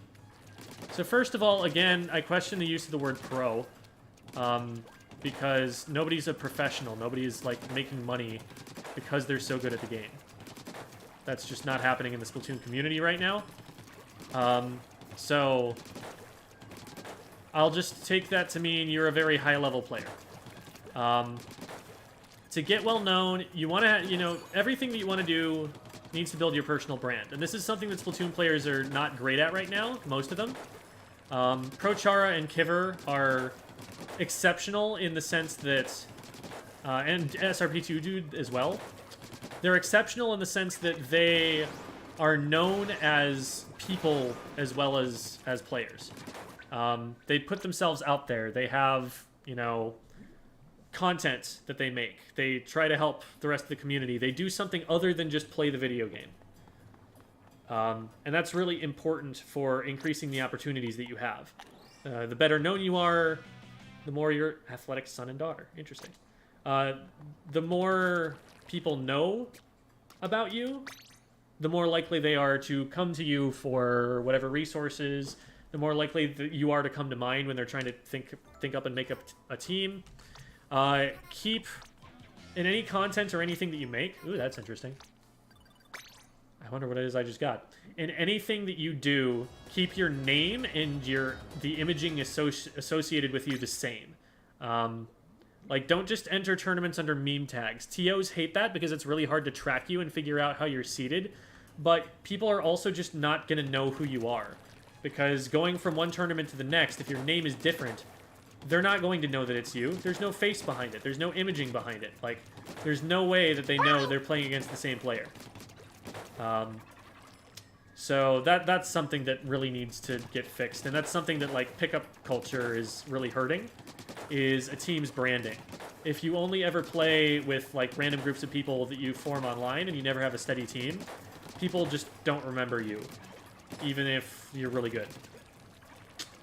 So those are a few things that might be helpful. Let's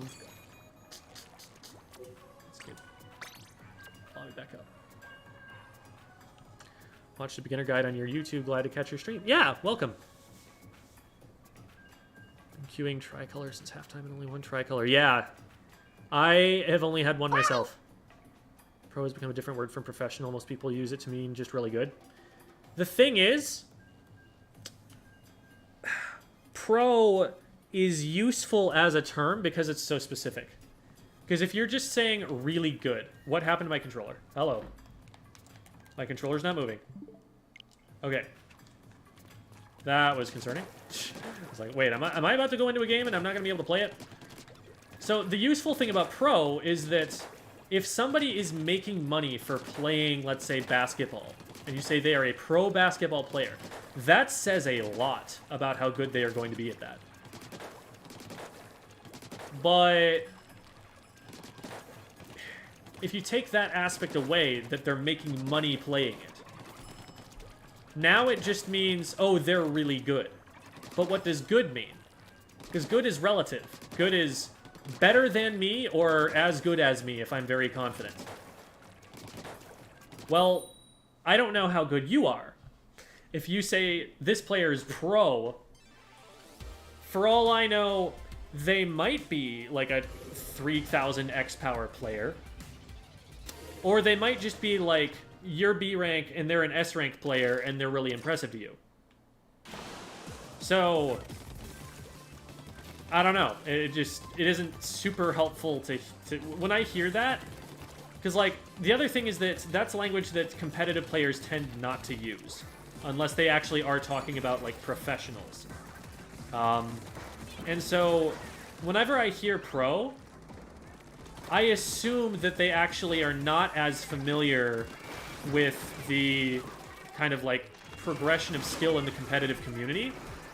And it means a lot less to me than when someone says top player, because then I know, oh, they are actually aware of the way that we refer to the best players in the world.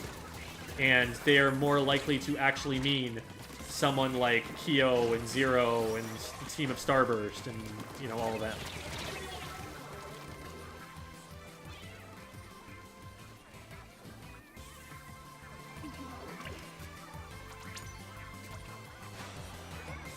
Is it me or is Tricolor Splatfest games busted right now? They have happened, just not very frequently. It's like, I feel like the solution they went for was, oh, we got a lot of negative press about this. Let's just make it so it barely ever happens. And maybe that could be fun, like it's a special event or something like that. Maybe just add some sparkles to it so you're like, ooh, it's happening, it's happening. As opposed to making it like a regular occurrence. Maybe that would be a way to do it. But I feel like this is too rare. This is like 333X battles rare. Better than you, L3 nozzle nose user.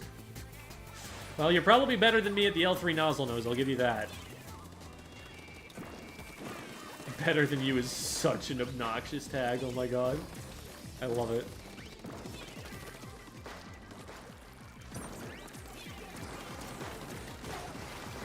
Nicely done.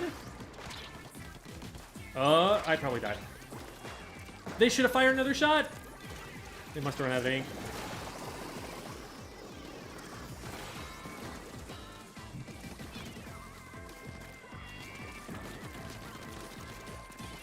There, I'm just cutting off the right-hand side. If they go left, my teammates are watching that. So again, I'm just, like, cutting off the side that I know my teammates aren't covering.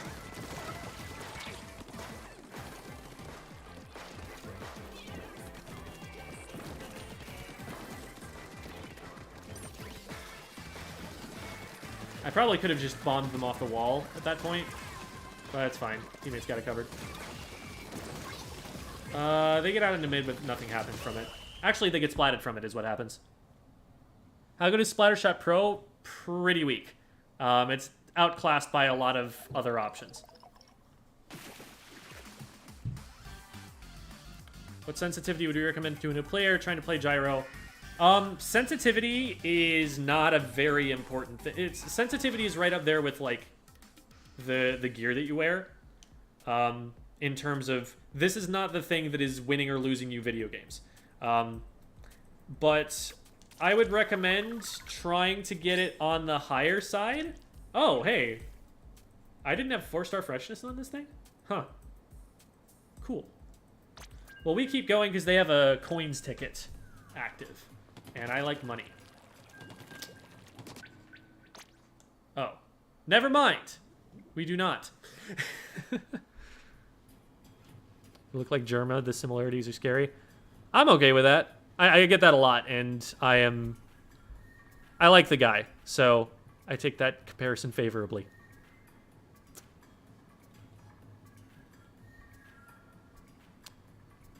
Thoughts on Undercover Brella? Ooh, I am sorry to hear that it is your main. I think Undercover Brella is the weakest weapon in the game, and I think it's not close. I think so my bottom 4 right now is the Splatana Wiper. That one I could see being bumped up a little bit. That one's not tragically bad. Then the Arrow Spray, the Dapple Doolies, a layer like if this were a tier list, those would be the D tier.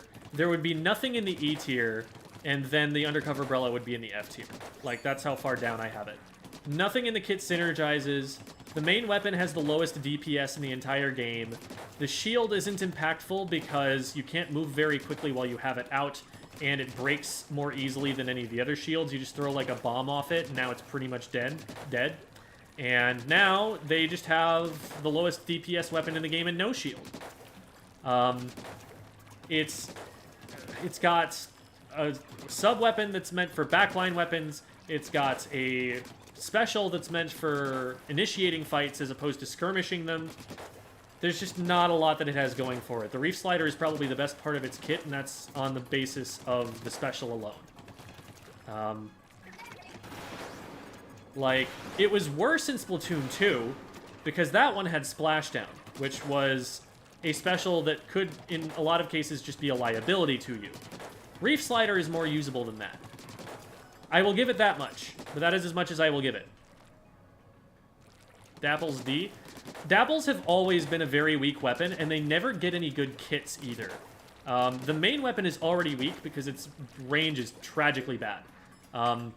That weapon has to punch you to do damage to you, which also means that despite the fact that it has a really good fire rate, it actually paints really badly because it doesn't go very far. And so its movement is slow, because to paint for itself, it has to shoot and then stop, and then shoot and then stop, and then shoot and then stop, and then shoot and then stop. It can't paint a nice long line like a lot of other weapons can to swim through. Like, look at how long I can swim on even the Splatter Shot, a short-range weapon, before I have to fire again. It's not like that with the Dapples. And the dodge rolls are very short. So while they're fast, even at very short range, top-level players with, like, really good aim probably aren't that worried about it either. They're more worried about the kill time. So Dapples just have a lot of trouble getting in, and that could be helped with the kit, right? If they had something long range they could use to harass people while they try to find a way in, then they would have a lot more of an impact on the game. Give them, like, burst bombs, give them some kind of lethal bomb. Now, okay, that weapon can sit around and shark around and throw bombs until it finds an opening and then go and exploit that opening. But it's never gotten one of those. It's gotten, like, Toxic Mist, it's gotten beacons, it's gotten torpedoes, and that improved it a little bit when it was on the clear Dapple Doolies, but then it also got Splashdown. So it's just been, like, a tragically maligned weapon that wasn't that good to begin with. In this game, again, beacons don't give it any range to deal with anything, and Tacticooler is shaping up to be a relatively weak special. So I don't think it has any competitive viability, really. I'm looking for another kit to fix that weapon.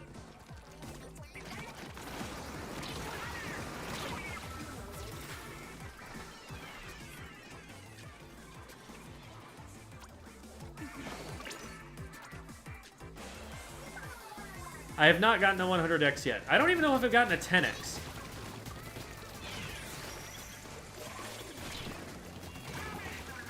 Thank you, teammates. And we get this. No, we don't get this player.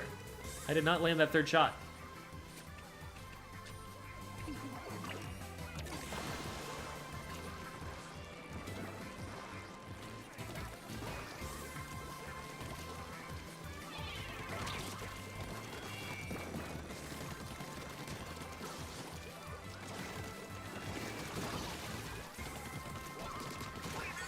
There we go. There, I wasn't sure exactly where the player was going, but I just kept cutting options off by painting, and eventually they had to go in a certain direction, and I shot there.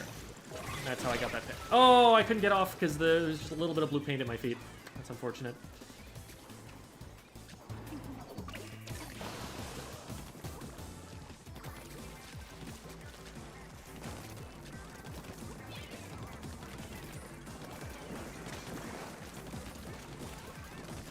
Oh, hello.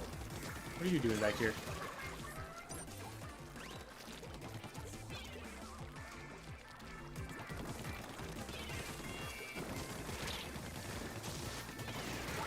Thank you, teammate. Well played. I felt a lot more comfy doing that once I saw that my teammate was there. Unfortunate.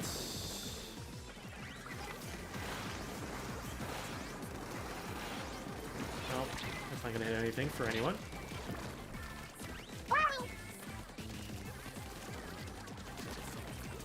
Ah, I hit 2 shots and then they moved. That was well played.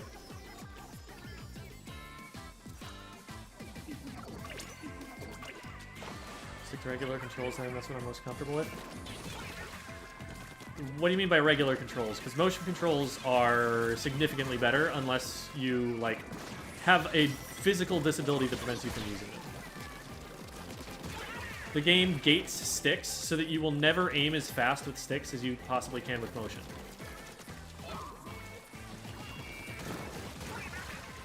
Nice.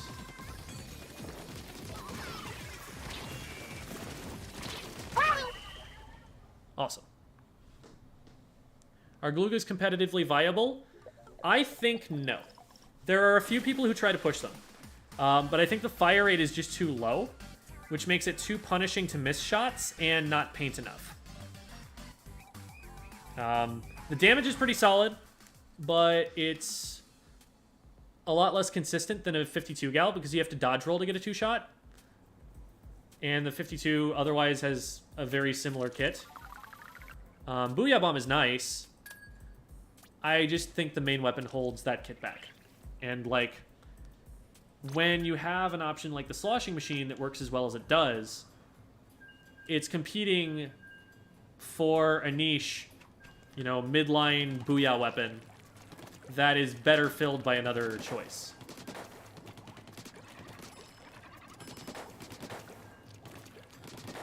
Is Undercover the worst weapon at the moment? Yes. That is a very popular opinion and one that I share.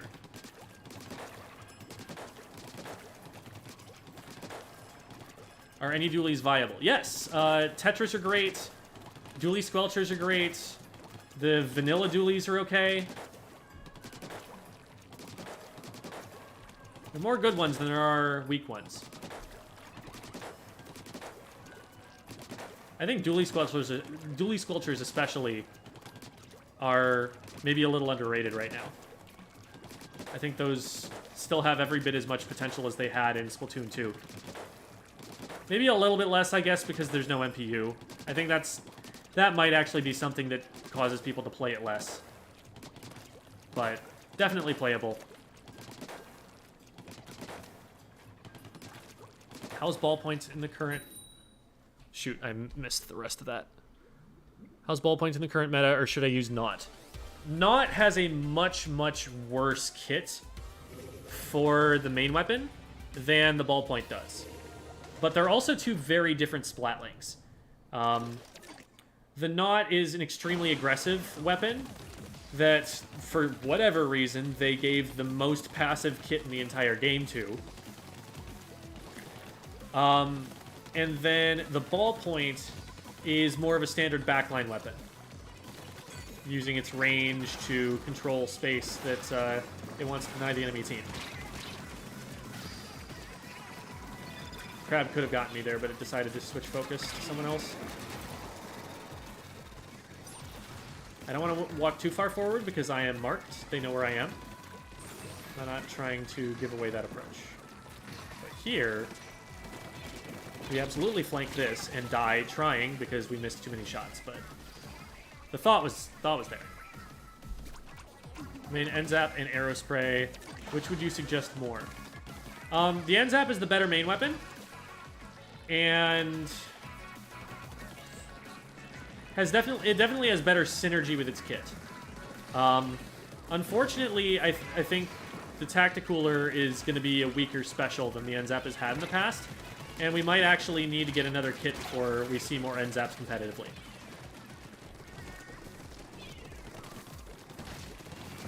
But I would still recommend it above the Aerospray.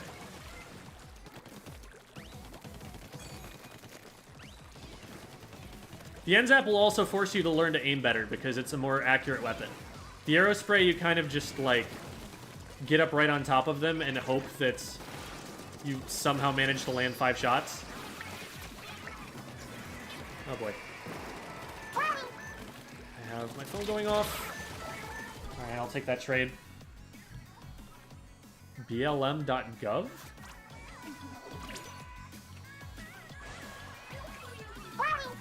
Interesting. BLM is kind of a counter-cultural, or not counter-cultural, counter-government movement. It's definitely very grassroots. Maybe that stands for something other than what I'm thinking it does. But,